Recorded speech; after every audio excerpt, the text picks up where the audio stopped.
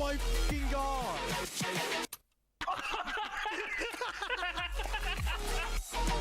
Not like this. Oh my god. As much as he'd like. Diablo swings around. Oh, corner with it. Oh, he goes down to the knife and then just goal.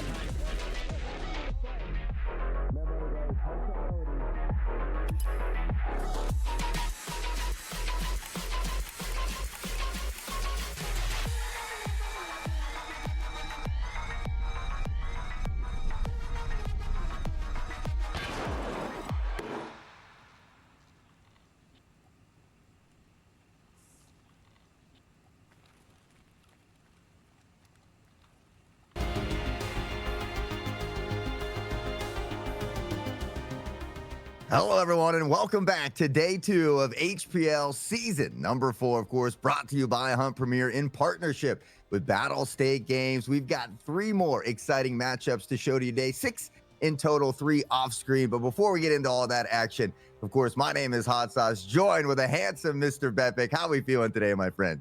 Feeling fantastic, Hot. I'm glad to be back, honestly. A couple of weeks away from the scene. Shout out to everyone I saw at TwitchCon. But feels good to be back for another HPL, where the entertainment does not stop. Yesterday was so much fun to watch from the spectator position, and now I'm very eager to be in the booth with you today. Hey, we're definitely glad to have you back in the booth, and we're glad that you had fun over in TwitchCon or at TwitchCon as well. But we take a flashback. I mean, we had a lot of great games yesterday. We've got a kind of a top 3 that are looking to separate themselves from the pack. We talked about Ancestral, Decoded, 2 of the dark horses that are still sitting right around the middle of the pack. So looking to make some ground up here today. But I mean, to kick things off, I know our first matchup is going to be Pandaric Apex against Sicario Spartans. So maybe a stepping stone before they go on to face Sicario at some point in one of these weekends. And I think it's fitting that we start off our conversation today talking about Pandaric Apex, who look legit right now. They disassembled EPA yesterday, and Rapid and Cacao looked phenomenal. This Pandaric Apex team in the last 2 non-HPL events have had better placements than Sicario. So, Hot, we may have a new top dog in the region here, but I'm sure Sicario has something to say about that.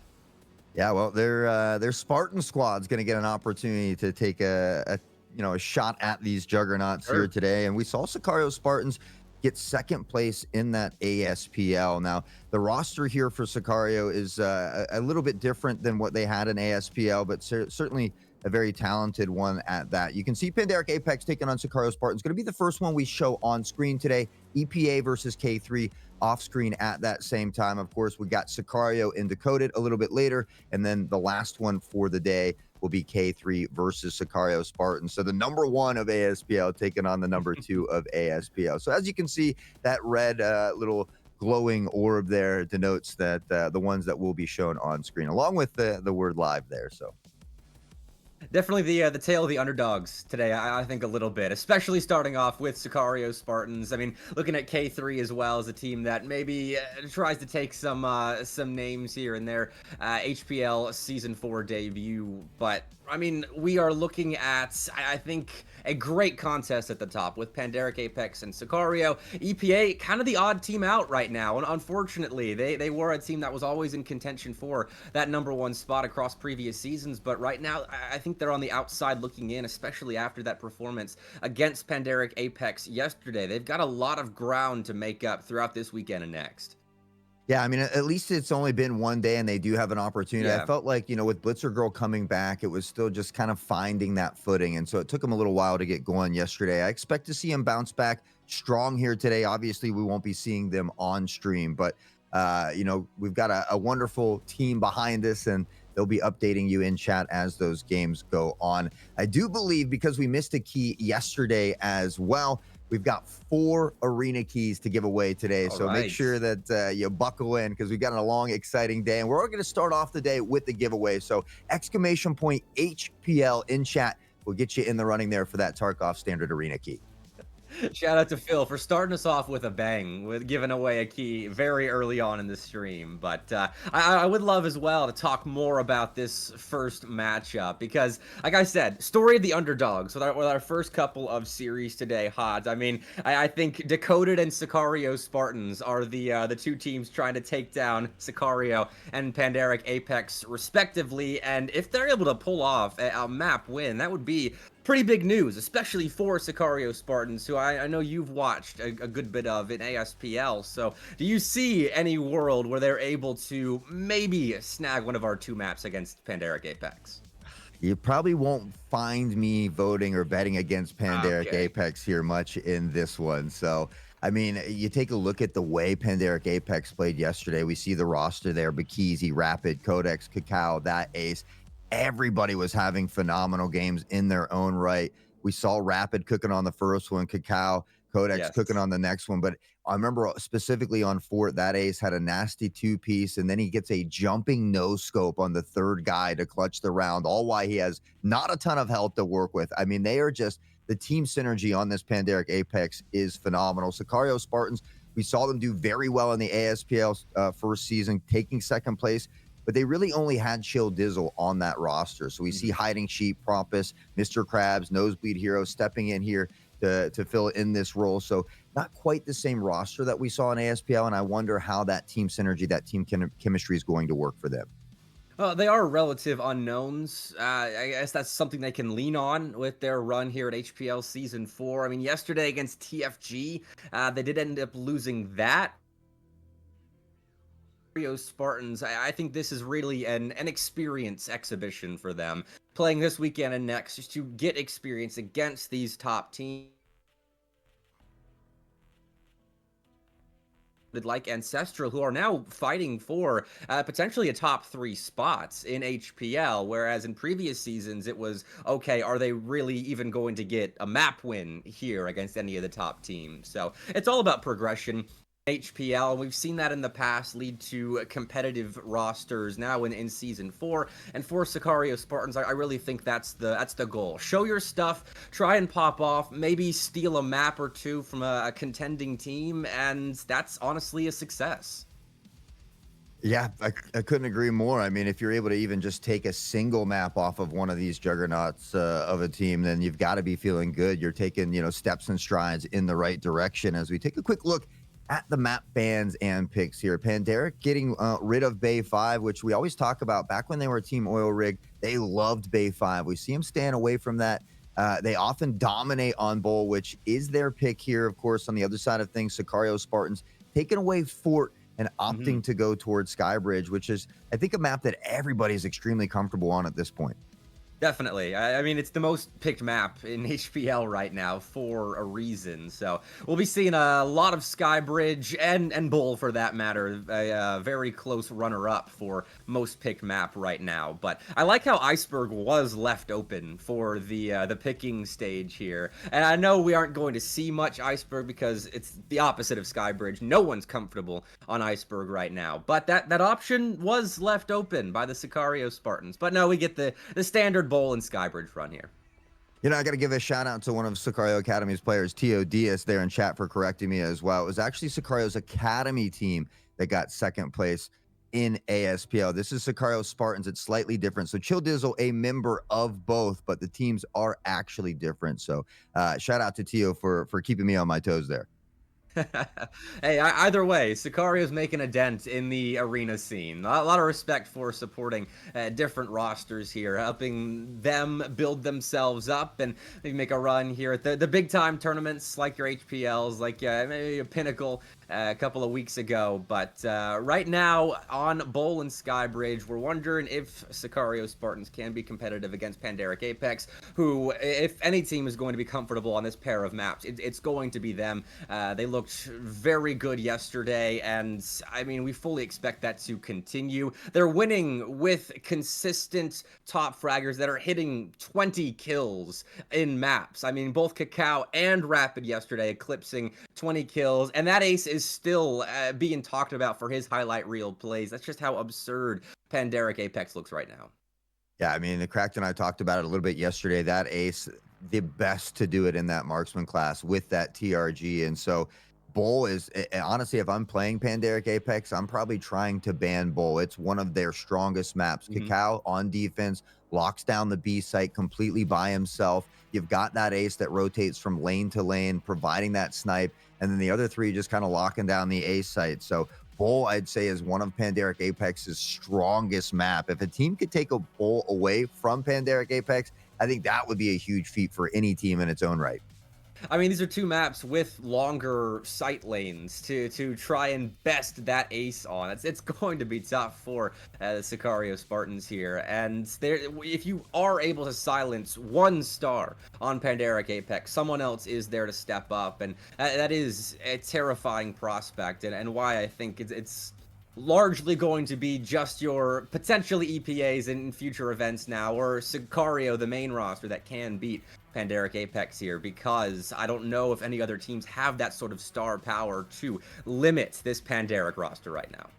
Yeah, I mean, you take a look at those friendly guys and Sicario, both 1 point ahead of Pandaric Apex, but they also have an additional series played. Pandaric Apex sitting in third place with 3 points with only one game played. And so right now, Pandaric Apex, in my mind, is in the driver's seat. They have an opportunity to put another 3 points on the board here.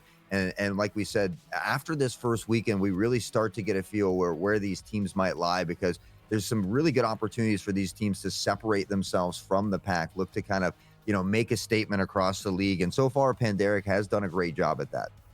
And I think it's worth noting as well the technical DQ that cost Sicario a map yesterday against Ancestral, resulting in a draw rather than an outright win, which you would kind of assume, no shade to Ancestral, but you would figure Sicario comes away with a 2-0 there. And those sorts of points lost can come back to bite you, especially with Pandaric Apex looking as good as they are right now. So now we're looking at a situation where Sicario needs to beat Pandaric Apex as opposed to maybe forcing a draw and still being okay at the top of HPL. And I mean, that's going to be an interesting series once we do get to it later on down the road. Yeah, you're absolutely right. The fact that once these two teams go head to head, it's almost a fact that Sicario is going to have to 2-0 them if they want to overtake them at some point. So super valid point. Speaking of winners, though, we've got one in chat. Flayboy, you've won an EFT Arena standard key. Nice. So make sure you shout out in chat, but be sure to join the Discord, make a support ticket, and let them know you've won that standard arena key. We'll get that over to you as soon as possible. Obviously, everybody's working very hard behind the scenes today, so don't expect it to be instant, but just know you will get that key. And of course, we've got 3 other keys to give away at some point here today, so make sure you stay tuned for all the wonderful action we got. This first one, again, Pandaric Apex 1-0 currently in the league, taking on Sicario Spartans, who are 0-1 with 0 draws for both teams. And as well, concurrently, EPA and K3 will be playing. I think while we are waiting for this first series to start off, we can talk about the other one going on around the HPL universe, because this is a big kind of recovery series for EPA. It's rough to start your HPL Season 4 run with a matchup against Pandaric Apex, who look like a new top dog in the region. But against K3, this is a series that EPA should be getting 3 points out of. I know we're putting Blitzer Girl back into the lineup. They're still getting used to that 5 again, but I think for this EPA roster, they've got enough experience where they should take care of business here and recover well. Yeah, I think K3 is still kind of finding their footing. I mean, they recently won the ASPL. They did compete in the HP or the Hunt Premier Pinnacle tournament as well. And so they have had a little taste of the pro scene. So they're looking to prove themselves. Honestly, again, for them, I think you just hope to take one of these 2 maps. If you can find a crazy upset, that's great, but I would just focus on one map at a time, see if you're able to take a map away from a team like EPA, give yourself some good footing. But yeah, I agree. I think EPA realistically should be able to take this 2-0, should, maybe find a little bit of leeway here back in toward that leaderboard. But I'm a fan of the underdogs, and I'm a fan of the upsets. So, anything can happen, as we say, any given Sunday, I think is the saying. But it'll be interesting to see how it plays out. It is nice to see these underdog teams getting those sorts of shots at the top teams, because these are big names on rosters. I mean, Walker's a big name, Blitzer Girl's a big name, and now you're getting teams that were playing in sort of the tier 2 system of ASPL getting their shots at the bigger names in the arena scene. It's cool to see, and I am interested. It's a Skybridge and Bowl lineup over there as well, and when you're playing these standard maps, I get that the underdog teams are going to be more comfortable on these two maps, but EPA is going to be even more so comfortable on a Skybridge and Bowl. So that's kind of the standard meta right now. It's looking like when it comes to maps chosen, and these top teams are so well seasoned when it comes to playing those big two. Yeah, Skybridge seems to be a favorite amongst almost Yes. all of the teams that we've seen. So, I think a lot of teams maybe could take a little note from Virtus Pro or Virtus Plow, as we like to call them at times, because Skybridge is a map that they absolutely plow through. It doesn't matter if it's offense or defense. They are aggressive, aggressive, aggressive. And I think utility is one thing that allows you to be really aggressive on a map like Skybridge. So I think, whatever teams can kind of utilize that a little bit better tend to do better. We see a lot of fighting over VIP. Now, yesterday we saw a team go B the first 3 rounds, which is something that we never see. So there are teams starting to evolve their strategies a little bit based on where the defense setups. We see a lot of 4 on A, 1 on B as far as defense goes on Skybridge. So it's nice to see some of those strategies evolving now. I noticed that as well on Bowl. A little less emphasis placed on generator control and a bit more spreading out around the map. I think teams are getting better at taking different points of contention around the different maps instead of just the same old going to the same site. Maybe occasionally hitting B when A is not working just to throw off your opponent. And I appreciate that sort of meta development over the last couple of months. And it's cool to see what teams have been workshopping in the breaks between tournaments. After Pinnacle into HPL, after ACS a couple of months ago now. They really have to make sure that they bring their A game. They're really working on things during those breaks between tournaments, so they're ready to show off their stuff here when it actually matters.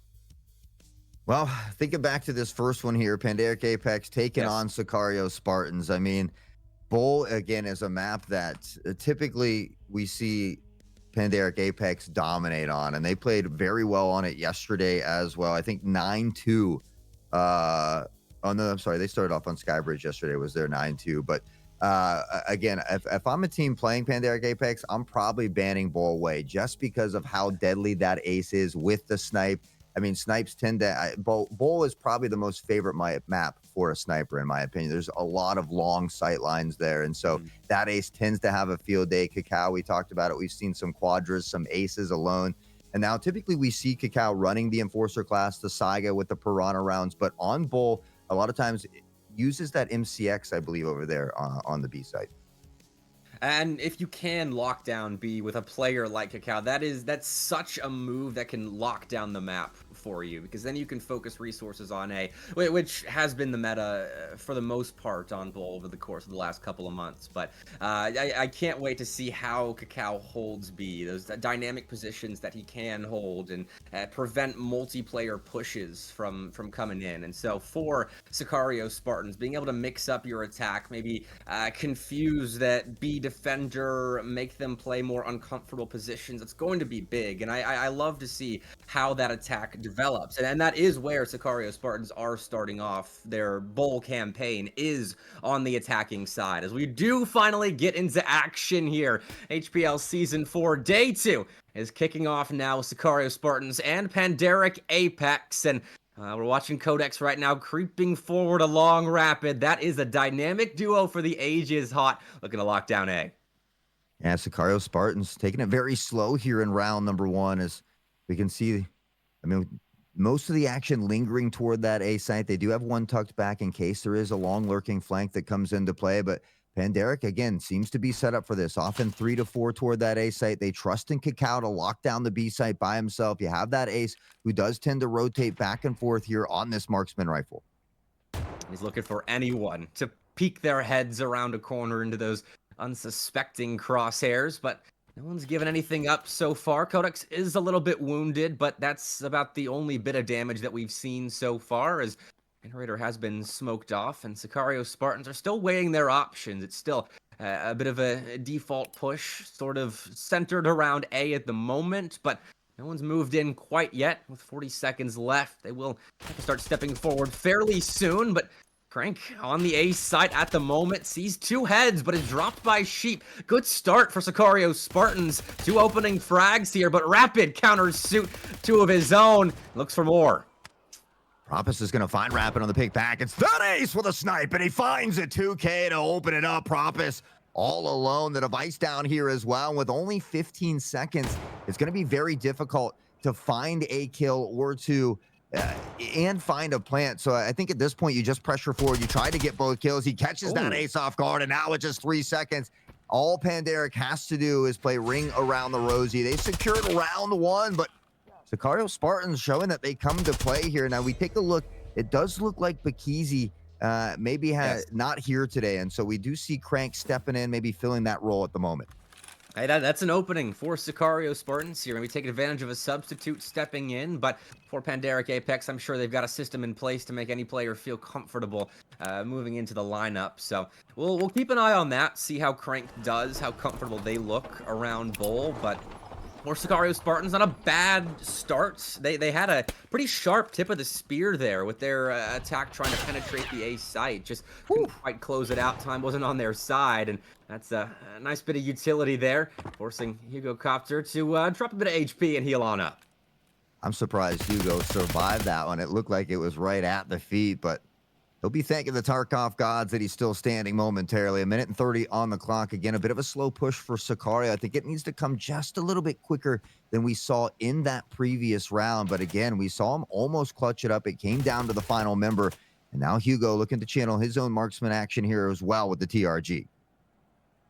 She's looking for a little bit of a lineup here. See if they find any purchase. Just tossing a nade towards A, but doesn't connect with anybody. As again, Sicario Spartans are applying pressure to the A site. Rapid has already fallen, so it's a 4-on-5 for Pandaric Apex. That ace will claw right on back. You cannot step into those crosshairs if you want to keep your life. 4-on-4. Codex tucked on toward the site here, just waiting patiently. There is a couple nade lineups for this spot as well. Sicario Spartans might do them some justice just holding on to the nades here for a bit of a late game action, but Hugo gonna find the snipe on the Crank here as well. And now that ace knows that they might be pressuring this way, begins to linger forward as Cacao finds Propus over toward that B side, and it might allow Cacao to go on a flank here. He has elected to hold back. Cacao is just holding this potential movement lane back to B, so he's not going to fully move in for the flank. Nosebleed finds that ace. A one-on-one duel that is a couple of shots miss, and Nosebleed will recollect, turn back around, and run straight in again to the crosshairs of that ace. Time is no longer on the side of Sicario Spartans. The slow push towards A once more, and they don't have time to plant. Pandaric Apex once again win on time. Yeah, it's all about time management. We have seen a few teams struggle with this in the past. And so, I mean, it feels like you have a ton of time at the beginning of the round, but once the smokes begin to pit down and you have to buy some time, the next thing you know, you look up, you've only got about 30 seconds to work with. And you need to give yourself ample time to press into a site, find a couple picks, be able to clear it out a bit before you find that plant. So Sicario Spartans just needing to pump the gas here just a little bit, but again, I mean, they've had a good showing. They almost took round one. They've had some close rounds. They just need to find a way to finalize it. Worth noting as well that the Sicario Spartans are playing with their two subs in place of Mr. Krabs and Chill Dizzle, Bran and Hugo into the lineup right now. So I'm not sure which lineup they were rocking yesterday, but perhaps that's a little bit of the confusion why they're running so late into these rounds and not actually getting that device planted on A. So we'll see how they collect themselves as Cacao and Propus make first contact with one another, but it's Crank that does go down first. He's been found out by Nosebleed, and Sicario Spartans starting off well again with a man advantage as she adds to it. Takes down Codex with a nade, but that ace is getting aggressive. No longer holding down A from a distance. Has moved aggressively through B. Brand's all alone in a 1v3 turned 1v2 against Cacao and that ace. This won't be easy, but Brand can certainly do it. Brand all alone. At least they were able to get the plant here this time. Just 30 seconds for Panderic to work with. They've got the buddy system, but that ace lining up a nade for the site here as well. We're going to see it rain right down to the feet, able to survive momentarily. Brent finds that ace, but it's Hpl to answer back, and Panderic gets the job done. So far, a flawless first half start for them.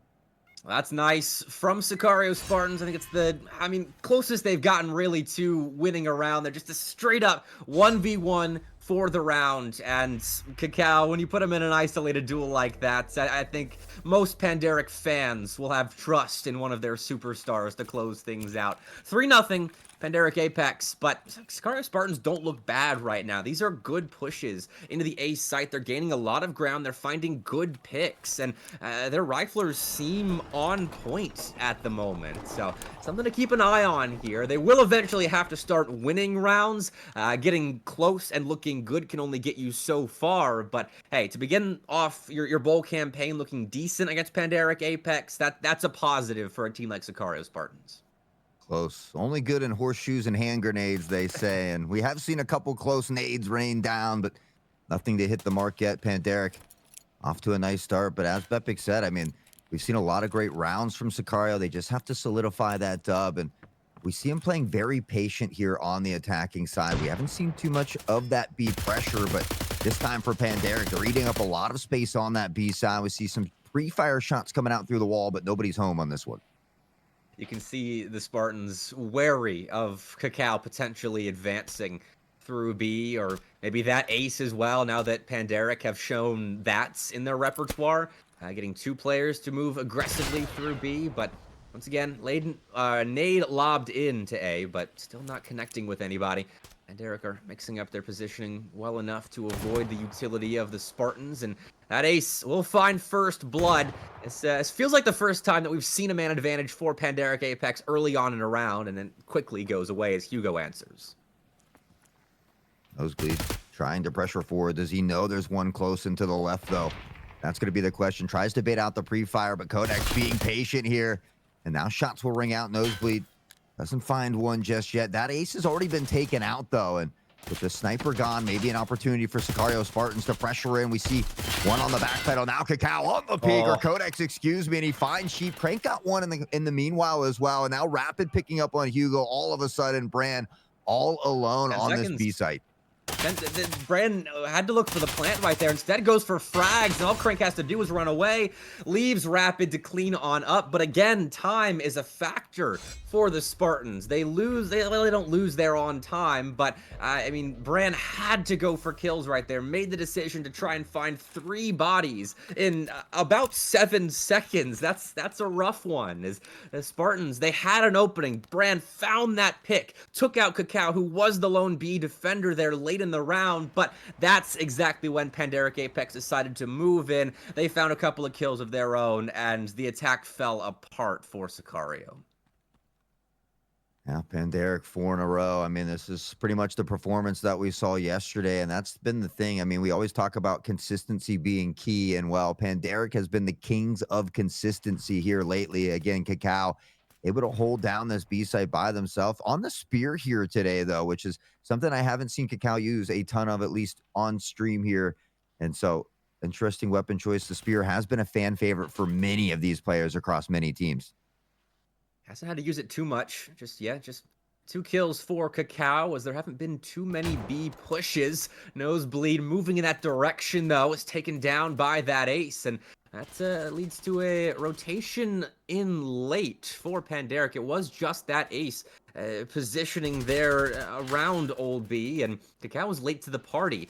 Was sort of still in spawn when that first blood was found, and so the Spartans maybe have an opportunity to take a lot of ground here, but not if that ace has anything to say about it. Hpl and Rapid find frags elsewhere, and again, it's just Bran in a 1v5 to pick up the pieces for the Spartans. Well, he gets a nice consolation prize here onto Hpl, but it's not too often we see 5v1 clutch ups. The time to kill in this game is not a lot, to say the least. So Brand gets one on the way out at 6-4, has been doing a nice job. Just need to see the rest of the team follow in suit here a little bit. But you take a look at Rapid, who's got 8 and 3 deaths. You take a look at that ace, who's got 8, and I mean, the rest of the team just filling the role that they need to fill to continue to put rounds on the board in bunches. Panderic up 5-0 and maybe looking for a flawless first half here. Let's see what the Spartans will pull out of the bag next as they look for more control around A. We'll move in towards Ambulance, and that is a nice bit of utility. Sheep has been chunked out, lost half their health, and Hugo's not faring much better. Perfectly timed nade, and that is something Panderic Apex can do to you. Just making their rounds that much easier, as that nade won't find anything. No one's pushing up Gen.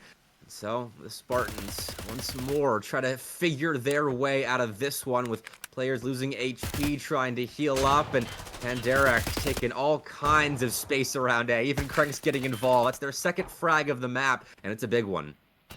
Yeah, and Panderic is often playing very far back in these lanes, away from Jin, away from Headshot, where these typical nades do rain down, and so they're able to avoid that early utility from Sicario Spartans, as we do see Hugo Copter falling here as well. Now Rapid on the Jiggle Peak. Spots one, able to put Sheep in the ground, and now jumping to the other side. We see the device beginning to push up lane as Propus finds the first, but Rapid gets not one, not two, but three. A triple kill from Rapid, and Panderic Apex are looking mighty dang good out here.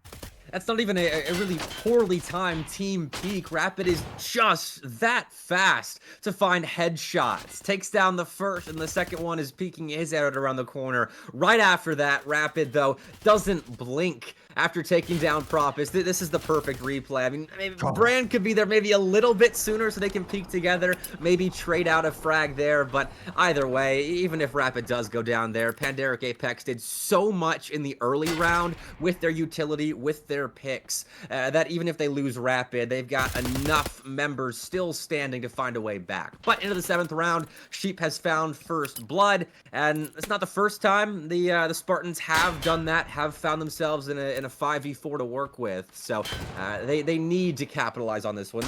This is a must-win. Yeah, especially when their first round they take out Rapid, who's already into double digits, but that ace so good at nullifying any momentum you might have as you hear the terror of the sniper shot ringing out across bowl here. And well, in the kill feed, we see that Hugo has gone down. Sheep continues to pepper in some pre-fire shots here. Nothing that's able to hit the mark yet. And again, Sicario Spartans just slow on this push, but Propus in an advantageous position here, has an opportunity to maybe catch Cacao off guard, but now all this noise that he's making, Cacao might just get him from behind. I like this play from Propus, though, making noise, and that'll be knowledge gained by Panderic as Cacao communicates it, and that will lead to Cacao turning around and taking Propus out. But that's a distraction served up, as the Spartans now can maybe use that to move into A, where Crank is holding alone on site. That ace was smoked off, Cacao the same, and so it'll be a plant for Sicario Spartans. This is a great looking setup post-plant now. 3v2, Cacao and that ace, the only two players left standing for Panderic, and that is still a scary sight as Cacao finds one, but Sheep and Nosebleed shut the door on that retake, and the Spartans are on the board. Love to see it. Sheep with a nice triple in that round to give him 6 as well. And, well, you know, maybe they've looked to weather the storm. I feel like they're going to need this final round of the first half as well. And even though they might get it, 6-2 is not an ideal situation to be in. But Sicario maybe pulling out the stops. They need to reach deep into the pocket and bring out all the skill for Panderic Apex, who has been having a phenomenal first half here on defense. And Panderic now have put 2 players on or around B here. I would figure that's that ace looking at old B with the sniper rifle there. Cacao still on B. But that's the result of Propus's play there around that site the last round ago. As they made noise, they pulled that player over, broke Cacao's concentration, forced him to be smoked off, and that led to Sicario Spartans getting good presence on A plant down around 1, but now a 4v3. Panderic Apex recover nicely. Back to the player advantage in their favor. Codex looking to pop this smoke down close. We can see Brand on the other side there with that device. Sheep in the background, just kind of maybe holding any potential flank that could come in, but Panderic mostly set up on toward this A side, and Rapid will drop a nade right to the feet of Brand. The device goes down, and Panderic continues to decimate with these nade lineups. Now Hugo just playing around that smoke, looking to find anything to claw this round back for the Spartans. And it looks like they are pulling one. Hugo migrates back towards B, but is taken out right next to the copter. Rapid closes out the round with a couple of kills, and that's that. Pandaric Apex will dominate half one of play 7-1, and that is a commanding start to a series I think that we had them favored in.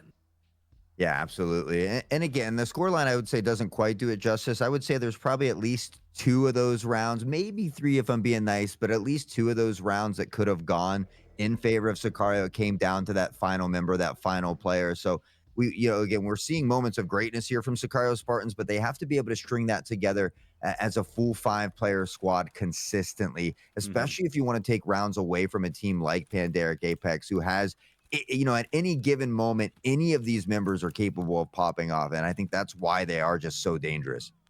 And that's also what separates the top teams right now in HPL from the teams that are still trying to work their way up the tables, the plus minus in those close rounds. The ones where you're saying, okay, maybe the Spartans could have found a round win here or there. No, it's still Pandaric Apex getting those wins. And so that's what the Spartans have to improve upon, as Hpl runs straight in, runs around generator, reckless abandonment, gets him the first frag here of round number 9. Pandaric Apex are not messing around on their attacking side. Codex peppering in some shots here through the smoke. And again, it's this quick aggression that's hard for teams to deal with. You take a look at that time, already chopped down to 40 seconds because they planted that device so quickly. Prop is from behind, able to find Codex, though, and this big flank might be something that helps the Spartans.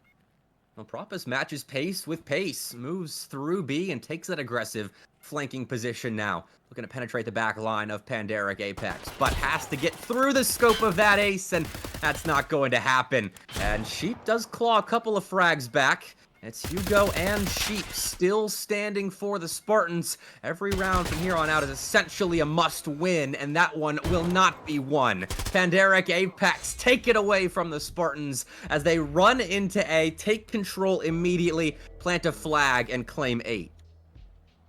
8, and now they only need 1 more, and they give themselves 7 additional opportunities to be able to close out game 1 here in decisive fashion, and look to add more points on the day. That round differential certainly looking great for them if they would be able to close it out here in a 9-1 fashion. So Sicario Spartans back against the wall here on Bull. Obviously, they've got another opportunity here on Skybridge in a few moments, but at a minimum, I'm sure they're hoping to get at least a few more rounds here.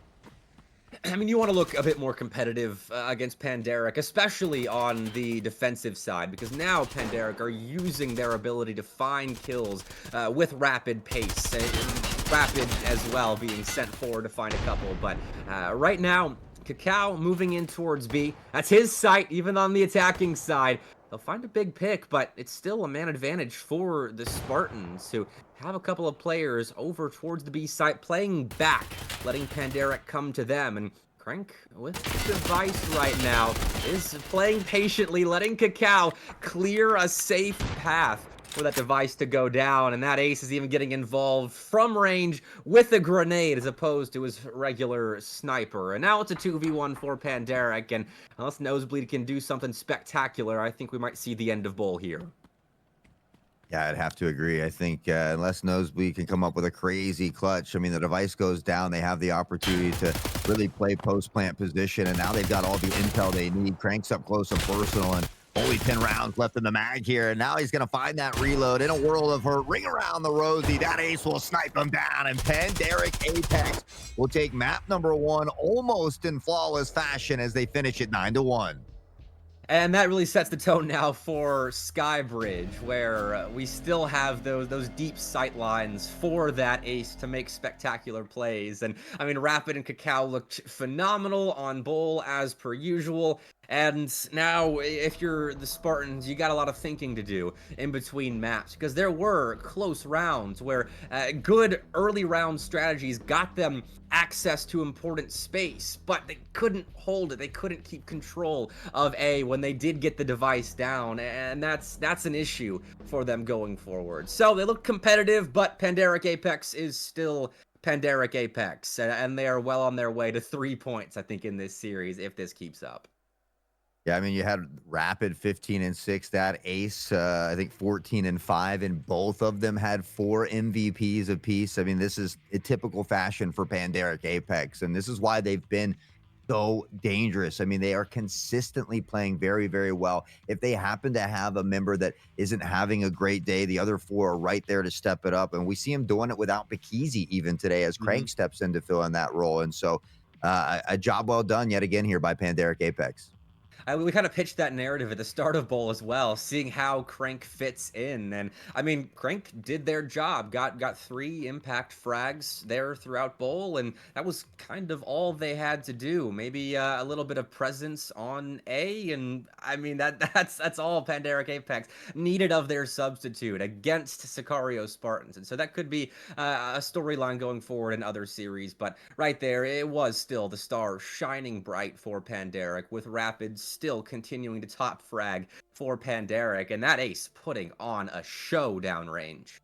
Yeah, again, I mean, any member on this roster can just put in a little bit of a cinema for us. We flash back to yesterday where they 9-2'd EPA on Skybridge. So that does make me worry just a little bit for the Sicario Spartans as we get ready to head into Skybridge. But I mean, Pandaric Apex, it just looks like they're feeling confident. I mean, we see all of this talent exuberated out on the battlefield of Bowl, and I don't think it's going to be slowing down anytime soon. I mean, why wouldn't they feel confident? Top 3 in ACS, a win in the Hunt Premier or Pinnacle tournament. That was a different format as well. It's not the round robin. Instead, playing through a bracket where Pandaric Apex looks so good. When you're 3-0ing Sicario in a grand finals, I think Pandaric Apex have turned a corner. It's the next evolution for this roster that was kind of playing second fiddle to Sicario for a while there, but now they are aiming for the top of HPL here and have so far put their best feet forward in that campaign. And unfortunately for the Spartans here, they're just getting trampled. Yeah, I mean, we look back to the previous 2 seasons, and no one was even close to Sicario Spartans. But now we see multiple teams being able to compete, and, well, Pandaric Apex certainly one of the best to do it at the moment as we take a quick look at some of the highlights here from Bowl. And although we did see some crazy moments from Sicario, you're going to see some nice jump shots like this from Propus. I feel like a lot of these highlights are probably going to favor Pandaric here. There were bright spots for Sicario Spartans. They had a highlight reel moments, as we are seeing, as Bran and Sheep were quite good. They topped the leaderboard for the Spartans there. They found some impact kills, Bran especially, who made some late round clutches competitive, but competitiveness is all you can really ask for out of the Spartans here against a team like Pandaric Apex, who have that ace popping off like he was. He was just able to lock down A when he wasn't smoked off, lock down old B, cargo, if he was required to rotate over towards B. And that's such a nice piece of the puzzle to have in your back pocket if you are Pandaric, being able to send that ace on either side of the map, have him locked it down, while you still have Cacao and Rapid getting impact kills on whatever site that they are holding at the time. And I mean, right here, perfectly executed 2v1 as well for Pandaric, and it just seemed like every time they were put in sort of a closeout scenario, they closed it out. Yeah, and meanwhile, off stream, it looks like EPA was able to take their first game against K3 9-4 on Skybridge. Okay. So I think they're getting set up for their second one as well. I think EPA might have a 1-0 start, but so EPA certainly making some ground back here today. Maybe finding their stride again. We talked about maybe some of those first day opening jitters and working back with Blitzer Girl, but maybe they found their stride here against K3. We'll see how that second one finishes up as we do get ready here again for Skybridge. Pandaric Apex. Can Sicario Spartans, can they get more than 2 rounds here in Skybridge? I think they can. I think they found themselves in enough 1v1s, maybe 1v2s, where if they can clutch up, if they've got the ice in the veins, they can close out a couple of rounds. And that's the plus minus on the close rounds that I was talking about. Seems to always favor the Sicarios and the Pandarics of the HPL. And so if we see that number shrink down a little bit in favor of Sicario Spartans, then yes, they can win more than 2 rounds on Skybridge. But Pandaric looks so good right now, and this is a home map for them. I'm expecting dominance, but I will be pleasantly surprised if the Spartans can find a competitive Skybridge here. Yeah, and again, other than maybe the first couple rounds, I'd like to see Sicario Spartans hold on to some of this utility, hold on to some of these nades for later in the round when we do see Pandaric kind of pressing forward a little bit, maybe finding some nades to clear back some of the site. Obviously, the smoke lines here for the A site, you can smoke off both lanes. We do see the attacking side pressure onto the site and find that plan a little bit easier. There's usually a lot of fighting around VIP, so I expect to see a couple of the Enforcer classes going head-to-head over there. And I would like to see as well the impact of lurkers on the attacking side of Sicario Spartans, because I think that worked a little bit on Bull right there, where they would send a player towards B to test Cacao in a 1v1 situation, or maybe just mess with the minds of Pandaric Apex a little bit. Those couple of rounds where they had to pull a player away from A to maybe deal with someone that had gained a lot of room through Cargo, through Old B, around the B site. And so if you can mess with the rotations of Pandaric here on Skybridge, then maybe there's something to be said about some upset potential out of Sicario Spartans here, because that worked. I think in 1v1 situations, the Spartans look good. They were finding good pickoff moments, maybe 2 opening kills to start a round off. And so I think if they can lean on that a little bit, find some isolated fights, maybe that's where they start to gain ground against Pandaric here. But I mean, you have to set that tone early on against Skybridge, because if you let Pandaric Apex get momentum, we saw how fast they were playing on their attacking side on Bull, and I fully expect that to continue on Skybridge if we even have to play more than 2 rounds on the attacking side of Pandaric. Yeah, and another thing I guess we got to take note too is that Sicario Spartans is playing with 2 subs here today, and That's true, sometimes yeah. that can be difficult to do. So I think they've been weathering the storm nicely, but as you said, you know, we can't just have close rounds consistently. We have to be able to find a way to win those close rounds and to come out on top, and that could be a big difference maker for Sicario Spartans if they're able to do that. But I just don't know if I see it happening against Pandaric Apex with the way that they've been playing. You know, we saw them just kind of stampede through day 1, and it looks like they're looking to do something similar here in day 2. I mean, the ball is definitely in the court of Pandaric. We're propping up the Spartans just a little bit here, but you do have to see a little bit of a collapse out of Pandaric if they were to lose Skybridge. That would be the talk of the town if that were to happen. If they drop what is essentially their home map here against a team like Sicario Spartans, who are still working their way up the ladder in HPL, not expected, I think, too much to do too well here at HPL. So for Pandaric, if they just play their positions correctly, they get VIP control, or at least put up a good fight around VIP, they don't let Sicario Spartans gain too much space around A, then this should be a fairly easy Skybridge for them. Yeah, you know, and it's interesting because it was Bull that was Pandaric Apex's map pick. This Skybridge is actually Sicario Spartans map pick, but it's just a map that Pandaric Apex loves to play on, and they do very, very well on. So hopefully, you know, Sicario is a little bit more comfortable here on Skybridge. That ace, still a very talented sniper on this map as well, and we do see Bikizi stepping back in. So the beast has been awakened, and he's ready to get back into the battlefield.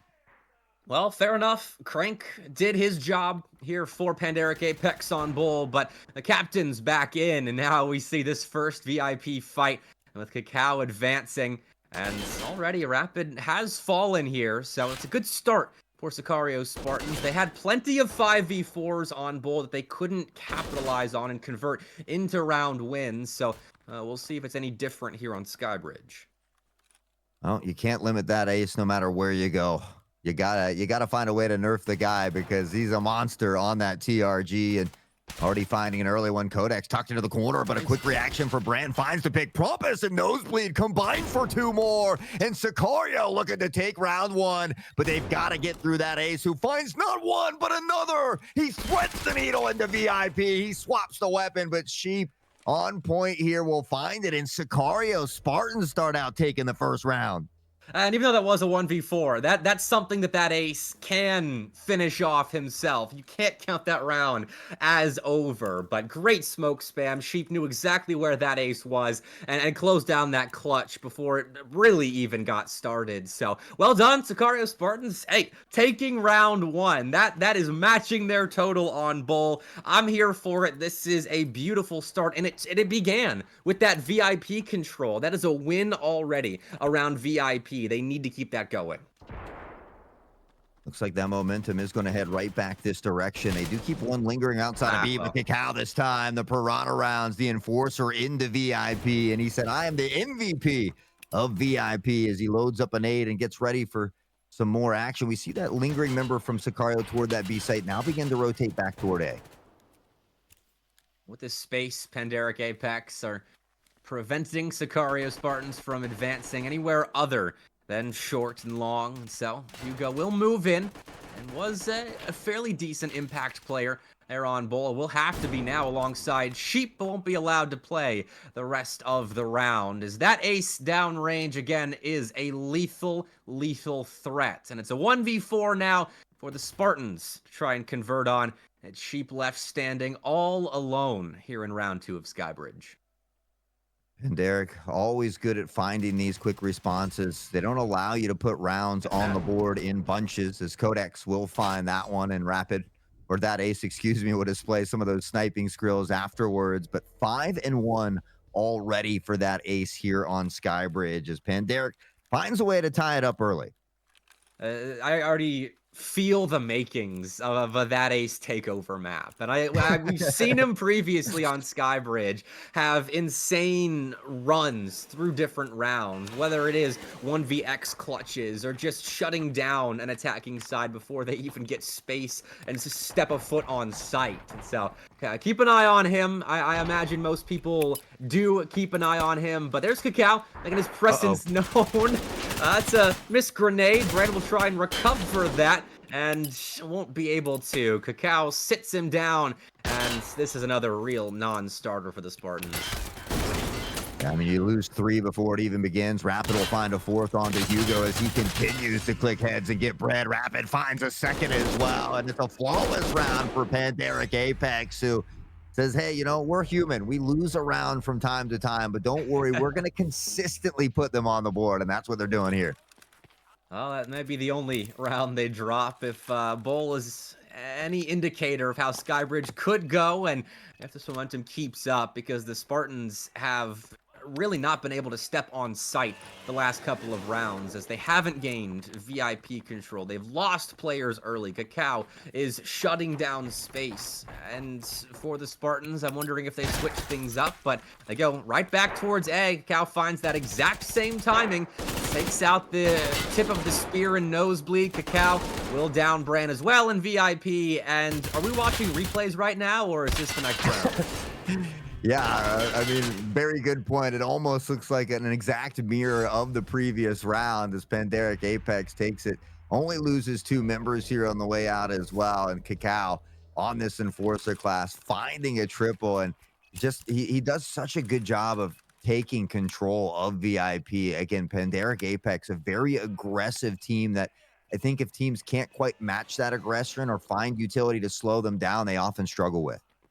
And the Spartans had shown a willingness to match that aggression early on in round 1. They took VIP from the grasp of Hpl, and since then, Pandaric have reestablished their control over that territory. And now, finally, the Spartans are going to slow it down and play a bit more patiently. Smoke spam doesn't quite connect fully with Nosebleed. Propus contesting Hpl once again in VIP. Ran right behind him, and Hpl is, like you said, the MVP of VIP at the moment. It's 7 frags and does miss out on the 8th. Nosebleed finds a kill elsewhere, and it's starting to slip a little bit from Pandaric. They need to be careful. Oh, tucked in toward VIP. They've got 2 here as well. That ace continues to hold down the lane, and on the run across, that ace doesn't connect. It's a rare form that we see him miss, but he almost never misses twice, he says, as Hugo finds a snipe of his own. Rapid does get a pick 1 for 1 here as Sheep goes down as well. Oh, Oh, that Uh-oh. is sniping everybody right now, teammates included. And now he's been smoked off. Oh, the plume doesn't quite cover everything, so now he can play just on the outskirts of that smoke, and Nosebleed learns quite quickly that that ace still has vision down into Sandwich. Brand peeking around, dodges a bullet, but that ace can close us out himself. Has Bikizi in tow, though that ace finds a couple of important kills, and though the Spartans did step foot on A this go round, that's the only time they get to step onto site. The bomb goes down, and it's never picked up. Yeah, that ace again, finding a couple nasty kills. 8-1 at the moment. 7-3 for Cacao as well. And we saw Bikizi get on the board in that last one, but we talked about the ability, you have to be able to put rounds on the board, even if it's just 2 or 3 at a time, but you can't just settle for 1 at a time, especially when that magic number is 9. And Panderic just consistently separating themselves from the pack here.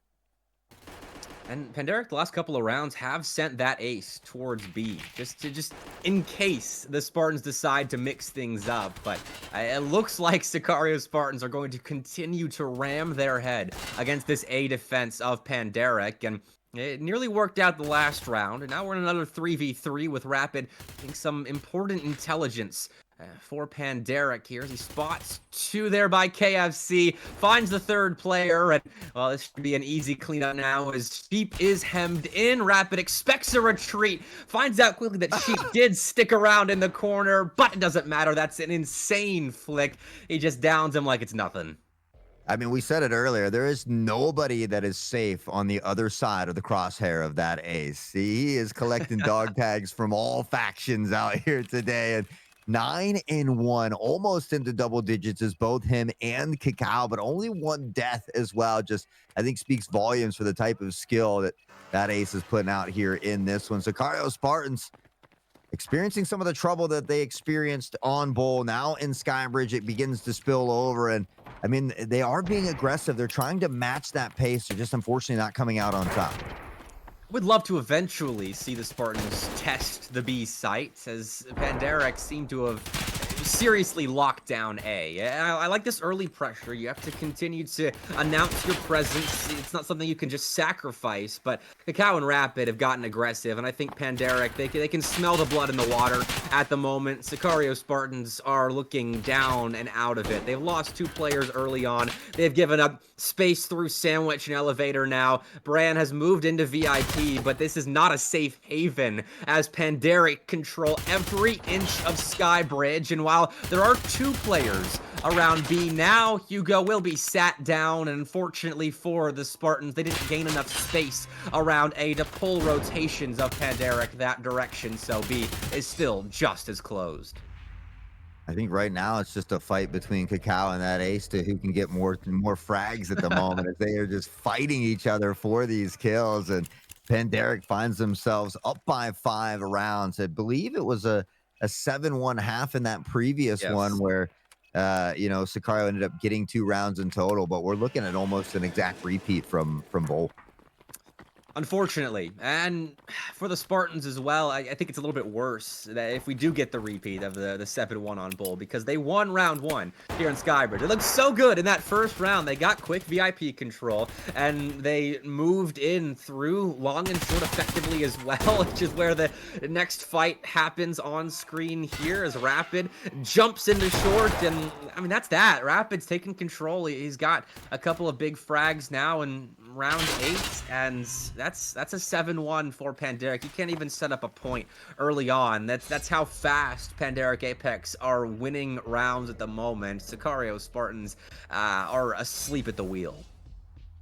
Yeah, I mean, 7-1, again, almost a flawless first half. That ace has only died a single time. You've got 3 members in double-digit kills. If you're Panderic Apex, you really can't ask for much more, but Sicario Spartans, unfortunately, I mean, they just have a tough matchup here today. This is one of the best, if not the best team currently here in the HPL. And so, sometimes you just have to deal with it. You have to go apart and break apart the series, see where things went wrong, see what you could have done better, rotations, whatever it might be, and just hope to grow from the match.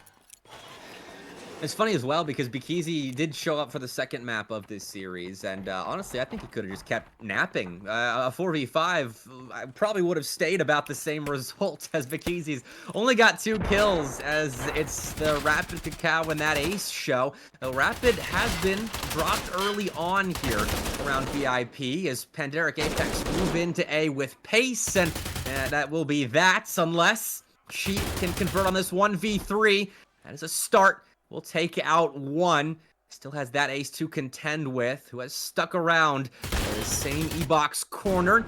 Peeking up and around, and that Ace will find another jump shot kill to cap off an 8 for Pandaric. The man is a menace, an absolute monster. 11-1 in HPL is not an easy feat and deserves all the credit in the world. Cacao has passed him up with 12. Rapid joins him in the ranks of 11 kills, and Pandaric need one more round. I mean, you got to look at the round differential that they are eating up out here today. That Ace might be just as good at sniping from the air as he is on the ground. I've seen more jump shot kills from that Ace than I think I have anybody else in the HPL. That guy is absurd, and now it's a mowdown. This is crazy. It's over just like that. Skybridge is firmly in control of Pandaric Apex, and you blink and you miss the final round. Yeah, and Rapid in that last round just comes up to say Snatch takes the kill lead away and the MVP in the final round. 14 kills, 5 headshots, but honestly, there was a lot of MVPs scattered across the Pandaric Apex squad. They put on another near flawless performance here today. And I mean, if I'm another one of these teams out in the league, this is the team I'm looking out for. This is the team I am preparing to beat because right now they're looking unbeatable. I mean, we didn't expect the Spartans to win a map in that series, but I don't know if I was anticipating that level of dominance. 2 rounds won for the Spartans here, and they look decent, especially on Bull. There were good moments for Sicario Spartans, a lot of bright spots to carry forward, but on Skybridge, after that first round, not so much. A lot of dark spots there and negativity around the Sicario Spartans camp. But Pandaric Apex Hot Sauce are exactly who we thought that they were. That was dominance on Skybridge. Don't pick Skybridge into Pandaric Apex, maybe unless you're Sicario. Yeah, don't pick Bull either. They're going to need more bans if they want to keep Pandaric Apex at Bay. And honestly, Bay 5, a map that Pandaric Apex often bans immediately away. And so, I think it's tough to get them on a map that they don't enjoy at this point. But Pandaric Apex, they get the job done. They'll put an additional 3 points on the board as they look to climb in toward first place. But we've got a couple exciting more matchups here on the day, a couple more giveaways that are going to happen here as well. But this next one, Sicario, 1-0-1. I think they got that draw yesterday, taking on Decoded, who has 2 draws. So no wins, no losses yet for Decoded. And they're going to be looking to take at least one of these maps off Sicario as well. It's another underdog story, but I think one that's a bit more doable for the underdog here. Decoded is a team that's been working their way up through the HPL system and looking in decent form over the course of the last couple of tournaments. So maybe there's something to be said about stealing a map away from Sicario and really ending their hopes of topping HPL Season 4. But that is something we'll have to wait for that next series for. But Pandaric as well, doubling up against TFG, running it back another series, and playing Iceberg as well. We get our 1 Iceberg appearance of the weekend, off stream unfortunately, but hey, it is being played. Hey, at least it's nice to know that someone out there does enjoy the map a little bit. Again, I think just because it is such a new map, there's not a lot of designed strategies yet. A lot of the sites are kind of open, and we see a lot of the rounds on Iceberg happen very, very quickly. And so I think maybe not as many teams comfortable on that yet, but I think that's something that could give teams advantage, right? Like if you become very good at Iceberg and no other team enjoys it, then you might have that upper hand there. But I think we see a lot of bans. But anyways, enough about that. Let's head on back to the highlights of Skybridge, where again, we saw Sicario with a nice opening round, but after that, it was all Pandaric Apex. we should have known that in the first round, which is the only round win of the Spartans, we're showing more highlights of that ace than we are of the Spartans. And we should have known when that was the case in round 1 that this might be a stomp for Panderic. But that's nice. Kick a cow while he's jumping. But man, that ace has a lot of ammo for his highlight reel coming off of this sky bridge. He was on fire here. And I mean, we could just enjoy some beautiful EFT arena play. Yeah, I mean, even though that ace was doing that good, I mean, we have to look. I think Cacao ended up with slightly more kills. Rapid ended up top fragging as well, and I think it just kind of reiterates how dangerous this Panderic Apex squad is. The dirty jump shot from that ace. Call him Scottie Pippen, if you will, and then Rapid, the triple to wrap it up. El Rapito and Panderic Apex getting it done in 2-0 fashion. That ace may have been eclipsed by the rapid kills there at the end, but I think that jump shot has to count for 3 or 4 kills now. Come on. That was a bit absurd. And that does sum up, I think, Panderic Apex on Skybridge right there. If you stepped away to grab some snacks, maybe thinking that could be a long second map, Skybridge was over before you got back. And Panderic, I'm expecting something similar against TFG in that next series, but hey, you never know. What happens on Iceberg stays on Iceberg, and we'll have to keep tabs on what does happen there. That's right. We'll be updated courtesy of everybody in the background here working behind the scenes in chat, so keep an eye out for that. With that being said, though, guys, we do need to take a short break. Before we head over there, though, another EFT Standard Arena key giveaway! Exclamation point Hpl to get in that giveaway. Stand up, stretch those legs, grab those snacks, but don't go too far. When we come back, we've got more Tarkov Arena action.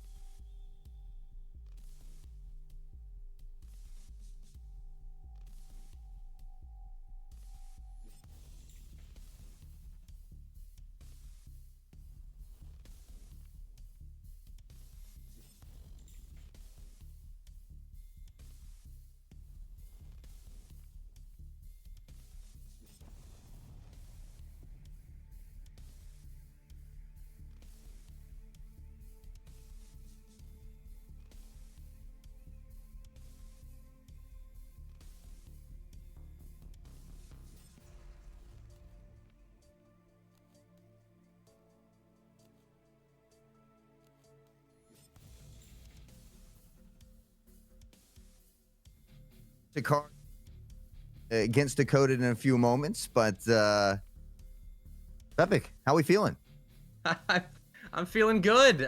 Come back from a bathroom break, and I think Connor's fallen asleep on the keyboard. So hey, it's good to see everybody again. I mean, we didn't need any time off or anything after that last series because it was over before we really knew it. So I'm hoping we get a bit of a longer one, bit of a more of an adrenaline rush. I think at the end of the next series. But hey, all right, Connor's woken up, so we're gonna switch back to a break. See everybody here in a couple minutes.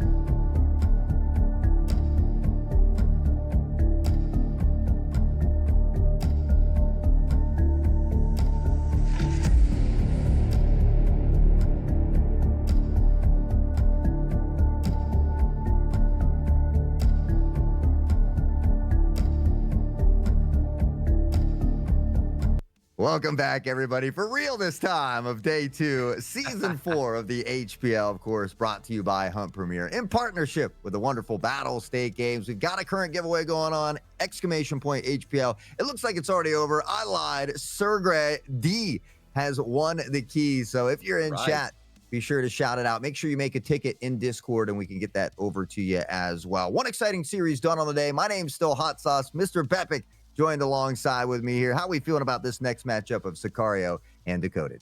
I'm glad to take my spot back in the booth from my chair, who had taken over for a little bit there. But I am back for this call, Sicario and Decoded. We talked about it a little bit before that break, as Decoded again come into this series as an underdog, but this is a position they've been in before. They've played Sicario in previous HPLs, previous tournaments as an underdog here, and so Bay 5, then Skybridge trip, I think is doable here. I think Decoded could take a map off of Sicario, but Sicario's got to lock in now. After that one map DQ yesterday against Ancestral, they need 2 O's from here on out if they want to keep their throne intact here in HPL. But we'll see what happens. There is a lot of EFT Arena left to be played here, and you can see the rosters. I'm sure we're all familiar with these 10 players, especially after we took the action off yesterday. We saw a lot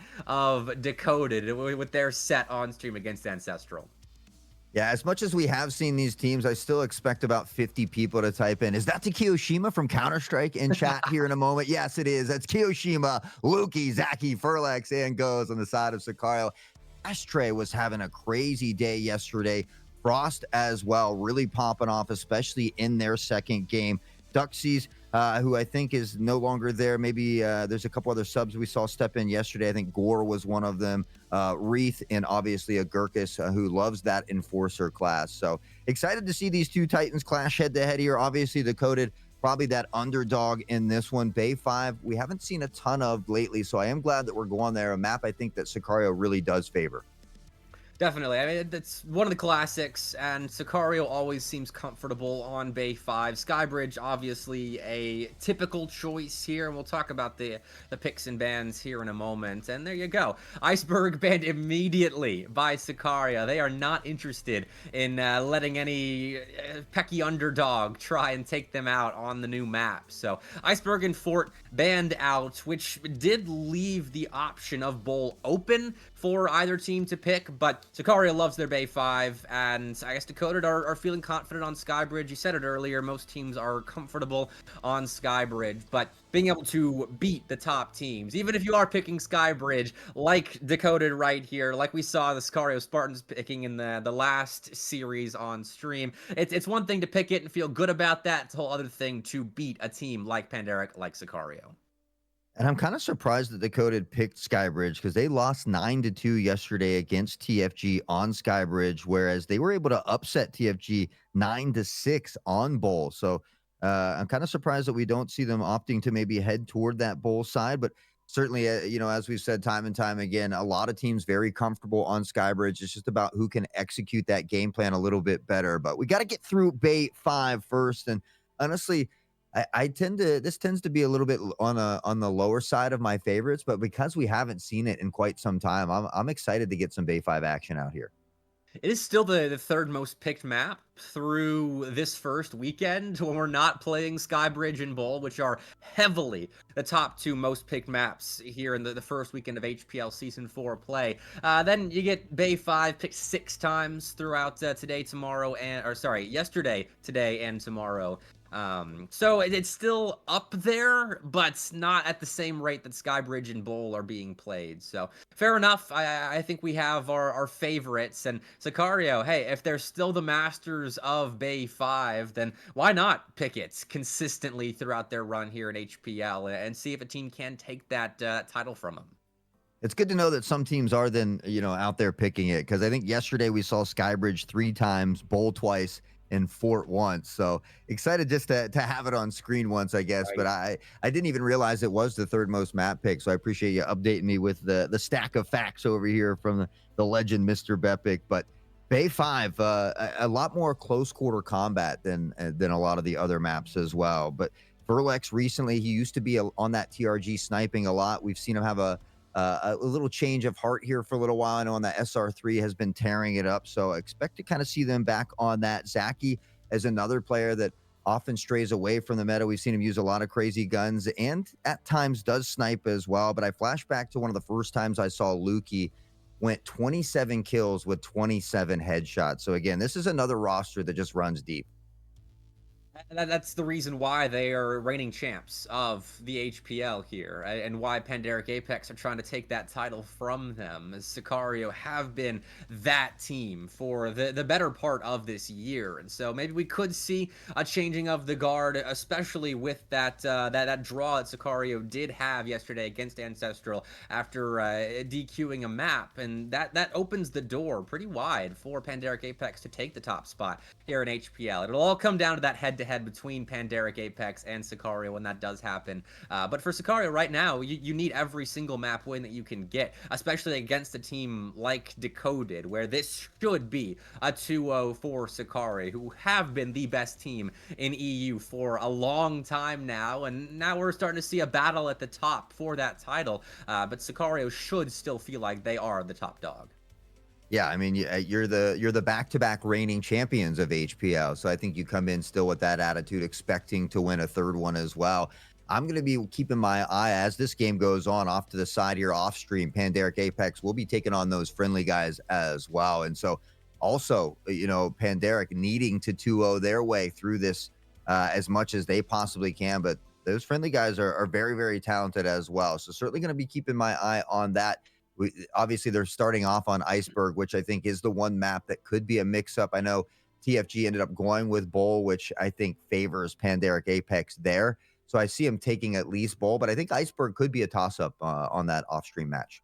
And it's interesting as well that it's Pandaric. That's the team that's picking Iceberg here. Right? I wonder if that's more of a BM pick against TFG, or if Pandaric have been prepping this map and they view this series as an opportunity to get some real-time reps in on the new map, because that could be something that further enforces some dominance here at HPL. If Pandaric really are feeling that good mechanically, if they can work out some good strats on Iceberg, that's a nice pocket pick to have. Maybe you whip that out against Sicario next weekend when you do play. That could turn the tide of that series.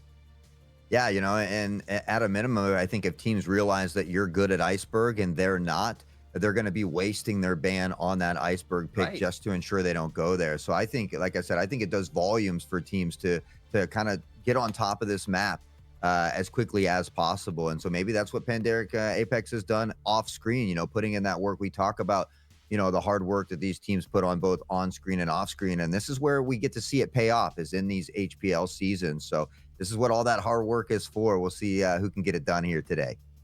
And I'm excited for that first Iceberg appearance on stream. Whenever it does happen, there's so many angles for fighting. It's so brawly, and I'm eager to see the entertainment that teams deliver us on the HPL stage if we ever get Iceberg picked this weekend. It was only chosen the one time by Pandaric Apex, so we'll see if that changes next weekend. But focusing back on Sicario and Decoded here, trying to see if Decoded are able to snag any maps away from Sicario now, because that would be a huge shakeup on the table, because Decoded is a team that I think is kind of fighting for third place at the moment. If the struggles of EPA yesterday bleed into their other days of competition, which I don't think it will. They looked pretty good, at least in map 1, as they took it over K3. But if EPA do struggle elsewhere, then that does open the door for someone maybe steal that third place spot here in HPL.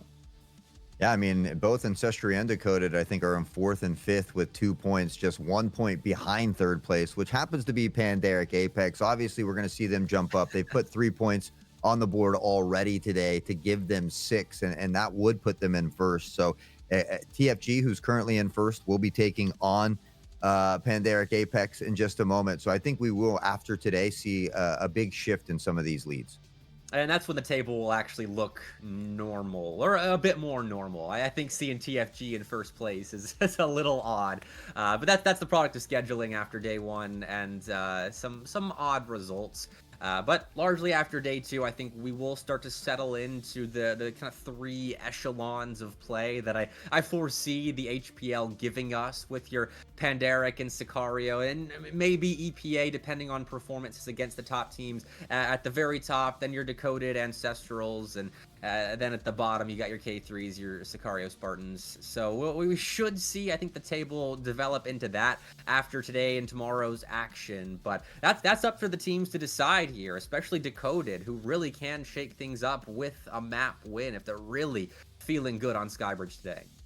Yeah, I mean, an upset here from Decoded would be huge. Even just taking one single map, again, would really kind of further create more problems, I guess I should say, for Sicario, who unfortunately did have that DQ yesterday. So already a little bit of an uphill battle here for Sicario. I think that big game is going to be when we see Pandaric Apex play Sicario. We're going to get a real good feeling for exactly how that leaderboard will play out. But yeah, I mean, I have to agree with you. We're going to see the likes of Pandaric, Sicario, maybe even TFG in those top 3, EPA right behind them, then Ancestral, Decoded, which is what we kind of labeled as the dark horses of the tournament. So if there are going to be any big upsets, I'm kind of looking at the Ancestral or Decoded squads.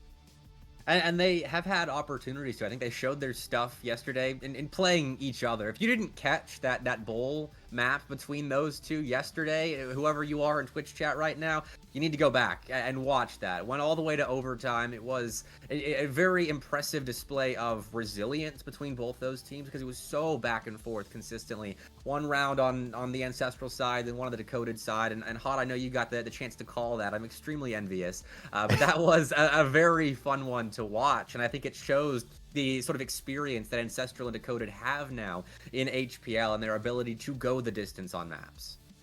Yeah, you know, and Decoded did that with a last-minute change as well. We typically see Duxies playing with them. It was Denny in the first map and then Gore in the second map. And so still moving their roster around just a little bit, it would appear. But, I mean, they've got to find a way to lock it in here today. This is another big, important game for them. And honestly, I think that big goal is to take at least one of these 2 games.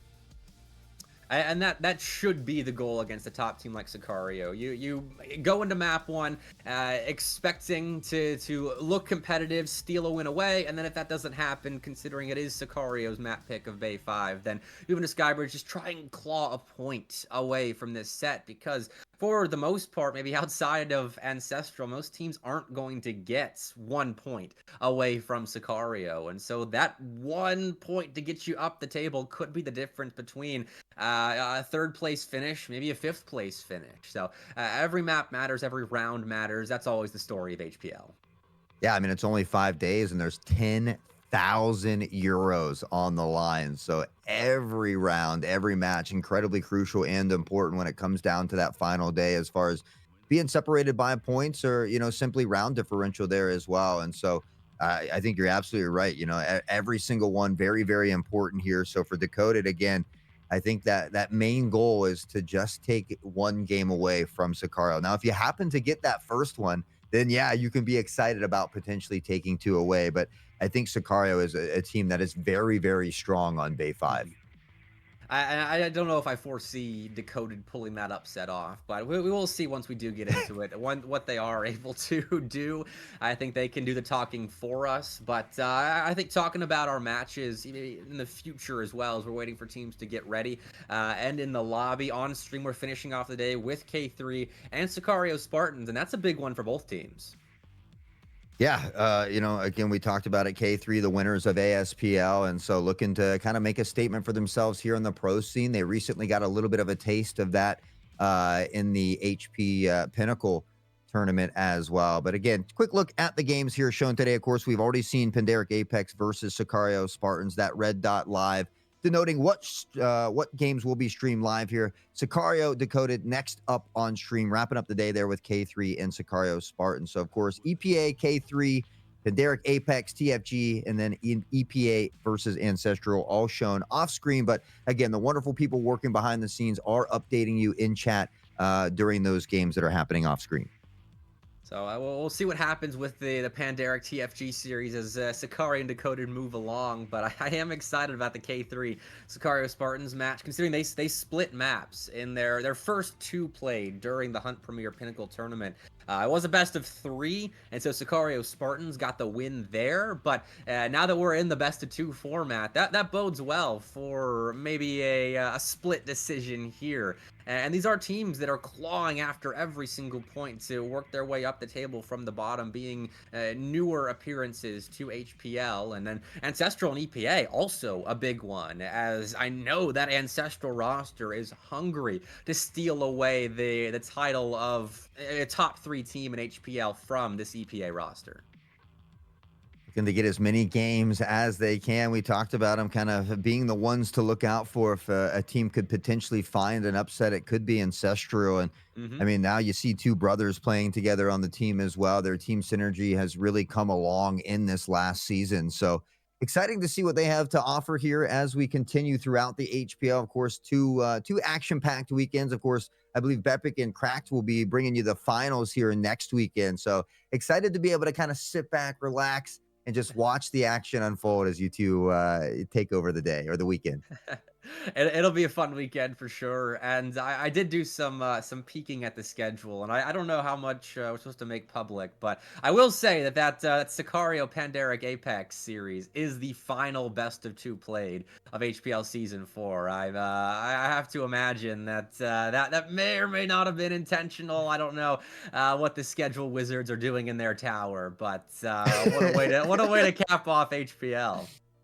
Yeah, I mean, it's always exciting games here, but yeah, I think that would really make for an absolute cinema there to wrap up the final weekend. Especially, I mean, we have to wait to see how it plays out, right? That's Who true. knows? Maybe some teams could upset Sicario and they're not in a position to do it. But I truly believe that that's what we'll see. We'll see these 1 and 2 teams fighting it out to really claim that champion. And again, Pandaric Apex looking to knock off the back-to-back champs. I mean, a 3-time repeat is a 2 is a huge feat on its own. To get 3 in a row would be phenomenal, but we have seen so many of these teams make strides during the offseason here. And so we've definitely seen a lot more teams being able to compete with the likes of Sicario.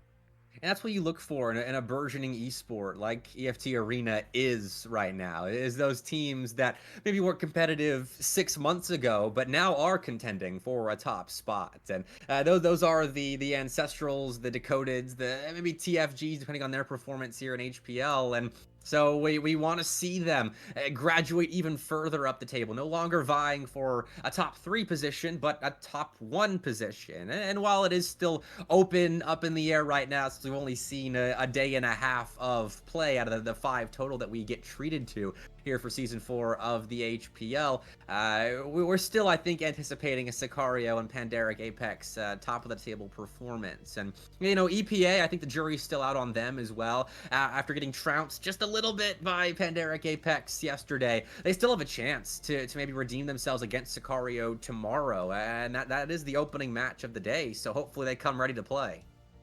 Yeah, trounced by a little bit might just be being a little bit nice as well, because I mean, they I like them. Cool. yeah, well, and I love EPA as well. Blitzer Girl's one of my favorite players. Walker, there's a lot of phenomenal individuals on that roster, but the fact is, I mean, it was a 9-2, 9-5 in favor of Pandaric, so they've got some some ground to make up, but we're confident that they're able to do that. Nonetheless, we're ready to get into the action here on Bay 5. Sicario taking on Decoded. All right, here we go. Let's see how Sicario defends their map choice. Definitely favorite, but it is worth noting that Goes has been subbed out for Baz here. So Sicario's playing with a substitute. Their coach filling the role of Goes on Bay 5 at least. We'll see if that does bleed into Skybridge. But at the moment, that shouldn't waver the hope for Sicario to maybe take their map pick. But we'll see what happens as Baz might make first contact here. Wraith down range. Won't be found out. Playing a patient position at the moment. They told the coach, hey, you're going to talk about it or be about it. So he's here to show him that he can get it done as well. Zaki, this time on the Enforcer class, is interesting to see, but continues to creep forward here, just trying to get into position. Not sure if he's aware there is one tucked onto the site. That's a Gurkus who does typically run the Enforcer class, but happens to not be on it this time. quick reaction by Zaki does find a Gurkus who had the jump on the Sicario player, but able to bring him down. So that player tucked onto site has been taken out, and so Wraith tries to find a way to stall for these rotations, as there are still plenty of players left on the decoded end, but they're playing through mid right now. That might be the move, as Baz takes the device and runs straight into the crosshairs of Denny. That's a big-time loss for Sicario. They're now in a 2v4. Yeah, I mean, Denny had a nice initial 2 pickup. You look at the health of Zaki and Kiyoshima, and they are bleeding down a bit here. So Zaki will be able to get that plant down. Or will he? Yes, just in the nick of time. There were tenths of seconds left as they find the plant. There's still no way Sicario get this. I mean, probably a combined 50 HP between the two players left standing. And Zaki will lose the sliver of health that he had left. Kiyoshima in a rough spot as well. Those legs are quite injured, and this using of the device can just be stuck. Decoded. Close out round 1. And are looking good so far on Bay 5. I mean, that's got to be a little bit of a momentum booster. Obviously, you can't get ahead of yourself, so it's only round 1, but you get to start out on that right foot, and we'll see if they can just take it one step at a time at this point. But again, a good initial start here, especially against a team like Sicario. I will say I feel like the defense on Bay 5 is a little bit more favored, whereas Bowl, Skybridge, some of these maps can be attacker favored. I think Bay 5 is a little more defensive favored, so I don't want to get ahead of myself just yet until we see a few more rounds. That's a good start for Dakota at the very least, but that's a nice answer. Kiyoshima read the mind of Frost right there, knew exactly where his opponent would be standing. Lands a nade for first blood, but there's an answer. Gurkus this time around finds an opening kill for Decoded, and that's a good sight hold so far. He moves back deeper into an alley position and pucks in for the rest of this defense. Yeah, Furlex had a nice pick there. Unfortunately, did end up taking out his teammate Lukey as well. So an early team kill does bring it back to a 3v3. Denny on this Enforcer class found a nice 2K in the previous round. We can take a look at the minimap and see that Sicario is still pressuring toward this site here. And so Gurka is fighting this pick onto Kiyoshima. Denny was about to rotate away, but because of this pick, will hang out a bit longer. Still back alley, Gurkus looking to reposition, see if he can catch anybody from Sicario. Advancing on him. Furlex elsewhere has down Denny, making a Gurkus as well. An Ashtray Pot is the lone player left for Decoded. 1v2. Certainly a capable player and can cap off a win for Decoded, but it won't be easy against two. Well, maybe 1 star in Furlex for Sicario. Baz filling in right now. Definitely a capable player in his own right, but the substitute for today, at least on Bay 5. But Ashtray Pot does find space, can move on to site. Sicario are playing positions a little bit off where the device has been planted and running in. Ashtray Pot finds the one, but it's all smoke and mirrors. Ashtray Pot is set up to be down from a distance. Furlex gets 1 for Sicario. 1-1, back and forth we go. Furlex with a 4K on that round. Almost gets the solid ace himself, but finds the quadra at a minimum and puts Sicario on the board. Again, we talk about the importance of being able to put 2 or 3 rounds in a row. Sicario doing a great job of stifling this early momentum here from Decoded.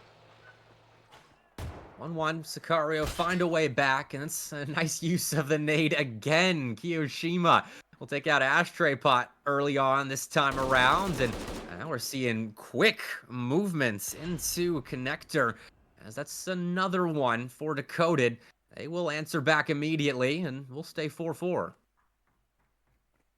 Denny just being patient here. We can see Lukey on the other side beginning to pressure forward just a little bit. Kiyoshima is going to find Frost here, and with that, Sicario will get that player advantage back for a little while here. Yoshima's a menace, and here's Lukey finding another. This round is falling apart for Decoded, and they will rotate back towards B, and there's a long way to go and a lot of players to get through now if Decoded are to take a lead back in the early goings of Bay 5, as Sicario are well set up to get this device down, no hassle. And Gurkus and Wraith moving in now for this retake. Have a lot to deal with as Sicario have pushed through fuel. And around red now. Lukey finds Wraith, and this round's all but over. Yeah, Gurkis all alone, and at this point, might just be better to kind of hang back, talk over some strategies here for a little bit about what you want to do in that following round, because a 4v1 retake with 25 seconds just isn't something that's really that feasible. Ooh. Caught a player getting up.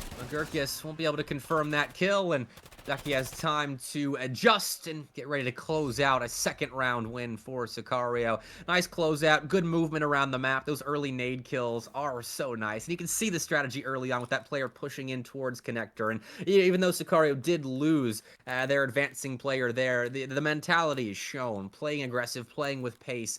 They can sense that the more mechanically sound team at the moment. They're trying to play off that momentum.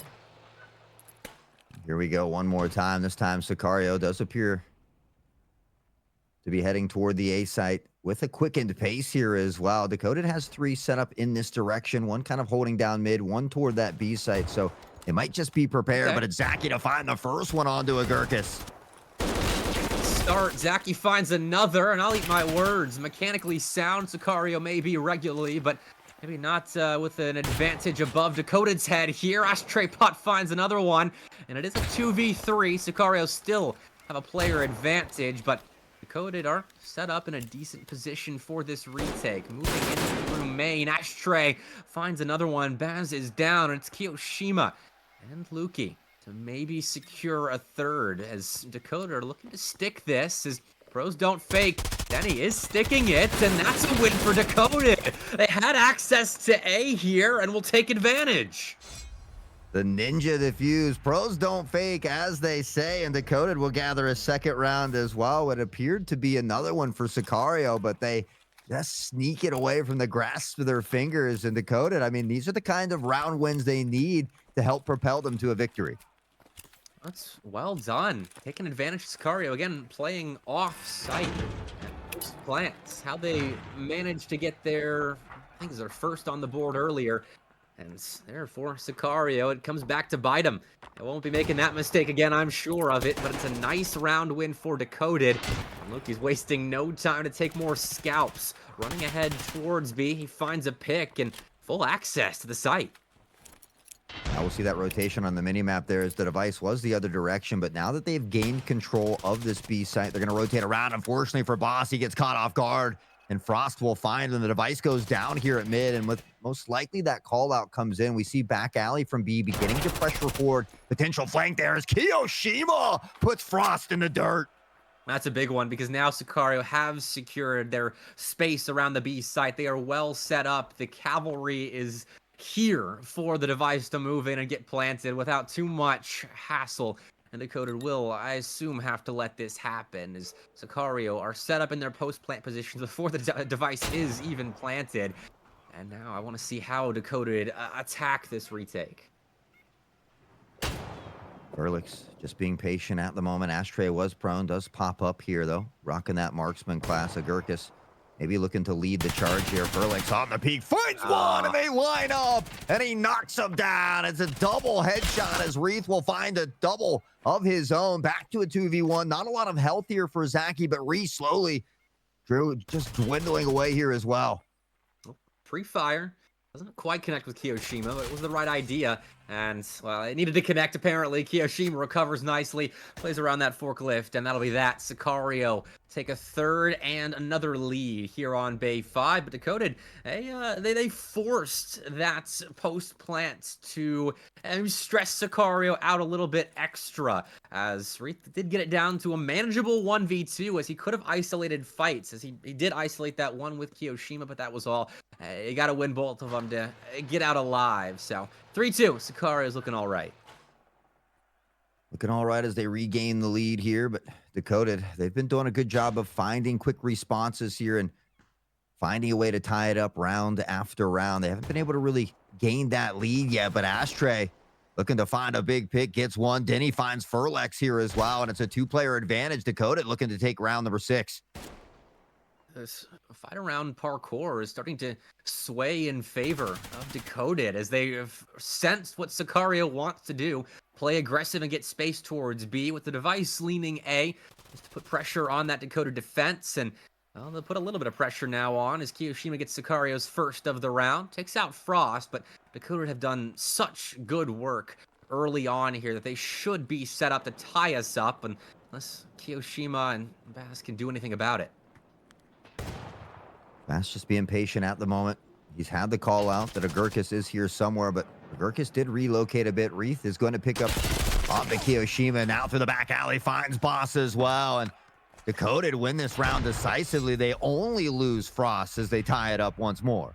And it started with the early couple of wins around parkour. Those two early picks that immediately thrust Sicario into a 3v5. That was perfect out of Dakota. They won the early fight. They exercised their player advantage. They knew typically where that device was leaning and shut down Sicario's play towards A. So 3-3, Dakota are really posting a nice defensive half against Sicario at the moment. And if they can get this over the line, maybe with an advantage into the second half, then we could be talking about Sicario losing their map pick.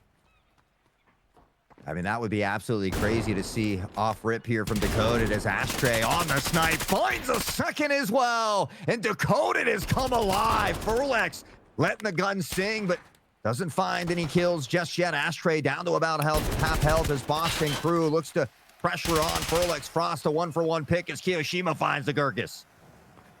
In the 3v2, Dakota's still in a good spot with Kiyoshima running for the hills. And Furlex does have control of parkour right now, so if Dakota try to get aggressive after they realize that Kiyoshima is moving back towards A, then it could be shut down by Furlex, but it might have all just been a ruse. No, Furlex will rejoin Kiyoshima. And I'm not sure what the play is at the moment now, with Sicario just playing it patient near Jeep, and they know they've got time on their side hot, so they're playing with it. 49 seconds. Little time to work with. Dakota, they have a nice little split here, though. And they've got the 2-stack on the correct site at the moment. So as time begins to dwindle down, though, Sicario's going to have to quicken that pace. They need to give themselves realistically a few seconds extra to push in. You want to have at least 6 to 7 to find that plant, but you're going to need extra time in front of that to clear that site to maybe find an initial pick. And so time slowly running out. Third hasn't budged, though. They've kept 2 players on B, and they're holding nice angles. This is a perfect closeout. If Dakota can cap off the 2v1 here by taking down Furlex, then that'll be a 4-3, and they do it. Nicely done. Dakota don't budge, even with the time ticking off, and I'm sure the tension's rising. They keep their player advantage around B. They trust that that's likely the play, and they trust their one player towards A if that comes down to having to buy time or winning a 1v2. So well done, Dakota. Again, posting a great defense. Yeah, I mean, they've solidified a minimum of a tie at half here, and now looking to pressure in toward that 5-3, which you certainly would be happy with. Again, we talked about that defensive side often slightly more favorable here as Kiyoshima sends an aid downfield. No home for that one just yet, but Sicario again pressuring toward that B site where Dakota does have 3 stacked.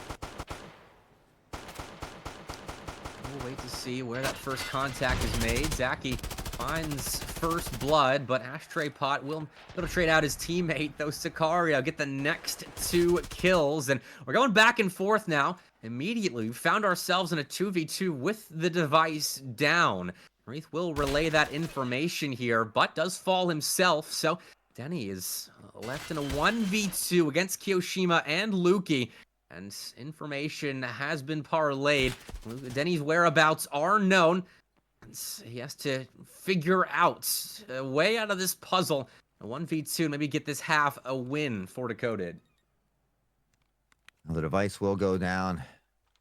Denny able to find some heals here, though. Has the snipe on top of this Enforcer class. So it does have that Piranha, I believe, tucked into the Saga there, but not sure how many rounds they have left. Is he going to be able to clear this right side where we see Lukey right now just lingering? It seems like he has an idea, but he zooms out just at the last moment here, and Lukey will find it. Timing is everything. Sicario will find a way to tie it up at halftime.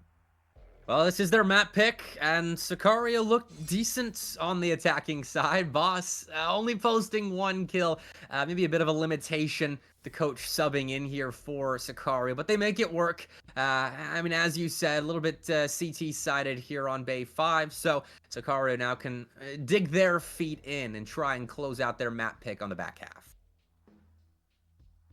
Again, I think these first 2 rounds are going to be really important. I think Dakota needs to find a way to get at least one of the 2 first couple rounds here of this next half. But now that we're swapping sides, I think it's Sicario an opportunity maybe to extend that lead a little bit here on the defensive side. So one thing I'm going to be looking out for, Boss, stepping in as that coach here, playing at 1-7, so having a little bit of a tough time getting going. And I mean, that's something that Dakota could potentially take advantage of. Definitely so far, it's aided them a little bit in getting up to a tied state in the first half of play, but Sicario's on the defensive side. I don't know how Dakota's going to break that down. Another A lean here with Dakota sending a couple players mid, looking for early aggression out of Sicario, but it's a pretty generic setup with Zaki holding that alley position. Looking for first contact. That's where he gets it. Furlex jumping around. Makes some noise, and Agurkus knows there's presence there, but doesn't land any bullets, so we'll see a bit of silence now. Oh, or not. Yeah, Gurkus finding Furlex through the bus here, and another great early pick here from Dakota. They just have to continue to work off it. Ashtray finds the snipe onto Zaki before Gurkus can even bring the gun up. There's still one lurking back alley, though, as they look to pressure in and try to clear sight. They should be expecting this alley player, as Luki will connect with a kill, and Kiyoshima adds to the feed as well. Sicario are finding a way back into this round, and Wreath running away with head and hands. A lot of damage taken all over the body, and Dakota have set up off-site in main, waiting for Sicario to push them at the moment, and it's a bit of a turn of the tides here with Dakota on the attacking side, but so chewed up. This should be Sicario's round. Yeah, just 30 seconds left in this one. Wreath, I think, hoping to get one more pick. We see that rotation on the minimap toward the B site, though, and there's a real opportunity for Wreath to maybe isolate this 1v1, find that pick, and then get the plant. But Kiyoshima wisely just sitting back there. He doesn't have to make any intel. He could have waited for that plant to come out. Instead, does pop a couple shots now. The gun battle continues. Wreath finds the first one. Can he get one more? He's only got 5 seconds. Well, Boz is well off of sight. All he has to do is run, tuck around a corner. He can't find him. And Sicario win on time. I mean, that's a good kill, taking out Kiyoshima if there's about 20 seconds left. And Boz isn't halfway across the map playing towards B. So, well done, Sicario. I kind of escaped from that one. It was a precarious position to find yourself in, with Wreath almost winning that one with only maybe 15 hit points left. But, hey, Sicario get the job done, and they win round 1 of their defensive half. Yeah, that's a huge round for Sicario. I mean, we take a look at it. Dakota got the first 2 picks in that round. They had a 2-player advantage that Sicario was just able to whittle away at, and they find themselves coming out on top. Just good clock management from them as they eat up all the time and don't even allow Dakota enough time to find the plant here. But we've seen Dakota been able to reel it back round after round. They've been able to tie it up continuously here. So that's something that we're looking for. We very well could have our first overtime of the day if it continues this game of tug of war. Now we're settling in here. Sicario playing 2 players on A this time around. No alley presence at the moment, but doesn't quite matter as Dakota are sitting around main and waiting for the hit to come in. Got smokes out, ready to set up, but will Furlex interrupt? Waiting for this smoke to fade. He's looking for anybody that's crept up main. Agurkus will be that first player. Furlex spots him, but can't bring him down. So bullets fly, but none really land. Comms come in. Sicario have 3 on site now. Make that 2. Furlex falls at the hands of Frost, and it'll be an early man advantage for Dakota. Furlex struck with a case of frostbite here, but Agurkus goes down to Kiyoshima. And again, back and forth we go, even in the rounds, as Zaki picks up on Denny. Some Enforcer on Enforcer action. Shots continue to sing out, and Zaki will find Frost as well. Sicario now back to the swing of Sicario things.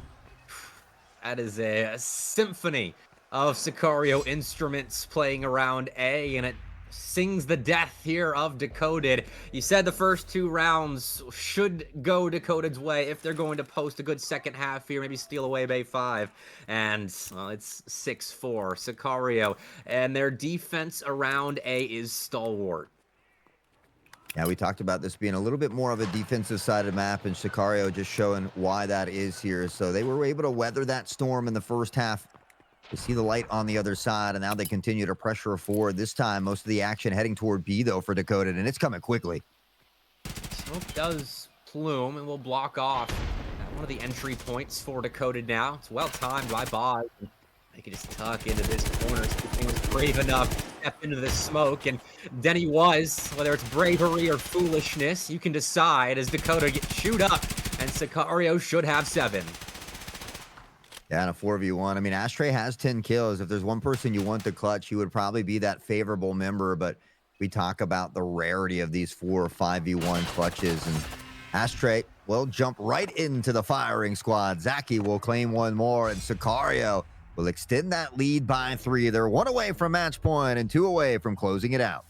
Dakota tried to mix it up right there. They tried to play towards B for the first time, play with some pace early round for the first time, and neither worked. That's a great hold by Boz, really establishing a presence there. Very close up on B site, just past Forklift with that smoke, with the early pick, getting the device down, and that was an easy pickup for Sicario. Really shutting the door on any kind of B play, and Frost dodging a nade right there, just late to it. And Ashtray Pot mid has found a pick. Luki's down for the rest of round 12, and maybe this is something Dakota can work with to get back in the second half. Zaki's going to find an early pick onto Denny. The device goes down, and Furlick's good for 2. Sicario has heated up, and they're not looking back. They're on fire at the moment. Frost tucked into the corner with a jump shot from Furlix, and Furlix continues to be an arch nemesis.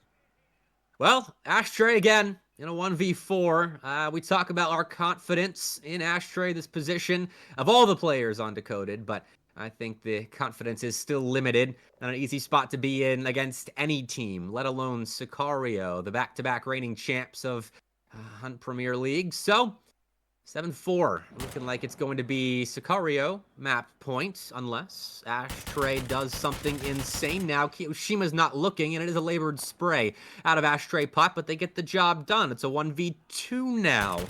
And perhaps there is something to be said about this 1v4 clutch, as Ashtray's got time on their side, and their presence will be noted. At least it was maybe 10 seconds ago. They could have repositioned, and Sicario will know that, though Ashtray's making no secret about where they are as they pick up the blast pack and will migrate through main into a setup crossfire, but a wall bang finds Baz, and Ashtray, if they knew where Zaki was, could have gotten the job done, but Zaki tucked away in a corner, springs out like a ninja, and ends what could have been a monstrous clutch. Ashtray is so nasty with it, and rocking the, even the marksman class typically running that bolty has the SVDS as that backup. Just absolutely high rate of fire compared to a lot of these other snipers. Great caliber, great at putting people down, as we saw there from Ashtray. And I thought maybe for a second, once he brought it down to a 2v1, that maybe he was going to clutch it. But at the edge of my seat, Sicario able to pull it away. Now at match point with 4 additional opportunities to close out map number 1. I was starting to believe there for a moment, and that's one of those rounds, if Ashtray pulls off a 1v4, that the rest of the Decoded squad's got to think going forward, okay, we just got given a gift by Ashtray Pot. Can't let him down in future rounds, but unfortunately it didn't happen, and that spark will be sequestered just a little bit longer. It's a nice 13th round for Decoded, as they found 4 already, as Sicario lose their numbers, and it's just their coach/sub still standing, and not for much longer. Ashtray Pot letting out some frustration here, and Decoded do get that 5th. Well, they're able to put it on the board here. You would have liked to seen some of these rounds come a little bit sooner so they could have a decent chance of finding a comeback or maybe finding that overtime. But with the way Sicario has been playing, you feel like they've got to be able to find a way to win one of the next 3 rounds. So Decoded in a funky spot, a bit of an uphill battle, but certainly capable of mustering up the strength to find it. They do have a bit of momentum behind them at the moment, some wind in their sails, especially after Ashtray almost clutched up, but especially after they win their first round of the half. Dakota to have a launch pad to really spring off of, but they need a lot more. They need their stars to step up. Agurkus being held relatively quiet here with just 4 kills. Wraith and Frost are doing well to get 9 apiece. Ashtray is doing Ashtray things, 16 frags on Bay 5, but they need more. 8-5 with Sicario sitting on several map points here.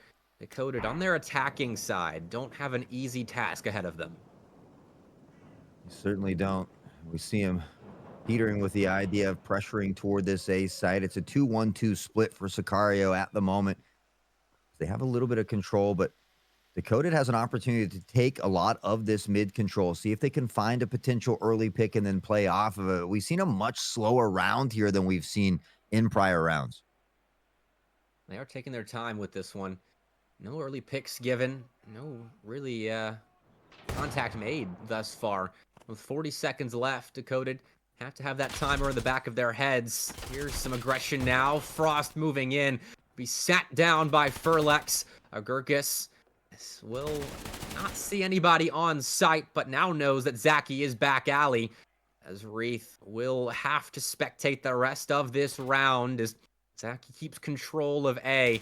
And with the blast pack around sights, this is a decent spot for Dakota, but they're going to be hemmed in soon. Zaki takes another scalp, but it's just Denny. A try and 1v5, but that's not happening. Sicario close out their map pick, and it got close occasionally, but they do it in emphatic fashion. That's a clean finalizer. Yeah, I mean, it was a super close game up until halftime. We saw a 4-4 even tied up at halftime. But once that second half hit for Sicario on that defensive side, they were able to lock it down on a map they're very comfortable with, even getting it, the job done with Boss, the coach, stepping in there for goes. So a great first game here for Sicario. Decoded, if they have an opportunity to take one away from Sicario, it's going to have to be on Skybridge at this point. And it's good, I suppose, moving into Skybridge that your marksman is on point right now. Ashtray Pot had a good map, but the rest of Dakota will need to step up a bit further if they're going to steal away Skybridge from Sicario, who are firing on all cylinders. I mean, I don't know what the expectations for Bass were coming into this map, but I mean, 3 kills and you're still winning 9-5. That's not bad. Everyone looks on point at the moment. That needs to be for Sicario. Yeah, I mean, at the end of the day, as long as you're getting the job done, and again, I felt like it was pretty decisively, so it's not something that you have to fret too much. And again, I mean, this is a coach that isn't often in the battleground here with the squad, so you step in last moment's notice, and again, as long as you're getting that dub, then no harm, no foul. And so, yeah, maybe not as many kills as they would have liked to get, but 9-5, a decisive win here for Decoded. I think they have to take the strengths that they saw in the first half, look to apply them here on Skybridge, and hopefully look to get an early lead, because I think they're going to need it against Sicario. I mean, they did want to take space on their attacking side, or sorry, on their defensive side, moving up aggressively, finding fights around the middle of the map. And when Dakota did get that space to move in and force Sicario into fewer options, that helped their efforts on the first half. And so for Skybridge, I mean, that's kind of what you will have to do, especially around VIP. That is the space you want to take around the A site there. But for Dakota, they're starting off on attack. And I want to see how they approach that. If it is largely A hit after A hit, trying to take that site from the grasp of Sicario, or if they want to challenge the downrange sniper, if it is Furlex on Skybridge around B. Yeah, and honestly, I've been liking it, the fact that we have seen a couple of teams in those first 2 to 3 rounds just 5-player rush it down B. A lot of teams are setting up just 1 on defense for B, 4 on A, because A has been so popular in the past. So I think if teams can get those first 2 rushes onto the B site and have a successful round win, then we see that defense beginning to shift more players toward the B side. It opens up the A side a little more for you as well. And so all things that they certainly should consider. But before we get into Skybridge, we got to glance back at the highlights here from Bay 5. Well, the first half highlight reel will be a nice one to relive for Decoded, but Sicario still capping off the map with a win, and it's off the back of plays like this. I mean, Furlex finding an advancing player on one side of the site and then flipping around and sniping the other from the back alley position, and Sicario, they just know where you are at all times. They know where to position themselves to catch you off guard. But here's a bright spot for Decoded. Ashtray Pot did look phenomenal on Bay 5. Yeah, and I mean, it comes with experience, right? I mean, these are no slouches. We're talking about the back-to-back HPL champions here. And so I think Decoded has a lot of great things to take away from this first game, but I think they also showed that they are capable of taking a game away from Sicario if they can play those full, solid 9 rounds consistently well. And so Skybridge is their map pick, something that they should maybe be a little bit more comfortable on. And again, I think a real opportunity for them to maybe sneak a game away from Sicario. I'd still say Sicario's favored in this one, but I think if it's going to happen, it could happen on Skybridge. Dakota definitely showed that they are capable. I mean, Bay 5, certainly the map of Sicario, it being their pick in this best of 2, but Dakota showed a lot of bright spots. That's a nice trade there, and this is where Sicario really started to run away with things. As on the back half, they didn't drop a single round, and when Furlex is hitting shots like that, you can see why. Yeah, Furlex. I mean, this is that crazy almost clutch from Ashtray in a 4v1. Catches nice. These first 2. Ended up getting a third one there as well, but unfortunately wasn't able to clutch up the round. Zaki wraps it up with a final 2-piece there, and Sicario takes map number 1, 9-5 in decisive fashion, but still got Skybridge, and then after that, we've got one more series to close out the day, Bepic. We do, and in the meantime, before we do go to Skybridge, we are taking a quick 5-minute break to make sure everyone is set up for the second half of what is a very important best of 2 here, especially for Decoded, trying to get a point away from this series. So the Hunt Premier League Season 4 will be back in just a little bit.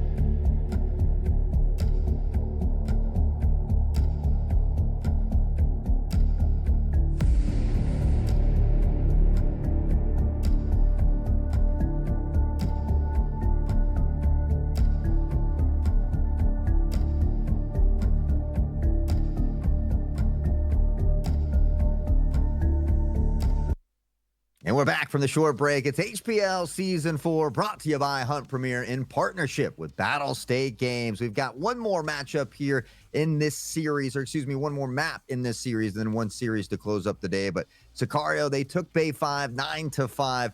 Now Dakota, a chance to topple them here on Skybridge. Can they get the job done? That's a great question. I put a cheeky 500 channel points on Decoded to maybe steal away a lot of channel points from everybody betting on Sicario right now, and it is a healthy number of people favoring Sicario on Skybridge. So I'm a little channel points gremlin. We'll see if that ends up paying off, but I'm not sure I've got too much faith. As we talked about it, every map for Sicario is a must-win at this point, after being forced into a draw after a technical DQ yesterday against Ancestral. So, I mean, Sicario is going to be hungry for a map win on Skybridge.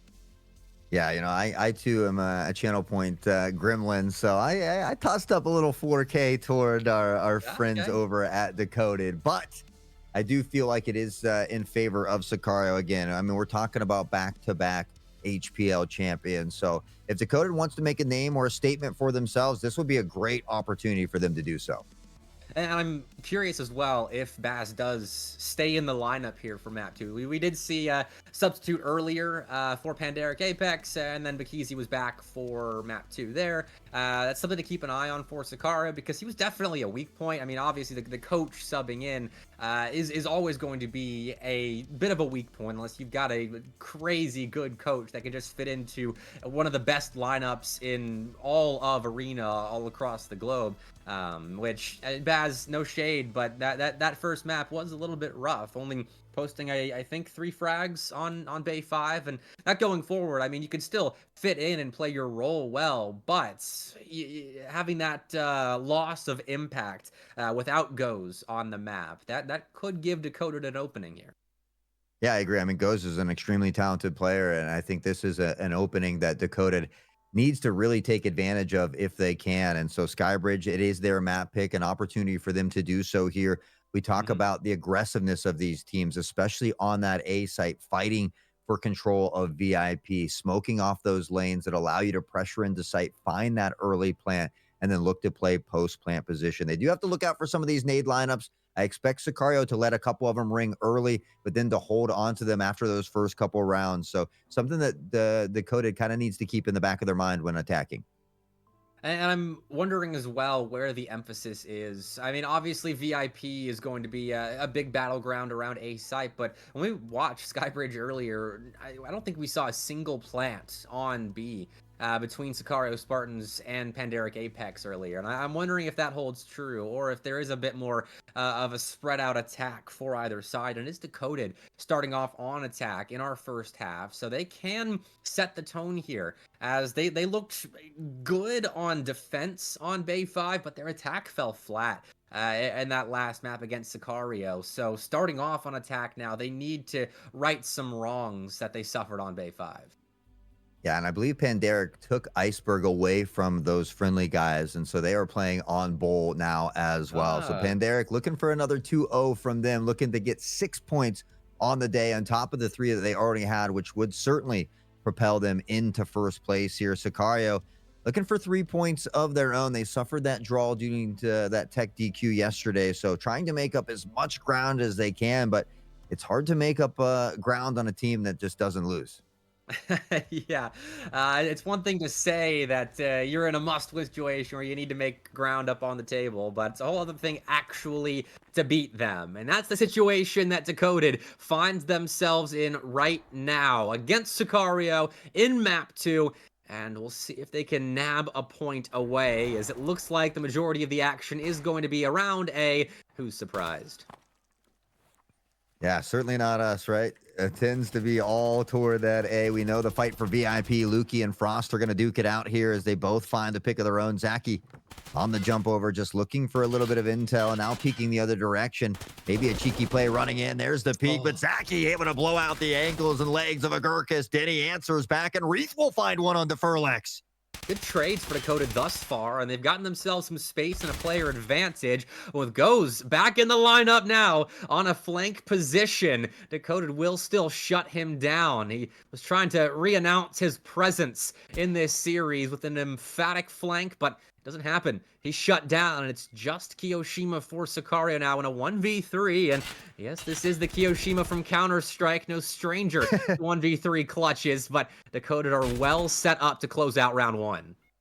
Yeah, they don't get the luxury of not playing against the not quite full roster of Sicarios. We do see Go stepping back in, but regardless, they're not going to let it affect him here. And it's already a nice start. Kiyoshima, unfortunately, not many rounds left. We'll have to pop a reload here as well. And it looks like there's only 3 rounds left in this mag. It's all click, click, click, and Reef will claim the life. Dakota start off on the right foot here on Skybridge.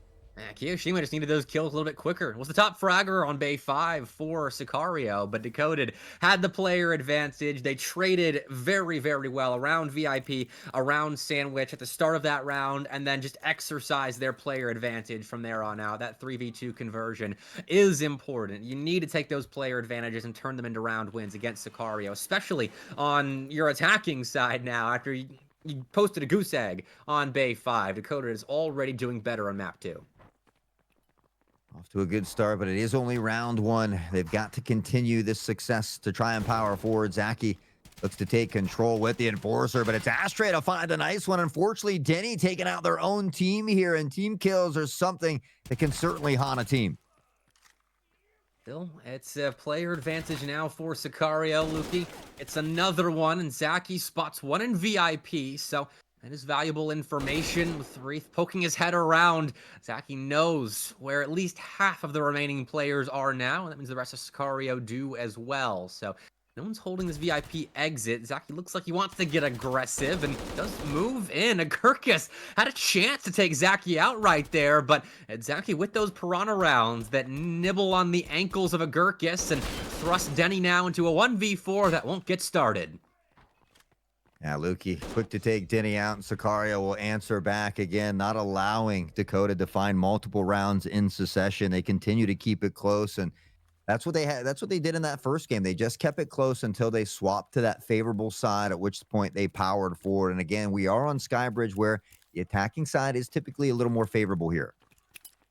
And that was an awkward moment for Agurkus. Around VIP he was playing a good position, and with Zaki getting aggressive right, there's a chance to claw a player back, but still missed his opportunity, tried to get out of there, but Zaki wasn't letting him. Sicario capitalize on a healthy start to their round, and Zaki with retaliation now. A grenade connects with Wraith, and Ashtray Pot will find another, but Dakota are losing players left and right again. Early on here, Sicario are pushing that line of scrimmage deep into short now. Dakota are losing territory, and Furlex wants more. He'll get more. That's a man that knows what he wants, and Sicario in a 4v1 spots could find another lead, but Ashtray Pot giving us some rumblings of potential 1v4, as we nearly saw earlier on Bay 5. Came just 1 kill short. He's going to need 3 more here as well. And you take a look at the setup here from Sicario. It's a tough position to be in. If he could potentially find that flank first, maybe even a nade to flush him out. But again, 55 seconds to work with, so it doesn't have to get too crazy just yet. Let's spot the one in the background. Shot rings out. It's no good. Goes will find him, and Sicario will regain the lead. Nice try, Ashtray. Give it their all, but Sicario, I don't know if they're coming close to losing another 1v4 like we saw earlier. They closed things out pretty emphatically there, and I mean, it's these early picks, again, for Sicario that allow them to take space and find more picks, and these attacks from Dakota are really falling flat now. Good start to the map, but since that first round loss for Sicario, they have been on a rampage, and this is how good teams exercise their might on a map like Skybridge. They press forward, they take those quick fights, and just show off how mechanically sound they really are. Well, a couple nades back and forth, and then Ashtray will follow it up with a nice snipe shot onto Lukey. We talked about utility being a big difference maker. Reith, nice. No, it's Agurkus that gets credited with the kill on the runaway from Zaki here as Reith put shots downfield, but now on a 4v2, a real opportunity here for Dakota to drop the smokes, close out the lanes, pressure on, and find the plant. That's nice. They're just going through their protocols now. They know they've taken out the aggressive defensive players of Sicario and can move into sight once these smokes do plume. Ashtray Pot's been chewed up, but He's the marksman, so that won't hurt too much as long as he can land quick shots. Misses one, but won't miss a second time. Like he doesn't strike twice. Ashtray Potts will connect that second shot, and Kiyoshima is now in a 1v4. We'll see what he can do. Hunker down here. We'll find one onto Denny. The spear, very capable of dropping multiple bodies, but he's a little bit lower on that mag, and now spots the one on the jump over. He finds a second from a 4v1 to a 2v1, and now Ashtray's dangerously low here as well. Ashtray Potts low, and Reese is the last player standing for very much longer. Kiyoshima clutches up and thrusts Sicario deeper into their lead. Kiyoshima, you dirty dog. My man's a menace out of here. He spots the one on the jump over from VIP, takes him out, collects Ashtray, who's also prone, and then peeks KFC and finds the kill as well. Kiyoshima, you monster. 3-1. Sicario gets a nice 2-point cushion. And that's how you 1v4 right there. Ashtray Pot takes some notes. Kiyoshima, isolated fights, found positionings, and quickly capitalized. That's wonderfully done by the star player of Sicario. 3-1. Kiyoshima moves towards B to defend now, but that's not where the action will be. 2 players set up there for Sicario. 3 strong on A. Well, the Gurkus will take down the defense just a little bit. Sicario losing players left and right, and it's Lukey left to maybe salvage this round as a 5v3 as Hasty eats for Decoded, but they've got to finish their meal. Kiyoshima didn't have a single kill up until that 4K clutch, so maybe looking to be the spark to ignite the flame here, but it was Ashtray with a nice shot, and Kiyoshima might be looking at another 1v4. Has a little help from Goes at the moment, who's on a long lurking flank, but Kiyoshima ran out of ammo last time, and spraying through the smoke isn't going to help that. He's got another mag here with 25 rounds in it as Agurkus does pick up onto the flank. Yeah, Kiyoshima was trying to puff up his chest, make it seem like there were 2 players around that A site behind the smokes, but it doesn't matter. Decoded is ready for that flank, and that is phenomenal awareness. They bum rush the site, and it pays off. They close out nicely, and that will get them back into this first half. After losing 3 consecutively, Decoded aren't done with their attacking side just yet. Yeah, I mean, that's great by Decoded, especially after that 4v1 clutch by Sicario. It's something that can really turn that momentum. Decoded, I think, doing a good job of maybe stifling any of that momentum that was gained. But again, we talked about it. At the risk of sounding like a broken record, you've got to put rounds on the board in bunches. One at a time is not going to be enough to beat a team like Sicario. Okay. Kill feed has been lit up early on now in round 6. 2 gone for Decoded, make it a third. Furlex looking good in close range at the moment. That scout class is doing well up close and personal. And that device is down. Gurkus tries to find a way to get across these gaps, and he's got crosshairs trained on him no matter where he goes. Zaki through a slim gap right there will close out the round with Sicario win.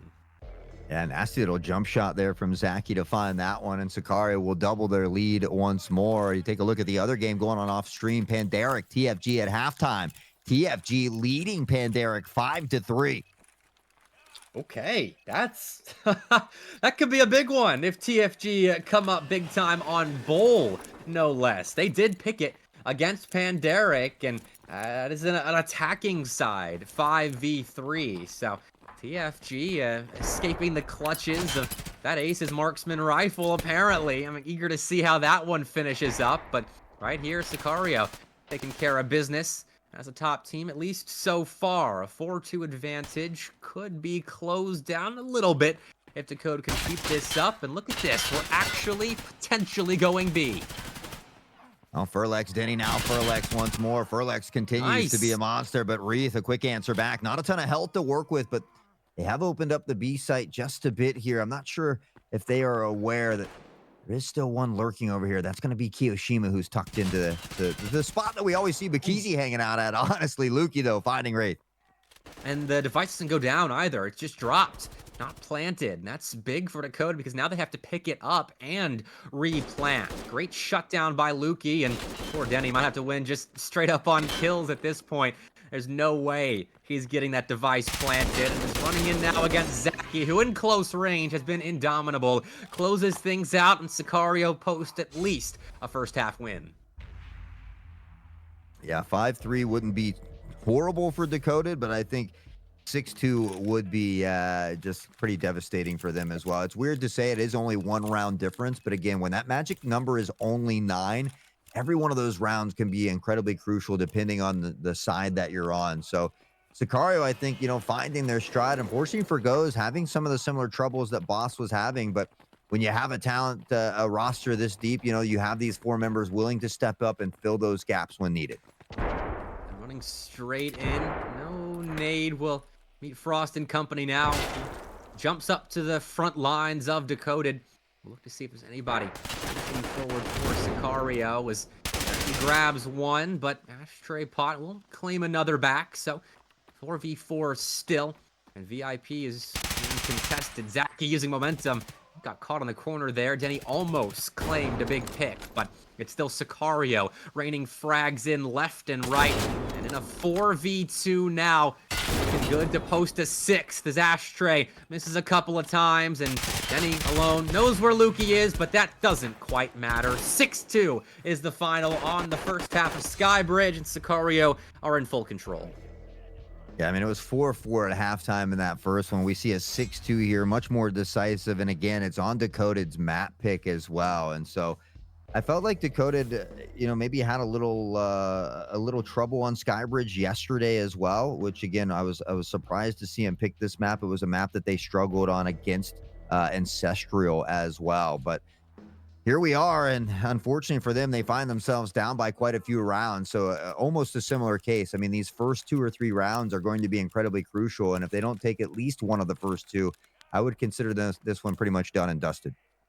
And I'm wondering how Decoded plays this defensive half. If they try to sit back or if they rush forward and take a lot of space aggressively as Sicario was doing. I think that's a good indicator of how they might be feeling in this back half. If they're feeling confident enough to take those quick duels around VIP, around short, maybe penetrate KFC as well. But we're getting to those answers at the moment as Sicario have gone straight for B, and right, they'll find an early pick. Goes tried to answer, but dodges some bullets and evades Goes' weapons. So the device will go down, and Sicario know what they want. They want B control. And in a 2v3 now, let's see if they can keep it.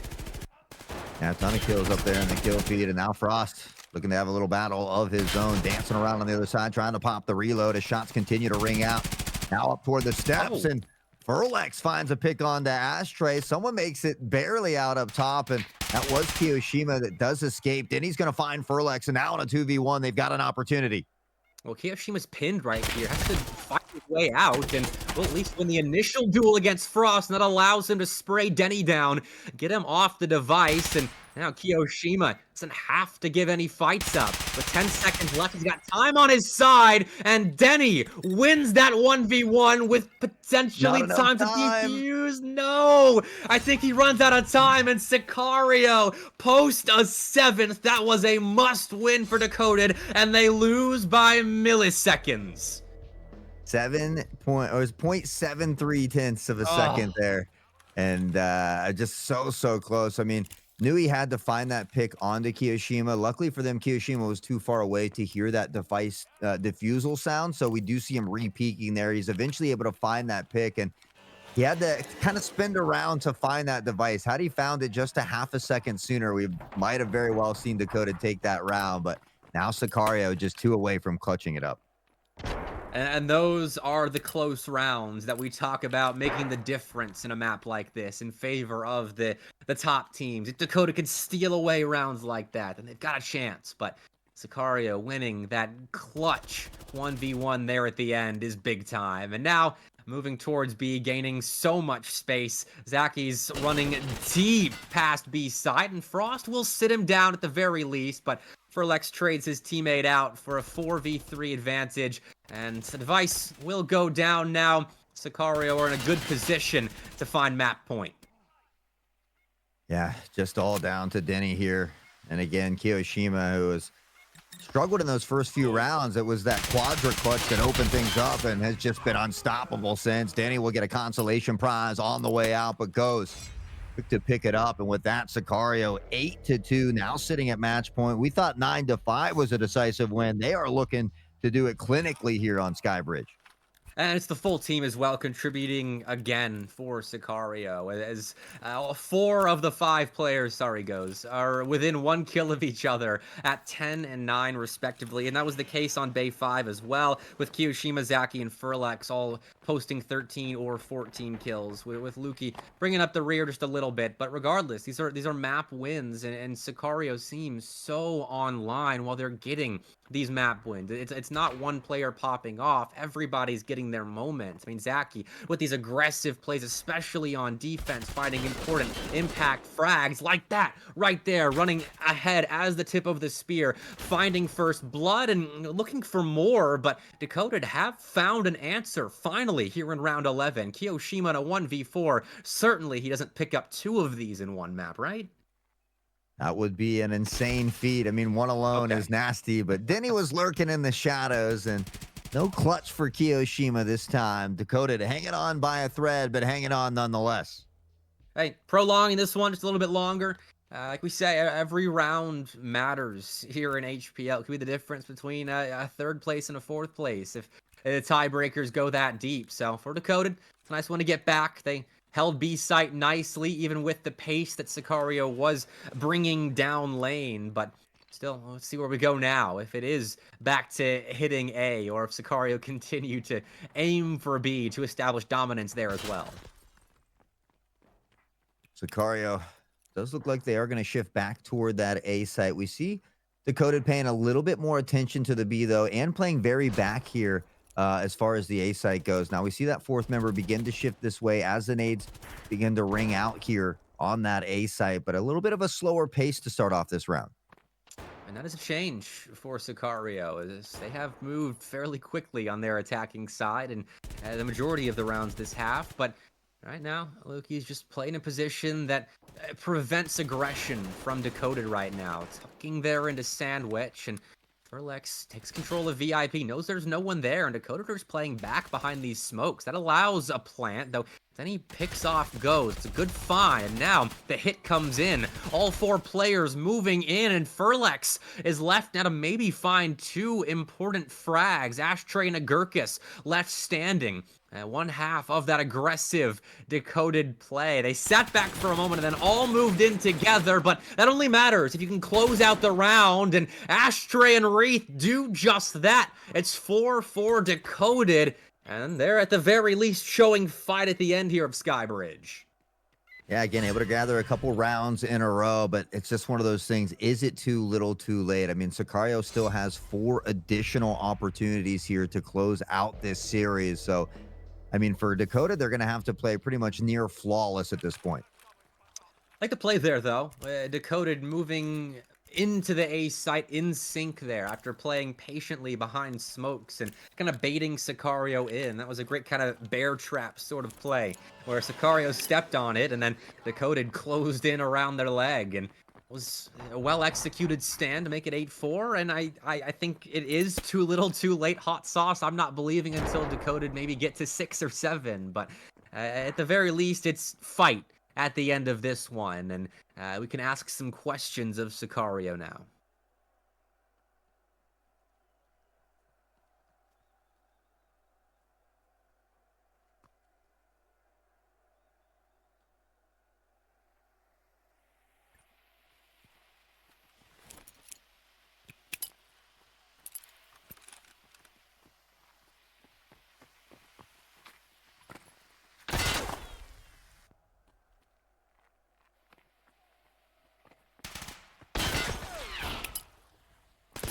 Bit of silence befalls the map, waiting for early action. We did see a quick hit in the smoke.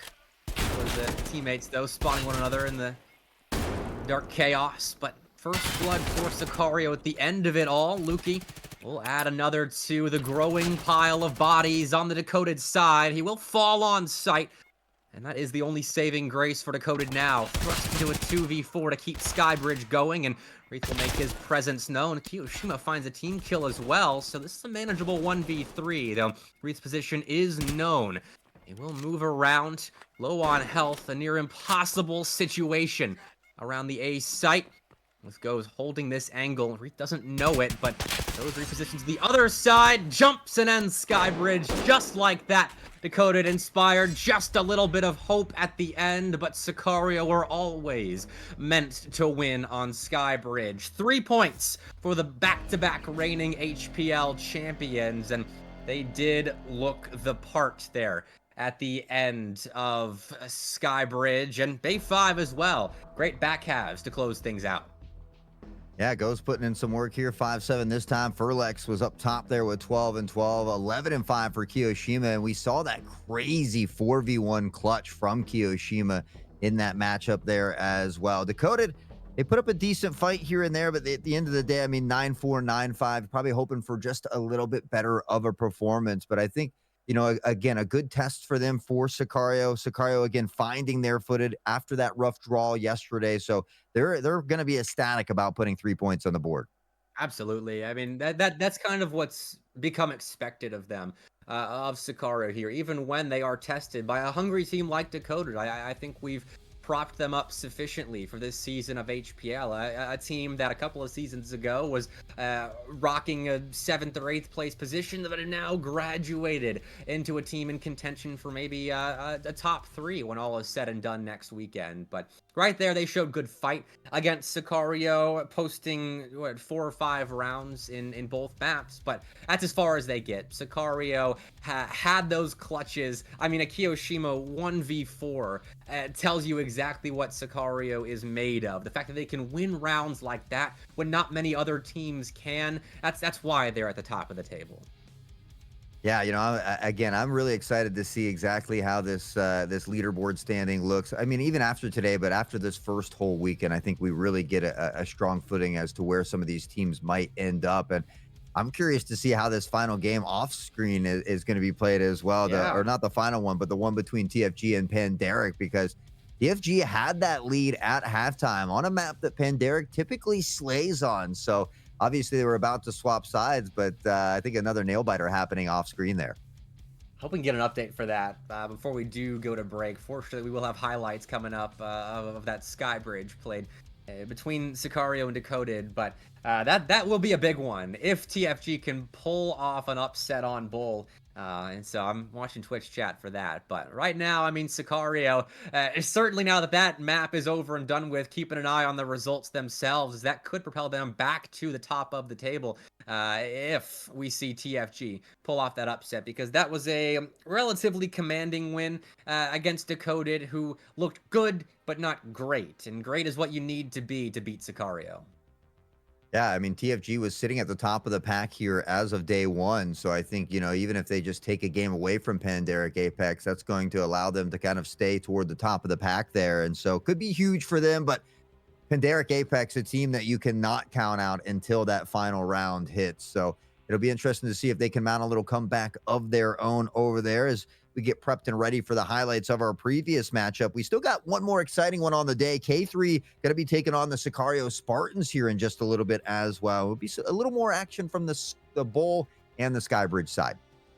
I'm eager for that one. It's a rematch, like I said earlier, about from the Hunt Premier Pinnacle tournament. In the round 1 of lowers there, it went a full 3 maps in the best of 3. So both those teams split their best of 2 that they played at the start of that best of 3. So I'm eager to see another close one. It's been 2-0s today. It's been decently competitive 2-0s. The underdogs have put up all right fights. Decoded kind of carrying a lot of the weight there as the Sicario Spartans against Panderic Apex had a bit of a rough go of it, but there were bright spots for them here in HPL to take forward. And for Panderic Apex, I mean, we are still awaiting the finale there, 8-6 that they had that lead on Bull. So in a position to win, yes, but hey, the underdogs are having a decent day right now.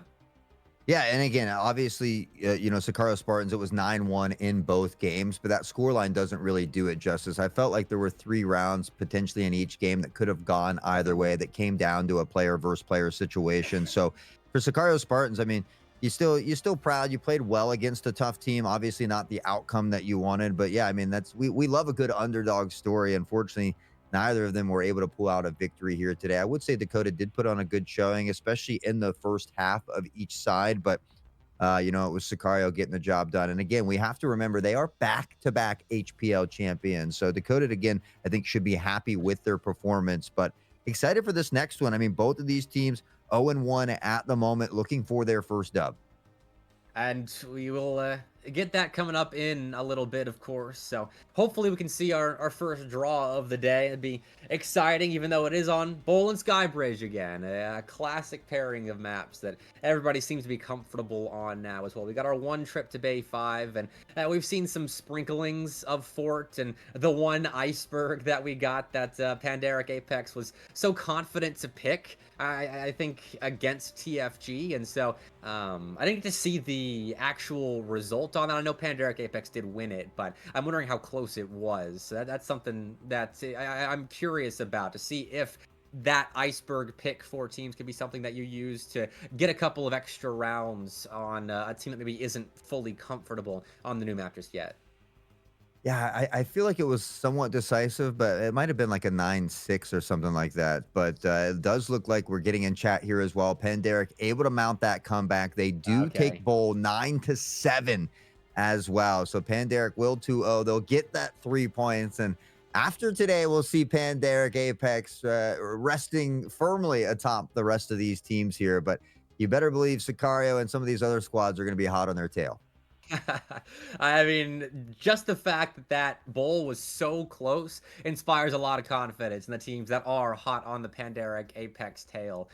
So something to keep an eye on for sure, as Pandaric Apex maybe taking a map off after having such a dominant first 3 maps of the day. But regardless, talking back on Sicario and Decoded, the Skybridge performance that we just watched, Decoded put up a good fight on, but ultimately it wasn't enough.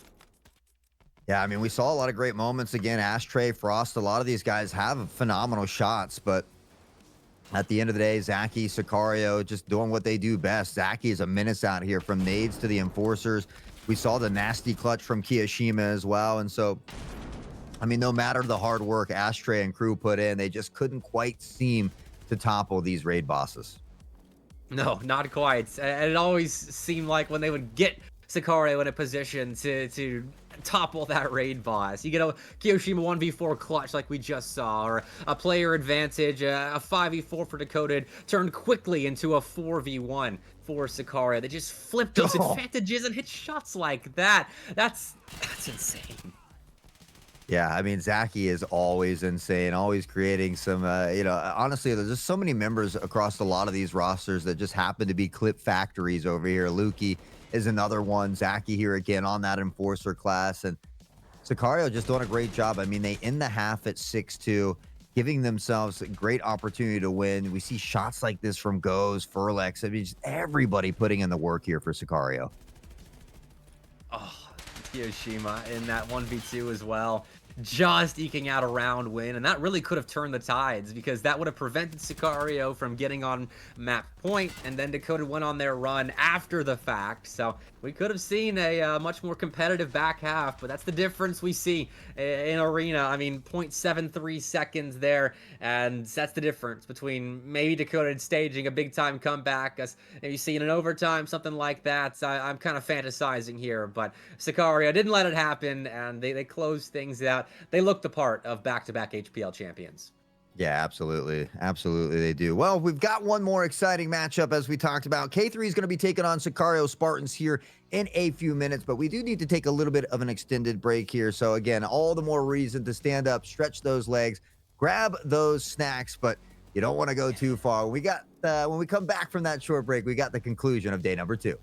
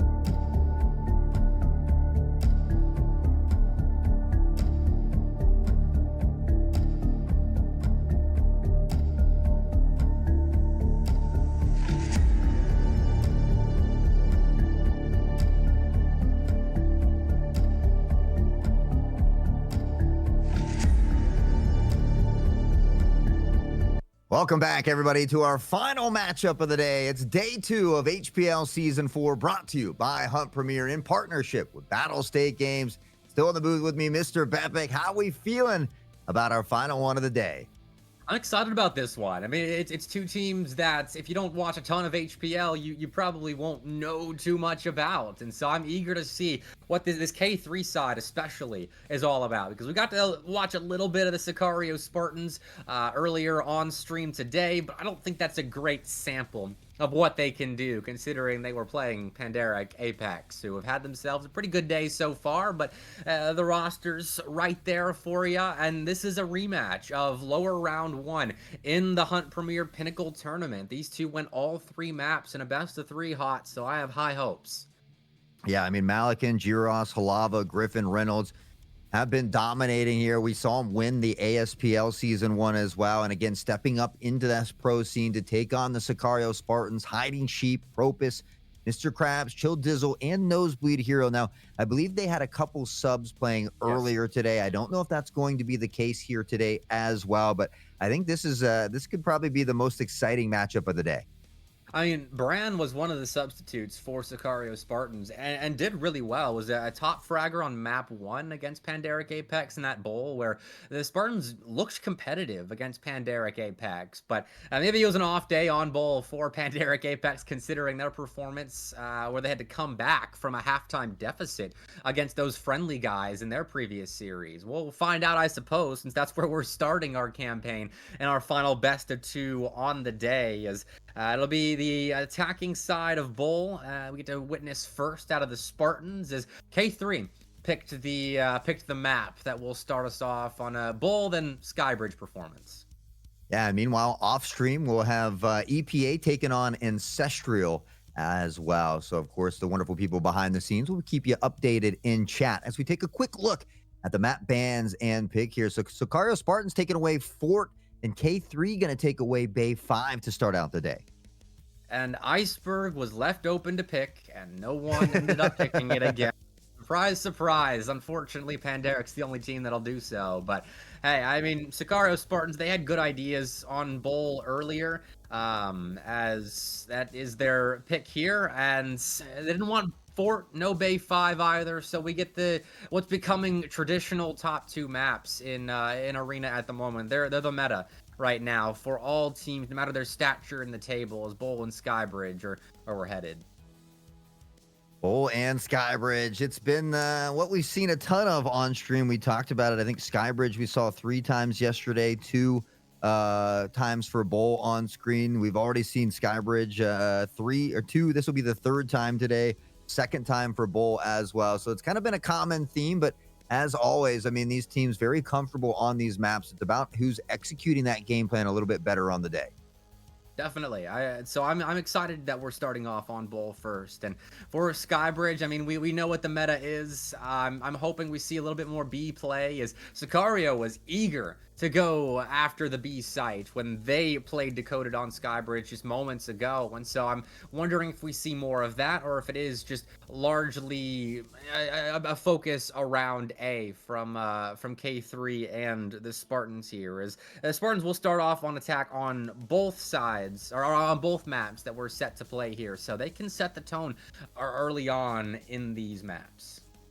Yeah, you know, I think if you can get the early good footing, I mean, especially on both of these maps where I feel like it can be attacker favored just because there are good smoke lines. So, you know, I think that's a big part of it as well. You can smoke off the lanes on Bowl. You can do the same on the A side of Skybridge. So we did see some teams attacking that B side to open things up in our previous matchup. I think it maybe threw them for a little bit of a wrench, but, you know, all things I think to consider when attacking some of these maps. There's obviously meta strategies that we see a ton, but we have seen more and more teams beginning to branch away from that and, you know, kind of throw, like I said, a little wrench in the mix here and there.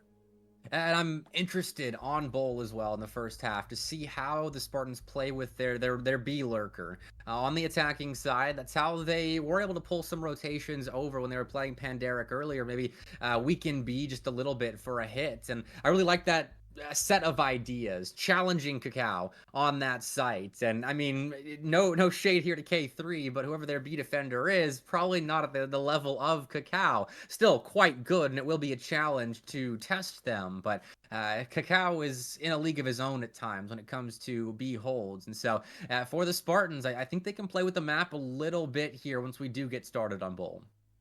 Yeah, I agree. I mean, K3, I'm excited to see what they can do here in HPL. They had a phenomenal showing in the ASPL, and again, you talked about getting a little taste of that action in the Hunt Premier Pinnacle tournament, but now really into the big leagues here, excuse me, for Hunt Premier League 4, Season 4, and so again, an opportunity for them to kind of make a name for themselves, begin to kind of create their own path here, so to speak. And these were the two lowest seeded teams coming into HPL as well as in the qualifiers. They were respectively the Spartans were number 5 and K3 were number 6. So they're right there with each other at the bottom of the table at the moment. Definitely underdogs that I mean need to win this one. If you want any hope of challenging for potentially the top 4, maybe top 5, escaping those bottom 2 positions, which I think is where they're expected to finish. You need to be winning this one, as the loser is going to have a seriously uphill battle when it comes to nabbing points away from teams like Ancestral, Decoded, TFG, those squads in the middle of the table right now. And this is a very important best of 2 for both these sides. Yeah, again, I mean, we take a look, they're both 0-1 at the moment. So just trying to climb up that leaderboard a little bit. I think K3 has the slightly better round differential heading into this day. They had -9 versus -12. And so, but I think we're going to see a very close match. I mean, you talked about when the last time they met it going to all 3. And so a potential to see a 1-1 draw here, honestly. It would be nice as well just to get a point on the board as well for the Sicario Spartans, who actually they're 0-2 as they did suffer that loss earlier in the stream today, as well as the one yesterday. So I mean they're in a little bit of a worse position, I suppose, with 2 losses already suffered, and so I'm sure it would be nice for both sides to get a point on the board. But a draw really keeps them cemented in the bottom 2 of the table, and they really need wins against the middle of the pack teams, which I'm sure they're capable of getting. But you want those 3 points now, and it starts with a good performance on Bull. Yeah, and I think EPA was able to topple K3 earlier in that first match off screen as well. So very well, both of these teams might be sitting at that 2-loss column. So just fighting to work their way up from that bottom spot here. Obviously, day 2. I mean, all of these days matter, and I think again after tomorrow, we're going to have a strong case to plead about where exactly these teams are standing. And these are the matches that you really prepare for now, the ones that are very winnable. Because it's one thing to play your Panderics, your EPAs, but now you're playing competition that you know you can really beat, and you're not toppling a Titan in the arena scene if you get a win right here. And so this is very doable for both sides. I'm eager to see if the Sicario Spartans can translate their win in that best of 3 in the Hunt Premier Pinnacle about a month or so ago to a win again over K3 now. But they did split those first 2 maps, and I mean the Sicario Spartans, after getting that victory, were trounced by EPA in the second round of lowers, so they still haven't quite taken that next step here in the arena scene. Hey, this is a great place to do it. Hey, looking to make steps and strides in the right direction. Hunt Premier League Season 4 will get you there. And so both of these teams fighting with a little something to prove here today, both looking for their first dub here in day number 2. And only one of them is going to be able to get it, unfortunately. So the struggle will continue for at least one of these teams. But I mean, they still got 3 more days to make up some ground. But again, every game very crucial in this short 5-day season.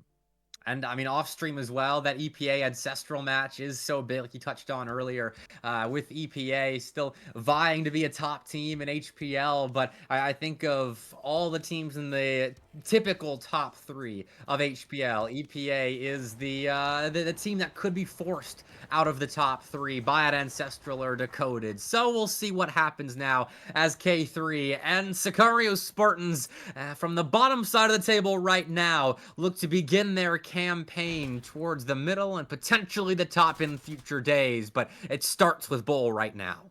Yeah, and Hugo's going to find a nice pick onto Halava here to open things up. Hugo's not done there. He gets a second one as well. And begins to rotate around from this B site. We still see 2 members from K3 lingering over here as Reynolds finds Nosebleed.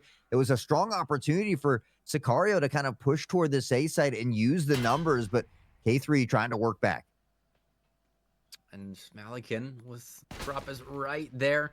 Won't be given any kind of engagement just yet, but is holding a close angle around A, and that could catch the Sicario Spartans a little bit off guard, and does spot some enemies now as Proppus runs in and wasn't expecting that positioning from Malikin, who gets their kill and gets on out. Now, Hugo will eventually find Malikin to bring it back to a 2v2. The health slightly favoring K3 as Griffin sends out a wild spray downfield, and Hugo will take a little bit of damage. Hugo already a triple kill, though, and a potential ace on the cards. Well, I talked about the substitutes earlier stepping up big, with Brand performing well on Bull against Pandaric, and now it's Hugo with a big 3K to put Sheep in a manageable 1v2. Not an easy one, but a manageable one. No managing given, though. K3 finished that one off with ease, and will win round 1. First one on the board. We can't get ahead of ourselves yet. There's a lot of action to be played, but certainly K3 has to be happy with starting out on the right foot, looking to build some of that confidence or some of that momentum in their favor. But Sicario, I wouldn't be surprised if we see him reel it back. Honestly, I wouldn't be surprised if we see another one of these games where we're constantly tied up with a potential overtime.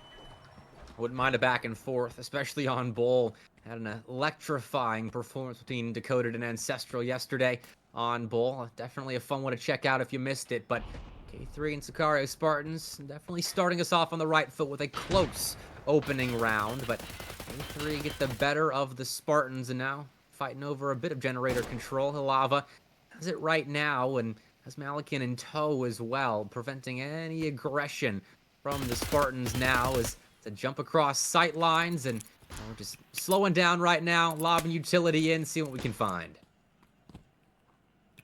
See if they can find anything from these nades that are about to go out. Of course, smoke's pluming out in the way. That one won't connect as Proppus backs off just in time here. And now shots continue to be exchanged as Malikin up onto the hop-up. Sheep looking to lay down a smoke toward Jin lane here as well. But a little bit of a rotation coming in here toward that B site. No one with the device, though, so maybe just looking for a flank or a pick and maybe to gain control of that site. Still plenty of time to work with here. Sicario actually have a player that has gone through the B side, is moving up Apartments lane right now into CT spawn. So that's a big flank to keep an eye on, as K3 didn't have anybody on B side to stop this. So we'll see how long they let this flank simmer as they move into A, find a couple of big kills. That's now a 4v2 for Sicario Spartans with that flank yet to really materialize, but the plant doesn't go down. Reynolds snatches it back with a pair of big frags, but low on health. 2 players on either side of him. It's an impossible clutch, and Hugo Copter closes things out for the Spartans. Hugo, already 5 kills on the board, 5-1, off to a nice start here. And if the rest of the team can follow suit, then they might just have a little bit of an easier day. But again, already this game of tug of war that we talked about, kind of expected this one to be back and forth. So tied up at 1-1 here through the first 2 rounds. We'll see who can regain the lead once more.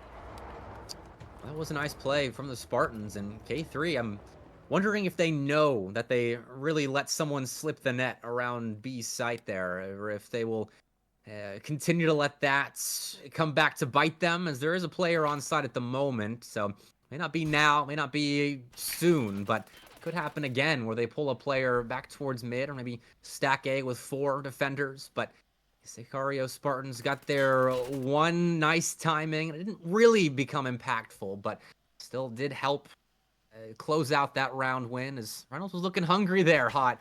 K3 still put up a fight there late.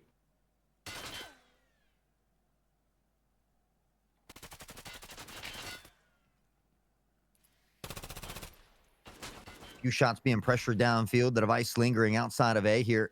They begin to pressure forward. And still kind of being slow on these initial pushes. We saw Sicario have a little bit of a tough time with time management in their first series, and hopefully it's something that doesn't haunt them here as well. Still a slow pace, or nothing has really happened either. Proppus and Lava with a little bit of HP lost, but there we go. Proppus losing all of it there. Griffin, the nice nade will connect with one, but that's all he gets. Sicario Spartans do lose another, but have control of B site. K3 look to play retake now as Bran will plant the device, and the Spartans set up their post plant if they're allowed. And Bran's got to peel up off of that, and the Spartans now have to fight for a round win, but fighting nicely. It's a 2v2, though Hugo is a shell of a man at the moment. It's only about 10 HP in hand. Easy pickup for Alava. And Sheep's in a 1v2 that quickly becomes a 1v1. This defuse is being stuck, and there's no time to get around. Cargo limits Sheep's ability to close out this round. Alava sticks it, and K3 take a round advantage again.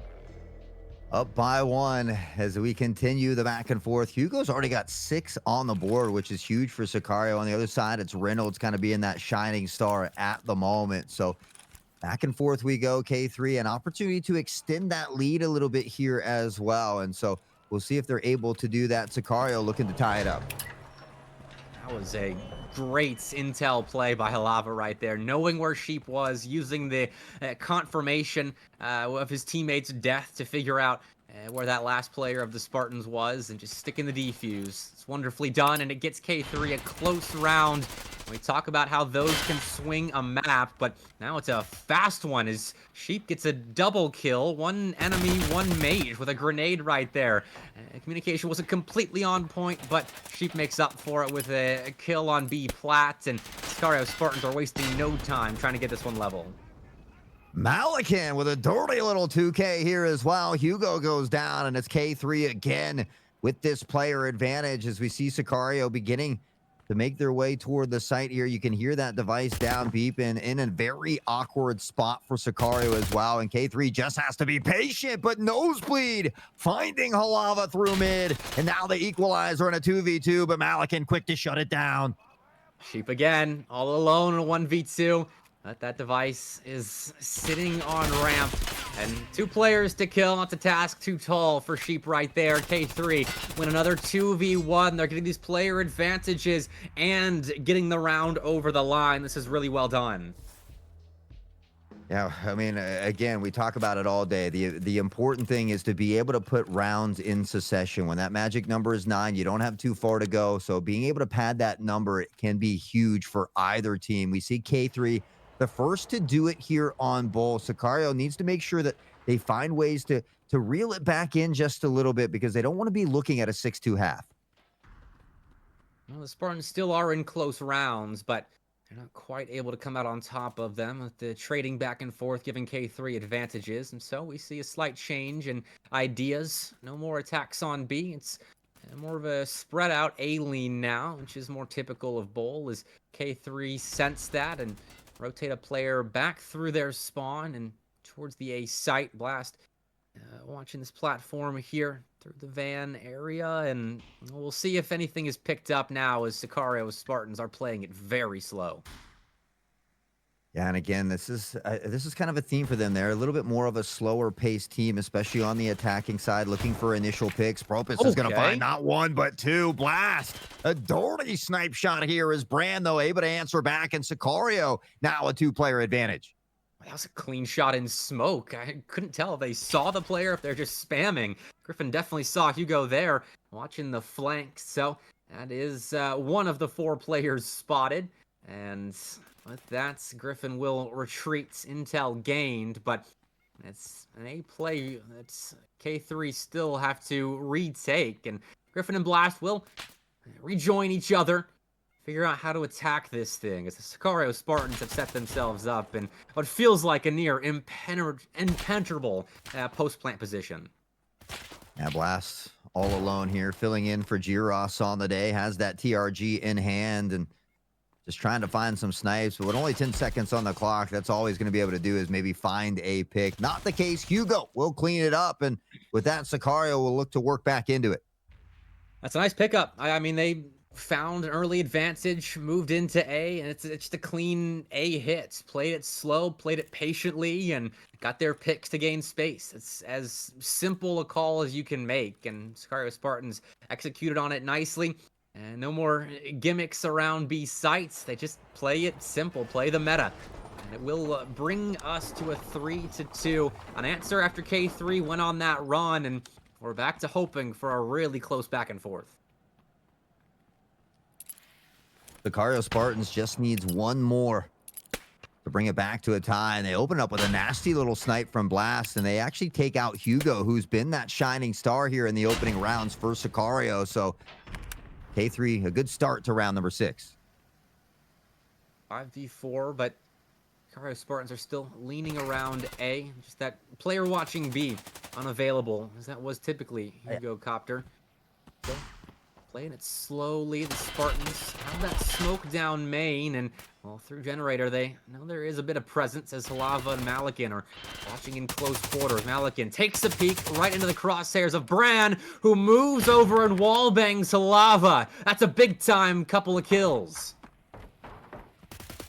Able to reel it back. It was that nice first initial pick from K3, but Sicario finding 2 of their own. Reynolds on to Propus, and now Nosebleed beginning to shift on the site. There's one there, and it's Reynolds. Goes down. Nosebleed opening up the site here for Sicario. They got to look to pressure on and find the plant as the smoke is still there, but will begin to dissipate soon. 3v2, the Spartans have the device down, but it still isn't a bad spot for K3 as Blast and Griffin have performed well enough thus far and have found an early pick. Griffin will down Sheep, and it's 2v2 without Griffin losing much HP at all. The Blast has been caught out. Nosebleed turns, but gets caught out in the open.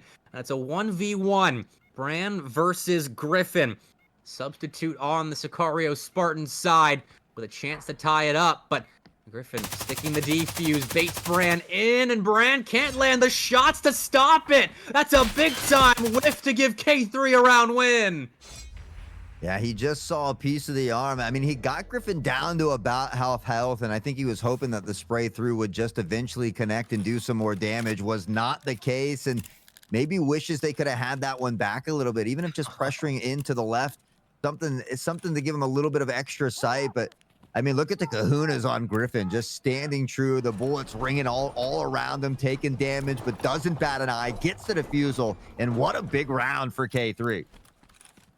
That is. It's another close clutch that K3 is able to just squeak out. So they've got the ice in the veins today, and it's reflecting in at least tying the first half of Bowl, but I know they'll want more. This is a big advantage to build off of, though, and a big-time firefight around the ambulance. Sicario Spartans have another player advantage. 3-2, but that didn't help them last time. K3 clutched up with the player down, and it was off the back of Griffin, who moves around through the B site and is in a flanking spot that Bran catches out. So back to a 1v3 now, and the Spartans need to cover this one up. Oh, Sheep putting some shots down below. I thought Blast was about to 180 turn on a dime on him, but Sheep gets the job done here. And I mean, 3 members for Sicario into the 7-kill range there as well. Everybody playing nicely together, and I think that's why we've seen so much back and forth from these two teams. K3 has solidified that tied half. They'll be looking for one more to close it out on a win. Sicario looking for their chance to tie it up at halftime. We really haven't seen the B player of K3 get too aggressive like that, with Griffin creeping forward and trying to set up a flank there through old A in that area of the map, but it was caught. Bran is on it at the moment, and they look good on Bull earlier, so no surprise they're at the top alongside Sheep and Hugo here as well. But okay, everyone's dying. K3 have lost 3 players, and Propus takes a teammate for good measure, though Blast and Halava left standing again in a clutch will find themselves down once more to just Halava, moving in aggressively and with pace, and that isn't enough to catch the Spartans off guard. 4-4, the first half's a tie. Well, they're able to reel it back, so they do a good job of overcoming that deficit. We find ourselves tied up once more, and the game of tug-of-war will continue as we get set to swap sides. Now, I've heard a lot of people say that, you know, this is an attacker-favored map, and I've heard some say it's a defensive-sided map. I personally feel like it is a little bit more attacker-favored, but again, I guess to each his own in that situation. So I think, you know, K3 swapping to this attacking side now, they might have a little bit of the upper hand.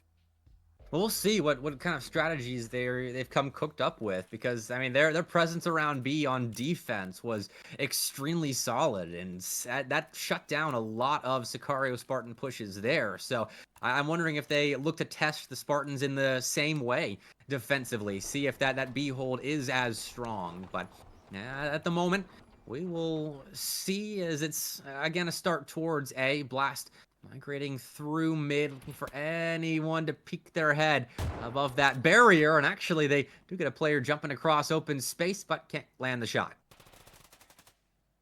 Now Reynolds is going to find the first one onto Propus here. Malikan's not done either. He gets nosebleed. Everybody looking for a piece of the pie at the moment as Griffin channels his inner lineup. Larry, this nade won't find a home, though, as they look to clear out the site a bit. Reynolds, Hugo finding trades of their own.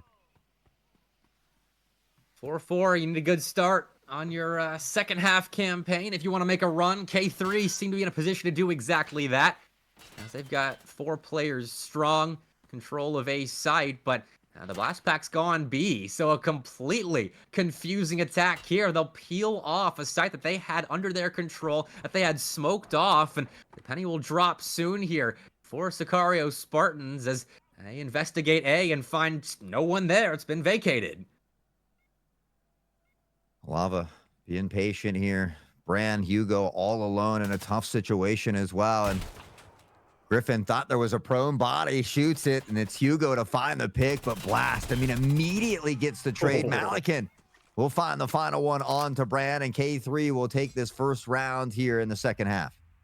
Look at that. They complete a escape route from an A site that was smoked off from the defenders and had 2 players on it holding main angles. K3, they know what they're about right now, and they're playing with the minds of the Sicario Spartans on just round 1 of their attacking half. That's an exciting beginning to the second half, and we'll see if they have any more strats cooked up like that, as Sicario were completely bamboozled. Yeah, and it looks like EPA toppled Ancestral on Fort 9-3. Speaking of topple, it's Sheep from downtown. The Kobe's good. Nice nade to start things off for the Spartans. That's how you recover from a round loss like the last one they suffered. 5v4, and now a decent A hold. No one immediately on site. They're playing a little bit off, focusing on generator control, and jumping right there. I'm not sure if Propus ended up spotting them, as and we can see it with our X-ray vision, but it's a lot tougher to see enemies when you're actually on the battlefield. So 5v4, Sicario Spartans still keeping their player advantage. Their advantage for now. Griffin dangerously low. Nosebleed's going to find Blast Propus and Nosebleed. It's a ton of kills in the feed, and they all favor Sicario. It's a flawless round as Nosebleed is collecting heads. Only Propus could take Nosebleed down there, as that's a big 3K moving through generator past ambulance. Doesn't care what line has been drawn in the sand by K3. Sicario Spartans have themselves some stars. They're willing to play confidently when it matters most. 5-5, and again, just back and forth. You couldn't ask for a better final series to wrap up day number 2 as these 2 juggernauts continue to have a slugfest here on Bull. And we've still got Skybridge lined up for everybody next as the nade rings out. Nobody home on this one, and a pretty decisive, A push here, it seems like. We'll see. I mean, you can't bet on anything now with K3 after that 3v2 play earlier where they had A under their control and then went B. So we'll see what actually ends up happening, and that forces the Sicario Spartans to constantly be on high alert for rotations. And they've got a player up in apartments on B, waiting and lurking to see if K3 move that direction, which they might be doing. It was a quick turnaround right there, and just checking that flank position, but looks like they are investigating further to see if Sicario Spartans are getting aggressive. After some explosive rounds, we see it slow down just a little bit. A minute left on the clock, and the device still lingering outside the A site here. Sicario has shown a lot of presence toward that B site as well. We see Propus boosting up here, looking for a little bit of a peek. That smoke will begin to dissipate here relatively soon, and with that, we see Malikan holding onto this one, looking to smoke off the back of that lane and maybe pressure forward. Ooh, here comes the hit. Sheep poking around, headshot. will be connected with and is now smoked off from the action, while Halava finds an opening kill to maybe penetrate this A site, but Sicario Spartans lock it down. 3v2 now, late in round 11. Winner of this gets a nice advantage going forward, and K3 might be taking it if Malikan can cap off what would be a spectacular, essentially 1v3 with Brand spotted and killed. How did Malikan close that out for 6? What just happened right there? I gotta see that one again. I have no idea how quickly he got that gun up. He had utility in hand. It looked like Sicario was going to secure it. The hip fire from Malik, and I mean, the man shooting in the hip, and look at the dip in the whip to victory. K3 up by 1. You couldn't even, if you weren't listening, you couldn't even tell he shot that. Honestly, the gun hardly moved, so like he had it along his hip, and then accidentally pulled the trigger, and the last man of the Sicario Spartans is dead. That's insane. 6-5. K3 even dodging well-timed grenades as well. Fortune favors the blue at the moment, but Nosebleed is taking fortune into their own hands. They'll clap back, and Reynolds is dead. Took a lot of damage on that, though. Nosebleed dangerously low. The first for his squad to get to double digits. Malikan on the other side, dealing with something similar. 10 kills, but half health here as Hugo sets up with a snipe to get up into an advantageous position. Did he spot one? I think he heard the audio cue here on the other side and is prepared up close and personal with the TRG. Well, up close and personal, but Hugo's going to be meeting a lot of friends and shaking a lot of hands here soon as Griffin looks to move in, but it's Blast that takes Hugo out before Griffin even gets the chance. Now Sheep, the lone A defender, is sat down for the rest of the round. And now we see what Brand can do in a 1v4, but A3 have set themselves up for potentially a 7th, and you wanted that one if you're Brand, as Griffin escapes, and then now relays the intel as to where Brand is standing, and K3, this is an unlosable round. There's no way Brand 1v4s this. Yeah, it's highly unlikely, but certainly going to give it a good shot. Blast quickly to nullify that, and with that, K3 will again get that 2-point cushion, get a little bit of that breathing room, and look to go to match point. Sicario's got to find a way to get a couple rounds in a row here, because I feel like they can't allow K3 to go to match point this early. You know, 8-7, something they could work with, but 8-5, so many opportunities for K3 to close it out at that point. And we see what the Spartans are calling with their backs getting to be against the wall. And I'm quite against it just yet, but you can feel the presence of that barrier looming behind you. And K3 trying something different now. Heading towards B with a player still sitting in spawn. Interesting positioning now as Hugo will be tested. Now looking at an opportunity to maybe gain access to the B site, but they miss it and get chewed up themselves. Malikan will line a nade up over the top. The flash goes deep here as they begin to pressure forward, and it's Brand and Sheep that combine for 2. Hugo with a snipe on the Halava, and every moment K3 begins to gain ground, Sicario right there to answer back. Well, B is locked down for business. Nothing happening there as the Sicario Spartans post an impressive defense, and Blast is on his lonesome, just looking for anything, any pixel to take out with their marksman rifle, and they will find Hugo. A battle of the marksmen. So 1v4. It's only marginally better than 1v5. Blast close to getting a second one there as well, and now just back and forth trying to play a little game of maybe whack-a-mole here. Shots just barely off though, and with that Nosebleed, a little jump shot of their own will find the head of Blast. Sicario slowly but surely coming back. And that's a big one as well, because like you're talking about, you don't want to fork over map point that early before your comeback can really even start if you're the Spartans. So to get it back to a manageable state where if K3 win this next one, you only have to put together 2 consecutive rounds to force an overtime. That's a better feeling to have in the back of your minds. 2 in a row that feels a lot more doable than 3 consecutive. So see what happens now if K3 can find their answer, as Spartans put together a nice B hold last round, but another A defense has been split open just a little bit by an aid. Good early nade sets him up. Blast is going to find another pick on to Nosebleed. And again, it's these early kills from K3 that set him up for this advantage as they look to get closer to closing it out here. But Sheep tucked into the back of the site. The nade a little bit wide. Does take a decent amount of damage here, as you can see the figure there at the bottom of the screen. But Reynolds able to find Sheep, and K3 hasn't even lost a single member yet, as Hugo will eventually find Malakin. Eventually is right. The damage has been done. K3 with a strong early round have set themselves up well, but Brand will disassemble a little bit of that defense. Couple of snipes land. Hugo Copter gets in on the action. Now Brand knows where Blast is. Blast the same, but it doesn't matter. Brand will claim another K3 life, and Halava is all alone. Now in a 1v1 as they isolate these duels, but can't close it out. Brand, the substitute, steps up for the Spartans and gets us level at 7.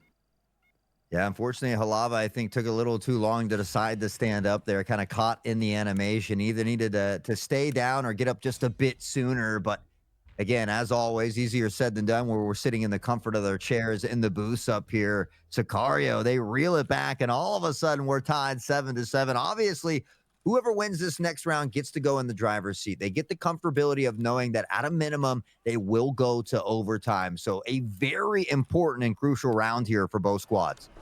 There are no give-ins on either side at the moment, as we just saw right there. 2v3 or 4, it was definitely a disadvantage for the Spartans, but an impressive clutch to get themselves 7. And, well, Nosebleed from afar takes Blast out, and Lava's down as well. The Spartans are on a tear right now. After they shut down that B side a couple of rounds ago, they have not looked back. It might as well be 3 in a row if they can get this 5v3 over the line.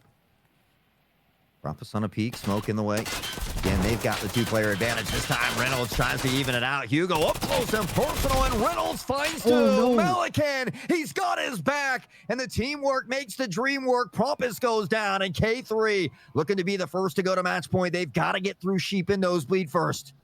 And they're split up as well, so one of these two players will have to go big on a hold here. 2 players almost necessary to take down. As if K3 can get set up on a site, then it may be 8 for them, but still, they haven't made a decision as to where they do want to go. Trying to catch a player out, looking for information, as Nosebleed will be that player that gains the knowledge and calls Sheep over towards A. It's a quick rotation as Nosebleed buys time, playing around Pillar on site. Nosebleed is down, but does invite Sheep into the fray. Reynolds with cover will put the device down, and Sheep begins a 1v2. Reynolds a little more than half health, but now they've got this nice little crossfire into play. This is going to be tough for Sheep. He's got a smoke here to help him out a little bit, but now on the peak, Reynolds, I think he heard the audio cue, tried to find him, caught in utility. He's going to smoke off the one site, which kind of forces Reynolds to this other side, and maybe a chance for Sheep to isolate some of these fights. There isn't much ammo in Sheep's weapon any longer. These will have to be quick kills, or he has to find another gun to fight with. As now moving in, Griffin will silence the comeback efforts of Sheep, and K3 post 8. Yeah, I was worried. I saw 2 rounds left there in the mag right at the end, and well, I guess if there's 2 enemies, 2 is potentially all you need. But K3 doing a good job of solidifying that dub, allowing themselves to be the first to match point, and a chance to close this first map out for Sicario. The best case scenario now is overtime.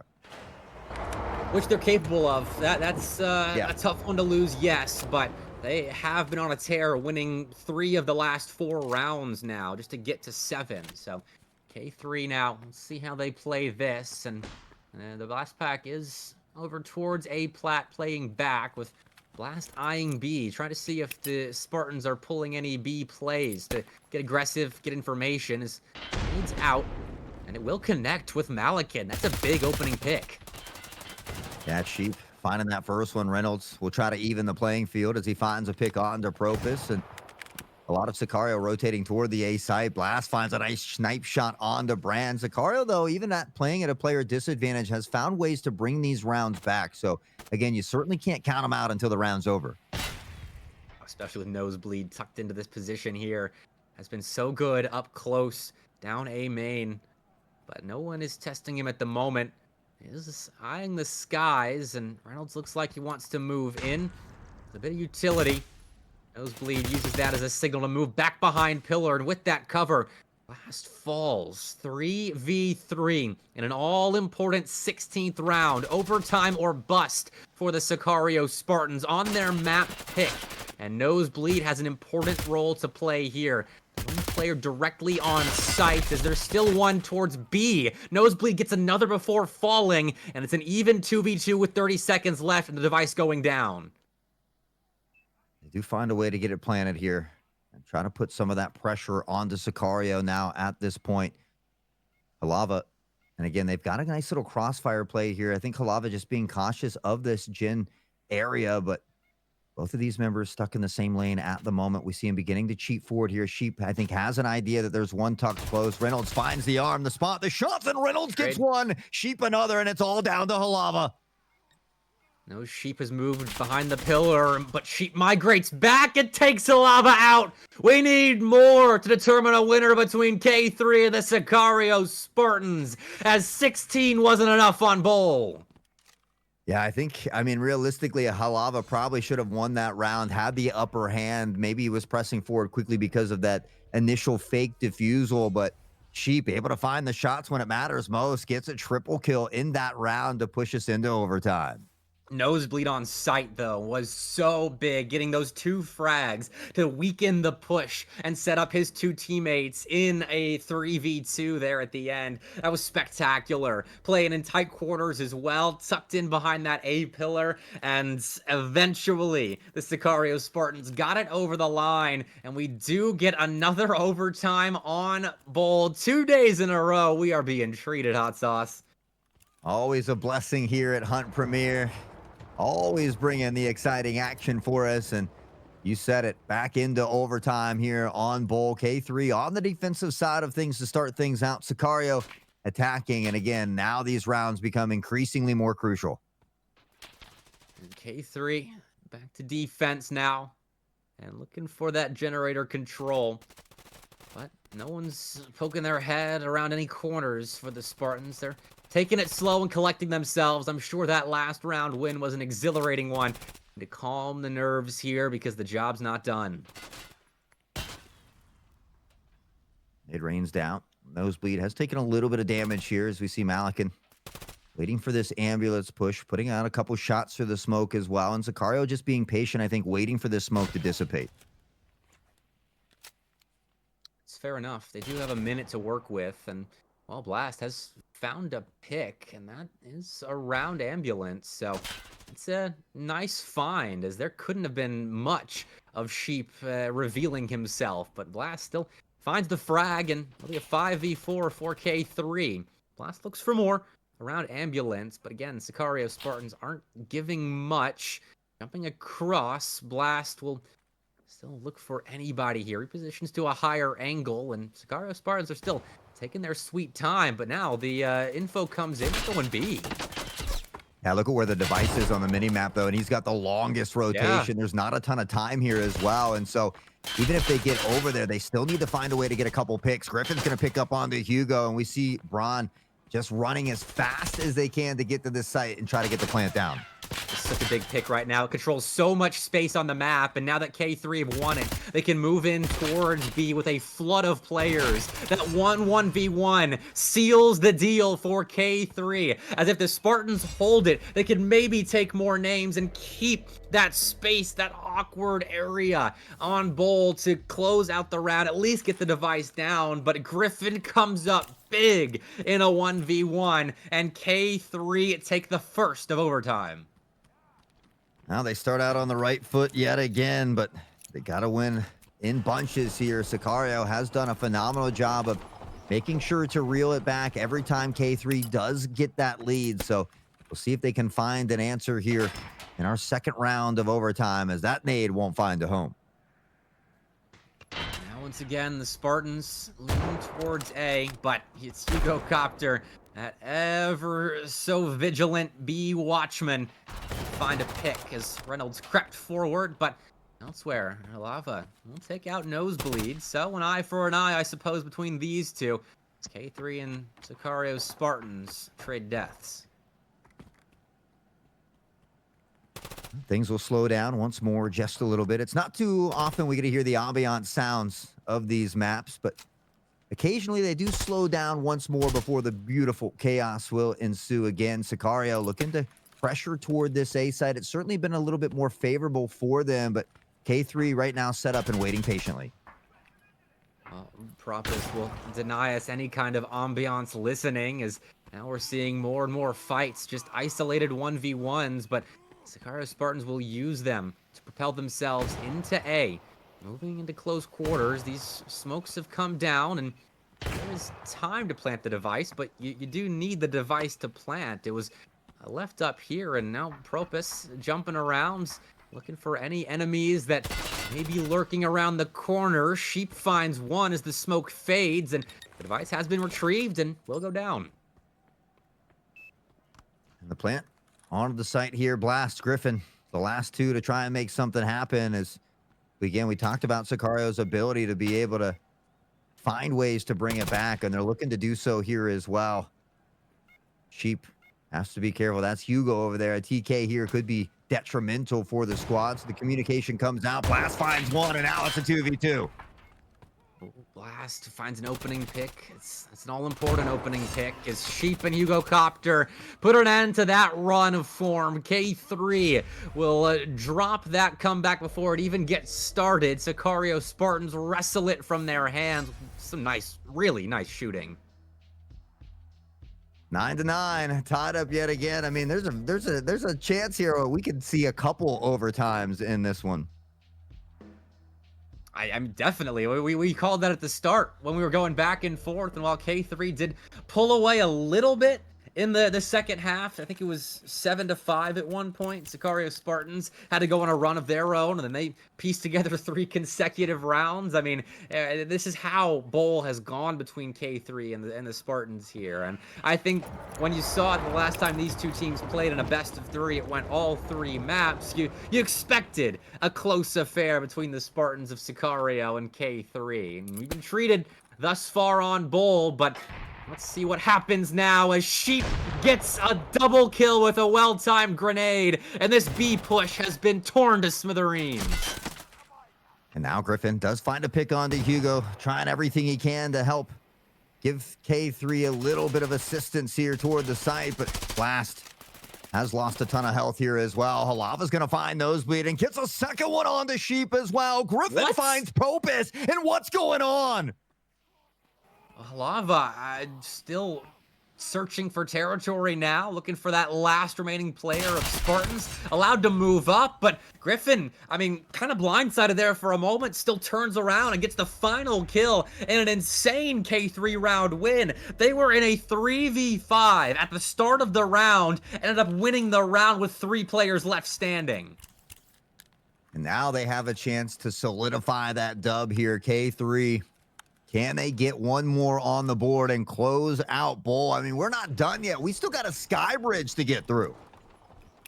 It feels like we've played 2 full maps already in this best of 2. I mean, K3 and the Sicario Spartans cannot be separated at the moment. Both sides picking their moments to step up, and it's an early frag for Nosebleed, but Reynolds sits him and Propus down as well. 10-9 for K3, and they've got a man advantage.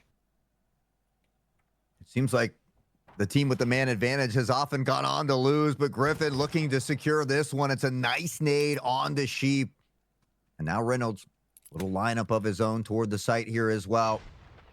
Bran able to get out of the way. Has a little bit of damage off the top here, but able to get out of the way of the nade. Shots ring out. They look good. Eventually finding the kill, and K3 might just solidify the dub. There's a big flank coming in, though.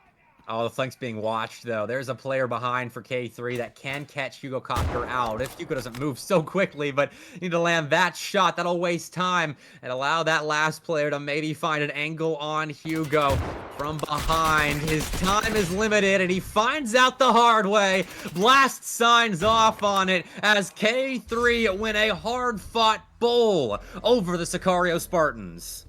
11-9, and probably feeling fine as K3 as they take this first one here. Again, it was another nail biter, but with that, Sicario will have an opportunity to tie the series up on Skybridge. Malikan, your MVP, 15 kills. and 5 headshots, but Reynolds had 20 kills on the board here as well. And look at all these members with 15 actually for K3. I mean, Malik and Blast and Griffin all. That's a big time scoreboard for K3. I mean, everybody was putting in work, and Reynolds, Malikan found more MVP medals, but Reynolds was so good at finding multi kills in big moments for K3, and I think that was a big part of their win right there. Those just important impact frags that come consecutively, and that was how he propelled himself up to the top of the leaderboard. But K3, that's a scrappy win, and that's the sort of win that it increases your bonds as a team. It builds them up, and you say, if we can win that, what can't we win? K3, I'm sure, are inspired after that hard-fought bowl performance. I mean, that makes me that much more excited for Skybridge as well. I think we're really going to see a slugfest. Now, the one thing I have noticed, at least in the past, K3 is one of these teams that has shown some presence toward that B site on attack off rip. And so that's one thing I'll be looking for. But yeah, I have to agree. I mean, they have to be feeling that confidence after that close round or game 1 win there. So it's going to be up to Sicario to show what they got as well. We talked about both of these teams kind of trying to make their way up on the leaderboard here. And well, I mean, for Sicario, now best case scenario is finding that tie and at least solidifying 1 point on the board. That's gotta hurt. I mean, being so close to winning bowl, where you looked good against Pandaric Apex, but that's a quality opponent earlier in the day that you lose to, and then you look even better on bowl here. Just fall short. That's a tough look for the Spartans here. They're going to have to recover themselves in between maps. I hope they've got a solid support structure built within the team, because this is also one of those moments, I think, on the other side of the coin that can strengthen the bonds of a team or weaken them if you let the moment get to your head. Just coming up that close to potentially posting 3 points after closing out of Skybridge, hypothetically as well, and falling in overtime to a team you know you can beat as well as you've done it before. We'll see how the Spartans are feeling once we get to Skybridge, I'm sure. Yeah, I mean, it just kind of reiterates that the competition is continuously growing over here at Hunt Premier, and we've seen more teams kind of fighting for that right. But K3, I mean, toppling Sicario Spartans in this first map, they have to feel good about it. Heading into Skybridge, an opportunity for them to get 3 points on the board today, because heading into today, K3 Sicario on that 0 point line. So still searching for their first set of points. Sicario could find one with a tie, but I'm pretty sure K3 wants all 3 of those points. Those greedy boys over at K3 wanting those 3 points to jump up the table, but that's got to be a great feeling if they do end up capping it off, because 3 points can get you a lot of room in the table. But let's see how they got to at least securing a single point on the board, as K3 won a narrow overtime that will, I'm sure, deliver us a long highlight reel. I mean, again, we saw a lot of great plays from both teams, which is why we ended up in overtime. We see Hugo finding a nice one there. I know Sheep had a couple nade kills. He finds his teammate amongst that one as well, but no harm, no foul if you go on to win the round. Malikan, obviously a dominating force here. We see the snipes from Blast as Prop is found too. Just really great action all the way around.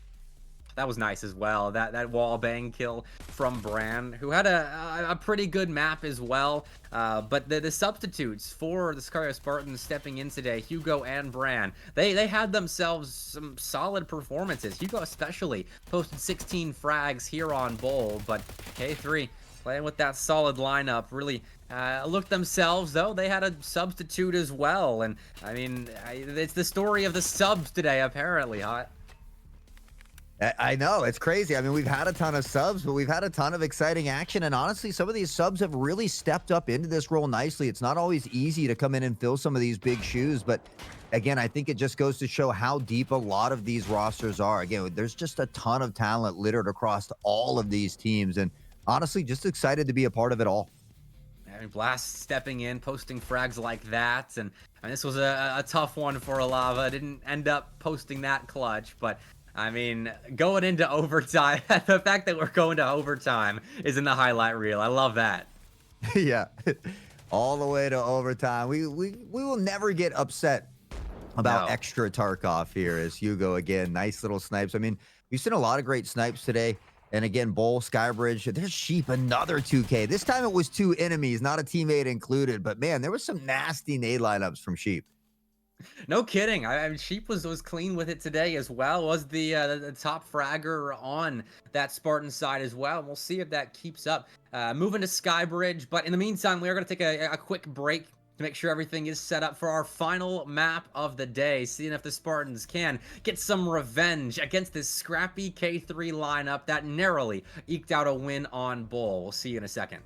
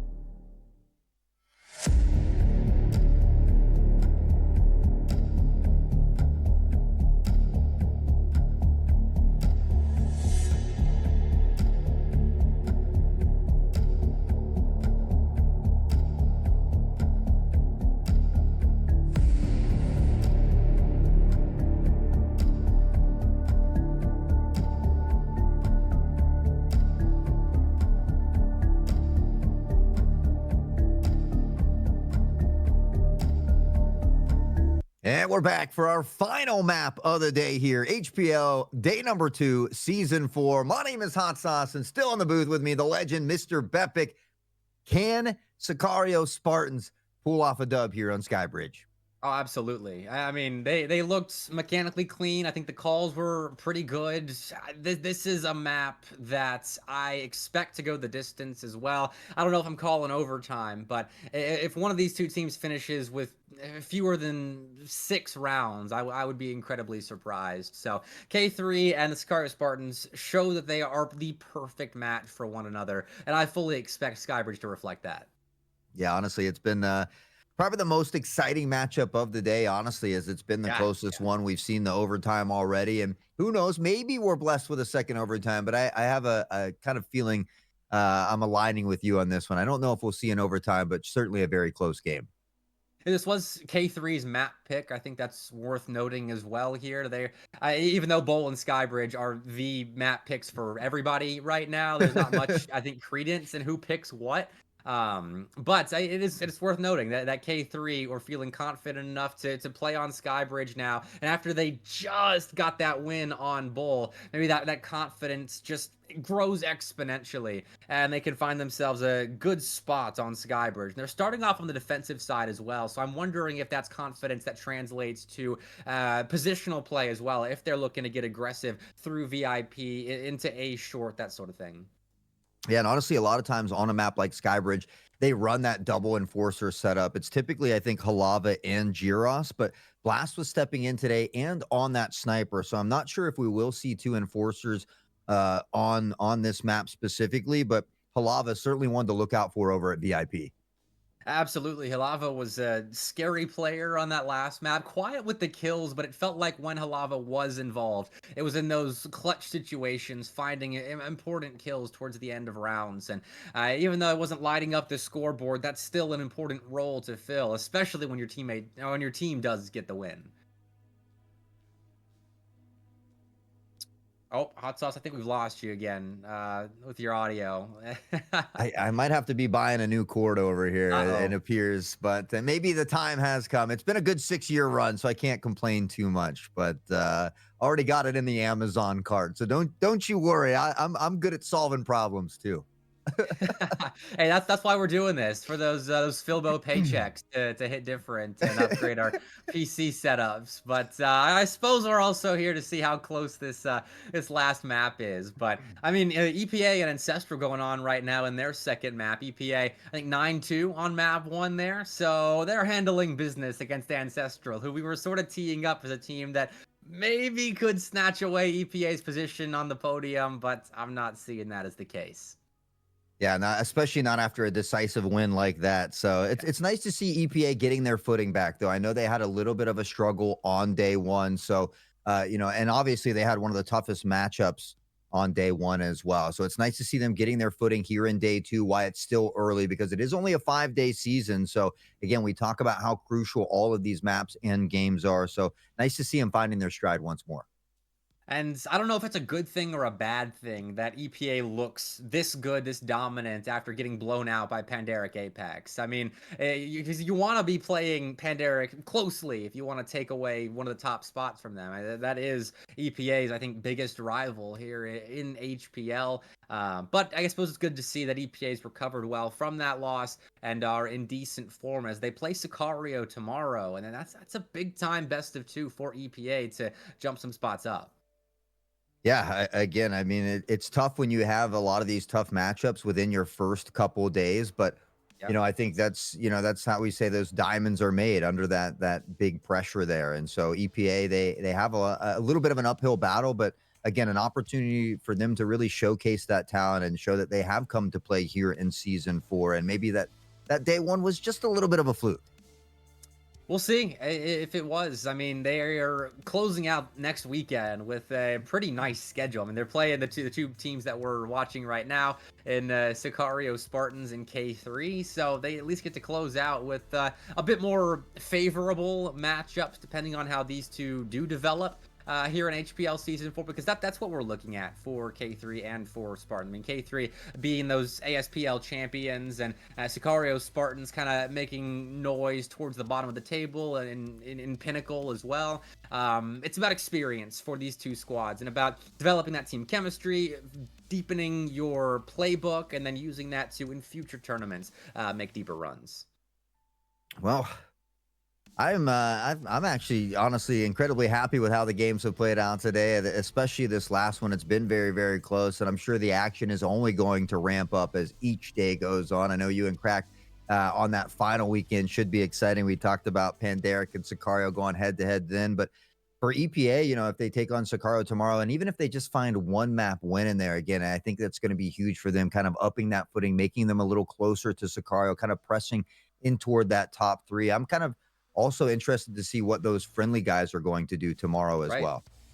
Because testing Panderic Apex on Bowl like they did in that second slot matchup today off stream, that's a good sign for those friendly guys and what they can do going forward. And yes, at Panderic Apex fought their way back and completed the comeback with a win, but still, that's a map that we had just seen Panderic blowing out the Sicario Spartans on in literally the best of 2 before that. So those friendly guys, maybe they're the team. I'm talking about Ancestral and Dakota as squads that could snatch a top 3 spot, but maybe TFG can do it as well, as that's a threatening roster right now.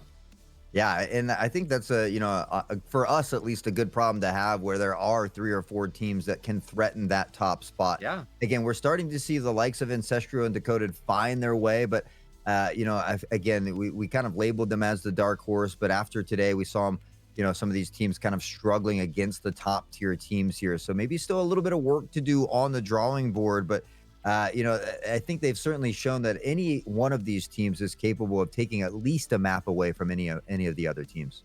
I think we are definitely approaching that consistency in that storyline. Especially with TFG looking good against Panderic, and Ancestral technically taking a map from Sicario, still looking competitive in those maps at the very least. And as the esport develops, that's what we're going to see more of, is those bottom to mid-table teams taking more and more rounds off the top dogs, and eventually shocking us and then taking maps off the top teams, as it has happened in previous HPL. It's happened in previous tournaments as well, but I'm sure it'll become a more consistent factor. Maybe next weekend, maybe in HPL EU5.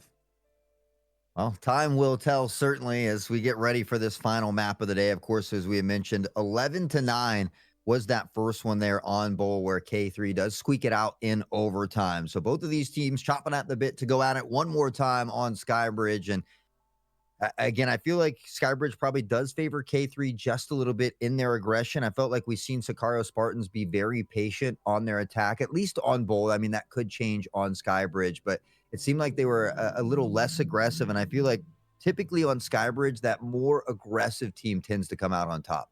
And as well, I think the A defense on Bull bodes well for the A defense on Skybridge, with how many close quarters, just turn the corner and swing fights that you're going to be put in. And Reynolds especially was so good at doing that on Bull, getting a couple of frags when players are pushing in on him. And so on Skybridge, they are starting off on the defensive side as well. So I do think that K3 has the mechanical ability to push that line up on the A site, not lose control of VIP consistently, not just sit back behind the smokes that are around E-Box, just siphoning off territory on the A site, preventing the defense from moving in. I think K3 can take a lot of space aggressively, and if Spartans don't have an answer for that, Skybridge could get out of hand.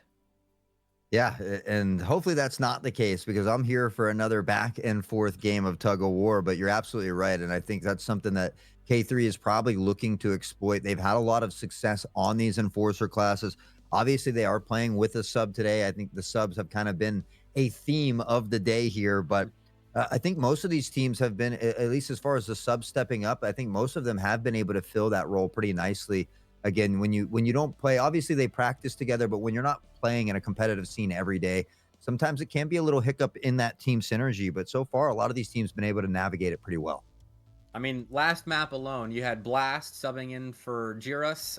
Blast posted 15 kills on Bull. Hugo subbing in 16 kills on Bull. So the substitutes playing today have not performed like substitutes, maybe save for the Sicario coach that stepped in earlier and didn't have a great performance on Bay 5, but Sicario still got the win, and that's what matters at the end of it. So it's been a good day for the substitutes around the HPL, and we'll see if that continues. But I mean, I think we've kind of negated the substitute buff, as there's at least one on both sides right here. So that's why it was so close on Bull.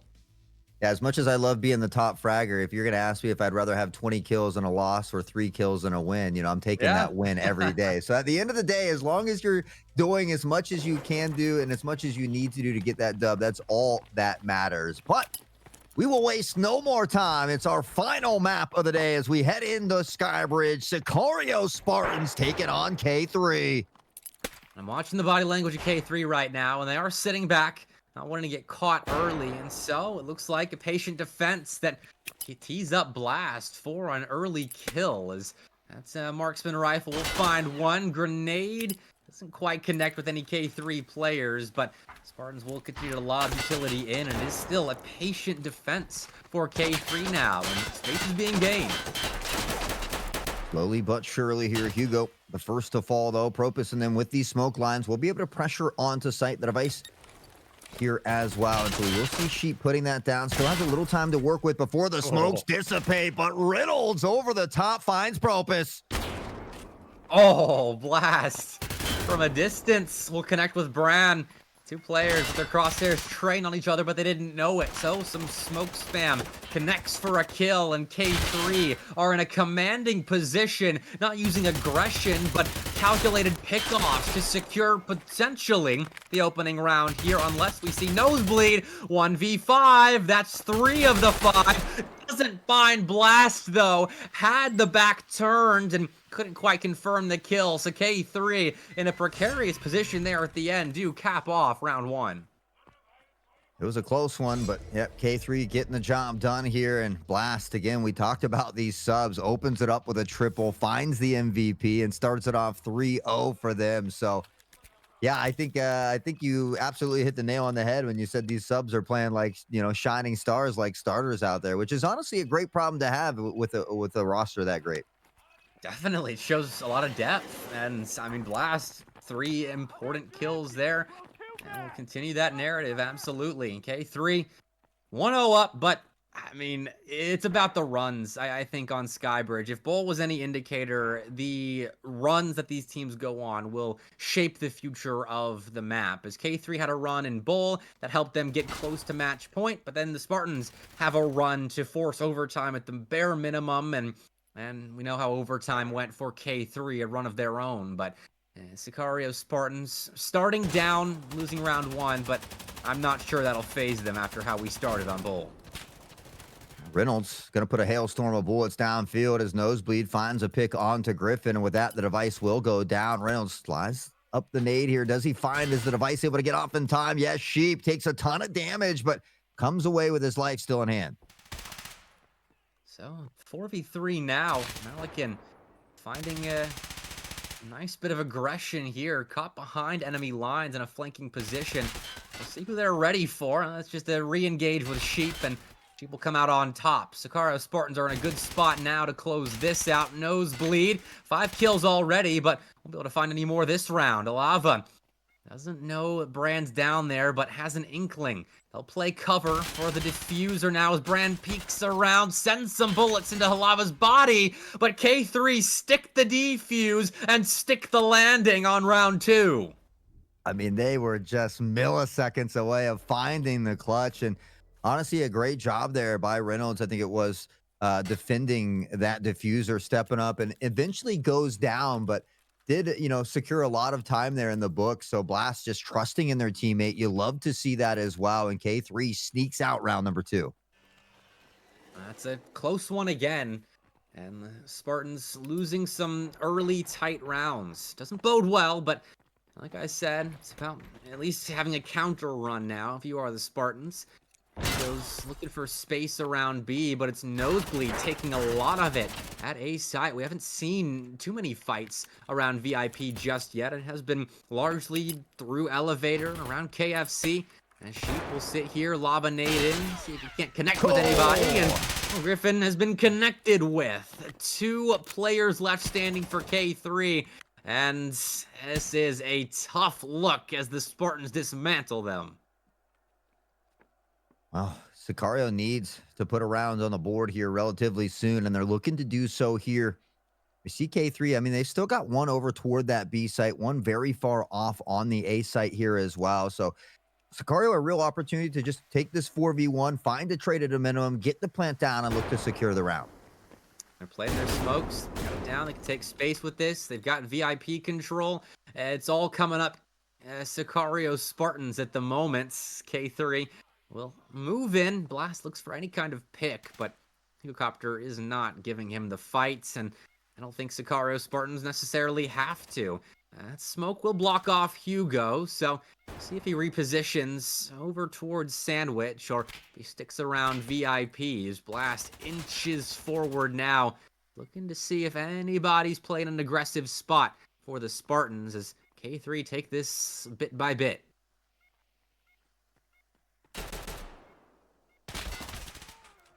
Oh. Sheep finds one, and Propus finds the other, just like that. The Sicario Spartans will get themselves on the board 2-1. It's a good start, at the very least, for the Spartans. They will need more than that, but what a dismantling of K3's defense. Started with a nade and ended with a numbers advantage being converted on. Good start here, but Sicario, again, they've always found a way to slowly reel it back, and that's what we're seeing here as well. Question mark? I think Halava lost connection. Yeah, and so they just went ahead and topped him off there. So I was slightly confused for a second there. I thought, whoa, but they were trying to nerf themselves just a little bit, but no, a little bit of a disconnect there, so we will work on getting them back in toward the game.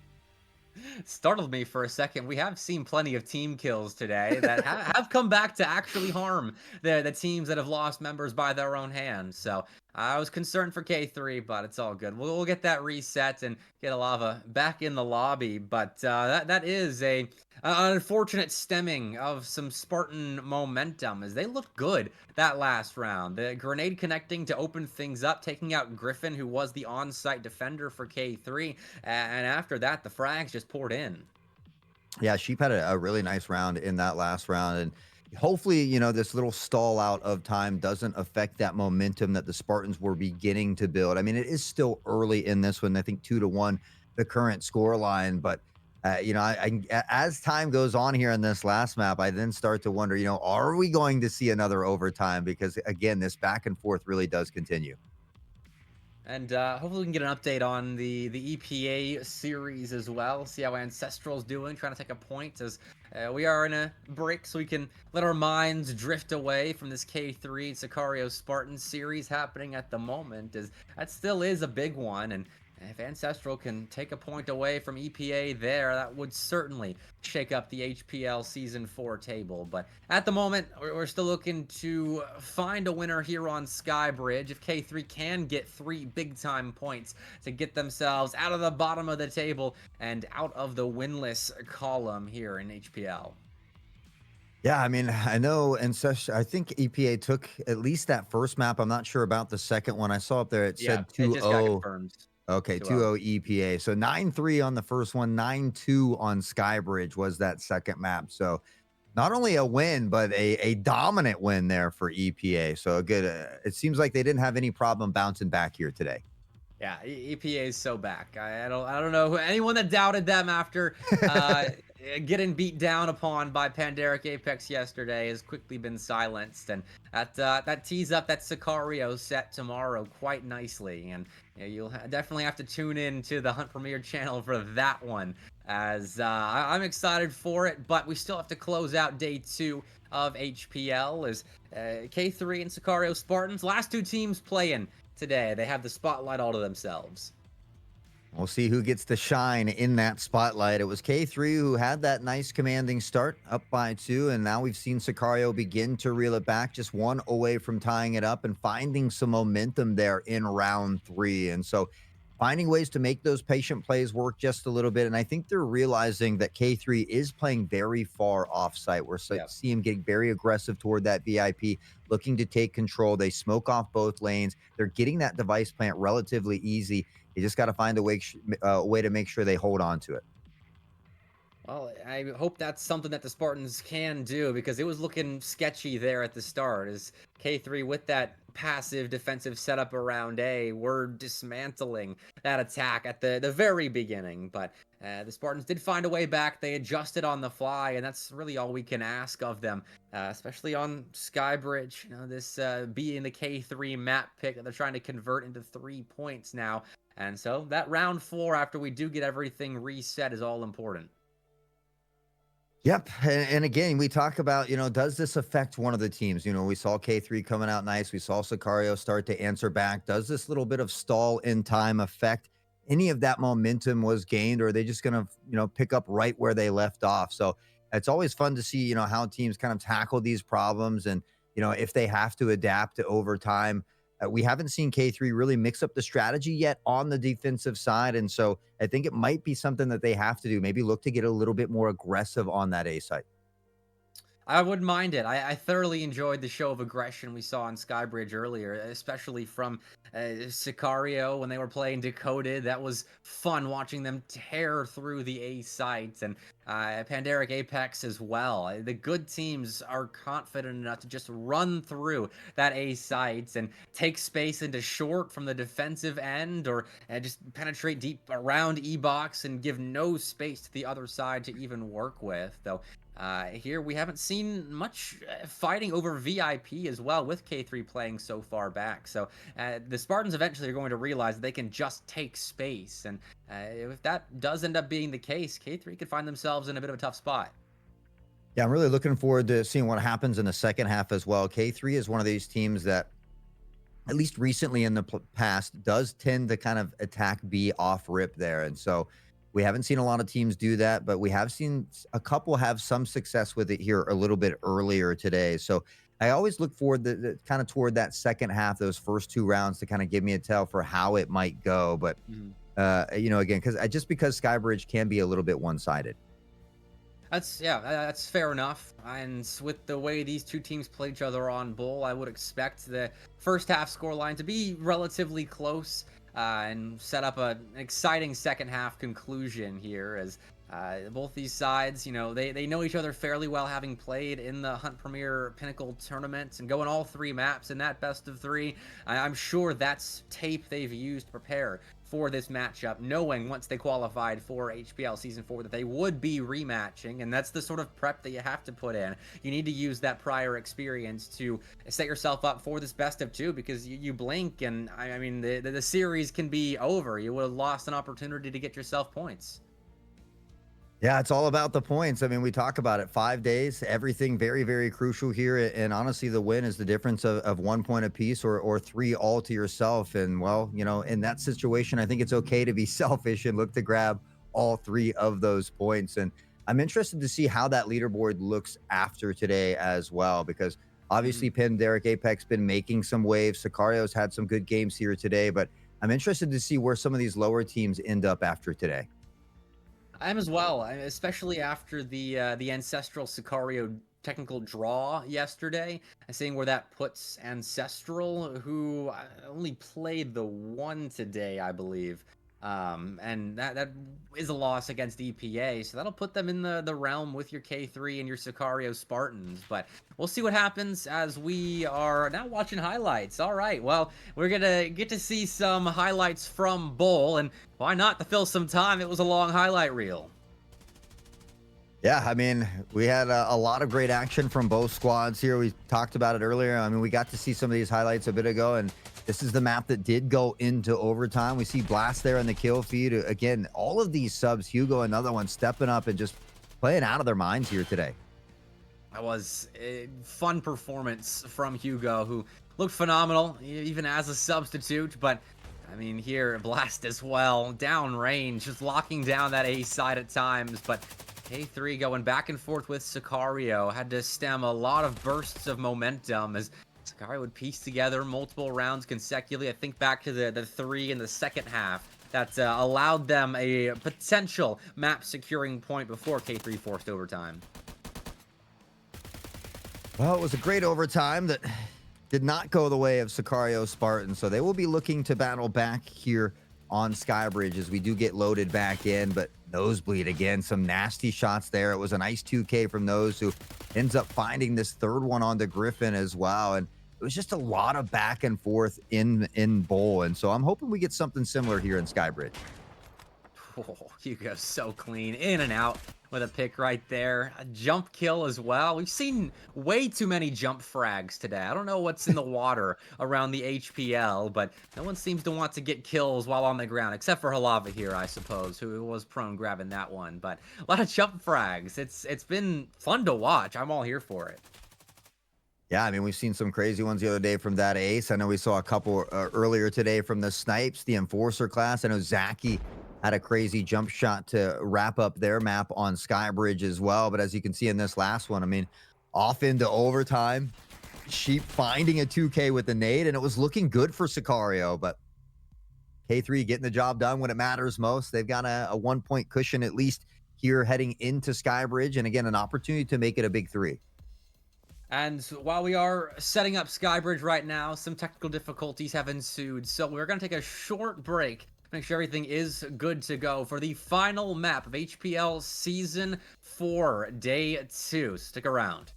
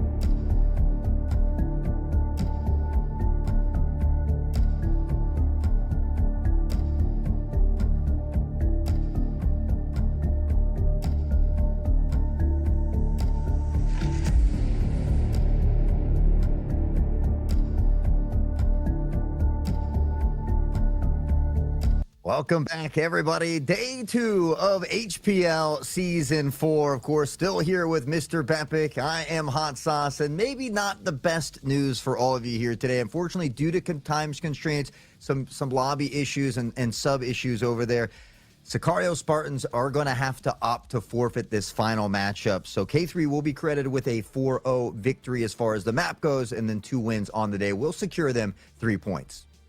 Not the way I'm sure they wanted to do it, but it is 3 points for K3, so congratulations to them. They certainly earned it with the bowl victory earlier, and I suppose a little bit of fortune on the second map to grab 3 points. But hey, they look like they very well could win that second map as well. As a good start, but unfortunately we will not be playing it out. So that's that. A little marred at the end with the technical difficulties, time constraints, whatever it was, but still a wonderful day of Tarkov Arena. Yeah, obviously we're hoping to see the conclusion, especially, I mean, we had that overtime between these two teams, but sometimes, you know, these are just the way the cookie crumbles, so to speak. So at the bare minimum, we tip our hats to all the players here today for putting on a phenomenal performance. We got to see Pandaric, Apex, and Sicario take their 2-0 dubs. K3 and Sicario Spartans, much closer series, but it does end in 2-0 fashion in favor of K3. And we don't get any of our draws today that we were hoping for. A lot of potentially close series, but Pandaric, Apex, and Sicario on stream at least were looking pretty good. Dakota put up a good fight against Sicario. So solid series, but still 2-0s for the favorites for the most part. And I mean, we do have all the action tomorrow kicking off, of course, with Sicario and EPA. Same time, same place. That's going to be a good one. Yeah, 1500 BST, of course, 10 a.m. Eastern, bright and early if you're over here in the Freedom States, as we like to call it. But again, the action's only going to continue to ramp up. I think that one between EPA and Sicario is certainly going to be a very good one and an opportunity for both of these two teams to kind of really propel themselves forward on that leaderboard. Definitely. I mean, if EPA can snag an upset there, that would shake things up tremendously. And EPA is a team that can certainly do it. But Sicario and Pandaric Apex, I think, right now are beelining towards that final best of 2 of HPL Season 4, and a series that could potentially determine the winner and runner-up when all is said and done. But Pandaric Apex did get tested today against those friendly guys after looking fairly dominant over the last couple of months, really. So maybe there is some room for some big time upsets there at the top of the table. We'll see. Always room for improvement, that's for sure. And yeah, I look forward to seeing that one on the final day where you and Cracked will be highlighting the action for us. But we got a lot of great action tomorrow. There's a whole nother weekend ahead of us in that next weekend as well. So all the more reason to make sure you hit that follow button to become part of that notification gang so you can stay up to date with all the action that we've got going on over here at Hunt Premier. And hopefully some of that action next weekend includes Iceberg. I would love an Iceberg appearance on streams. We were robbed of one. Pandaric Apex picked it for their first map today against TFG, but it was off stream. So hopefully next weekend we get an Iceberg appearance, just the one selection of the about 30 or so selections that we've seen thus far in HPL Season 4 for weekend 1. So I'm hoping we'll see if the players oblige. Yeah, you know, and Agurkus may have not gotten a dub with Decoded earlier today, but they did get the dub in chat as they have won that standard EFT arena key. So you never know. Agurkus might be out there on a Smurf account terrorizing the public in Tarkov Arena soon. I mean, that'd be fun. Exercise some dominance over some noobs just trying it out for the first time. But hey, congratulations. Blitzer Girl, I think, won a key as well, if my memory serves me well earlier in the day, which is funny. We're not rigging it, but hey, you stick around the stream as much as our players do, you're gonna be rewarded, like with a little bit of luck with the key giveaways. Yeah, I know Blitzer Girl won one yesterday before they even got started, so maybe got the hot hand over there as well. But, you know, again, a huge shout out to Hunt Premier and everybody, BSG, Philbo, for handing out these keys in chat, just as a thanks to all of you that have been hanging out with us and keeping the energy and keeping it hyped. So certainly appreciate every one of you, but I believe, Bepic, I think we maybe have our scoreboards ready.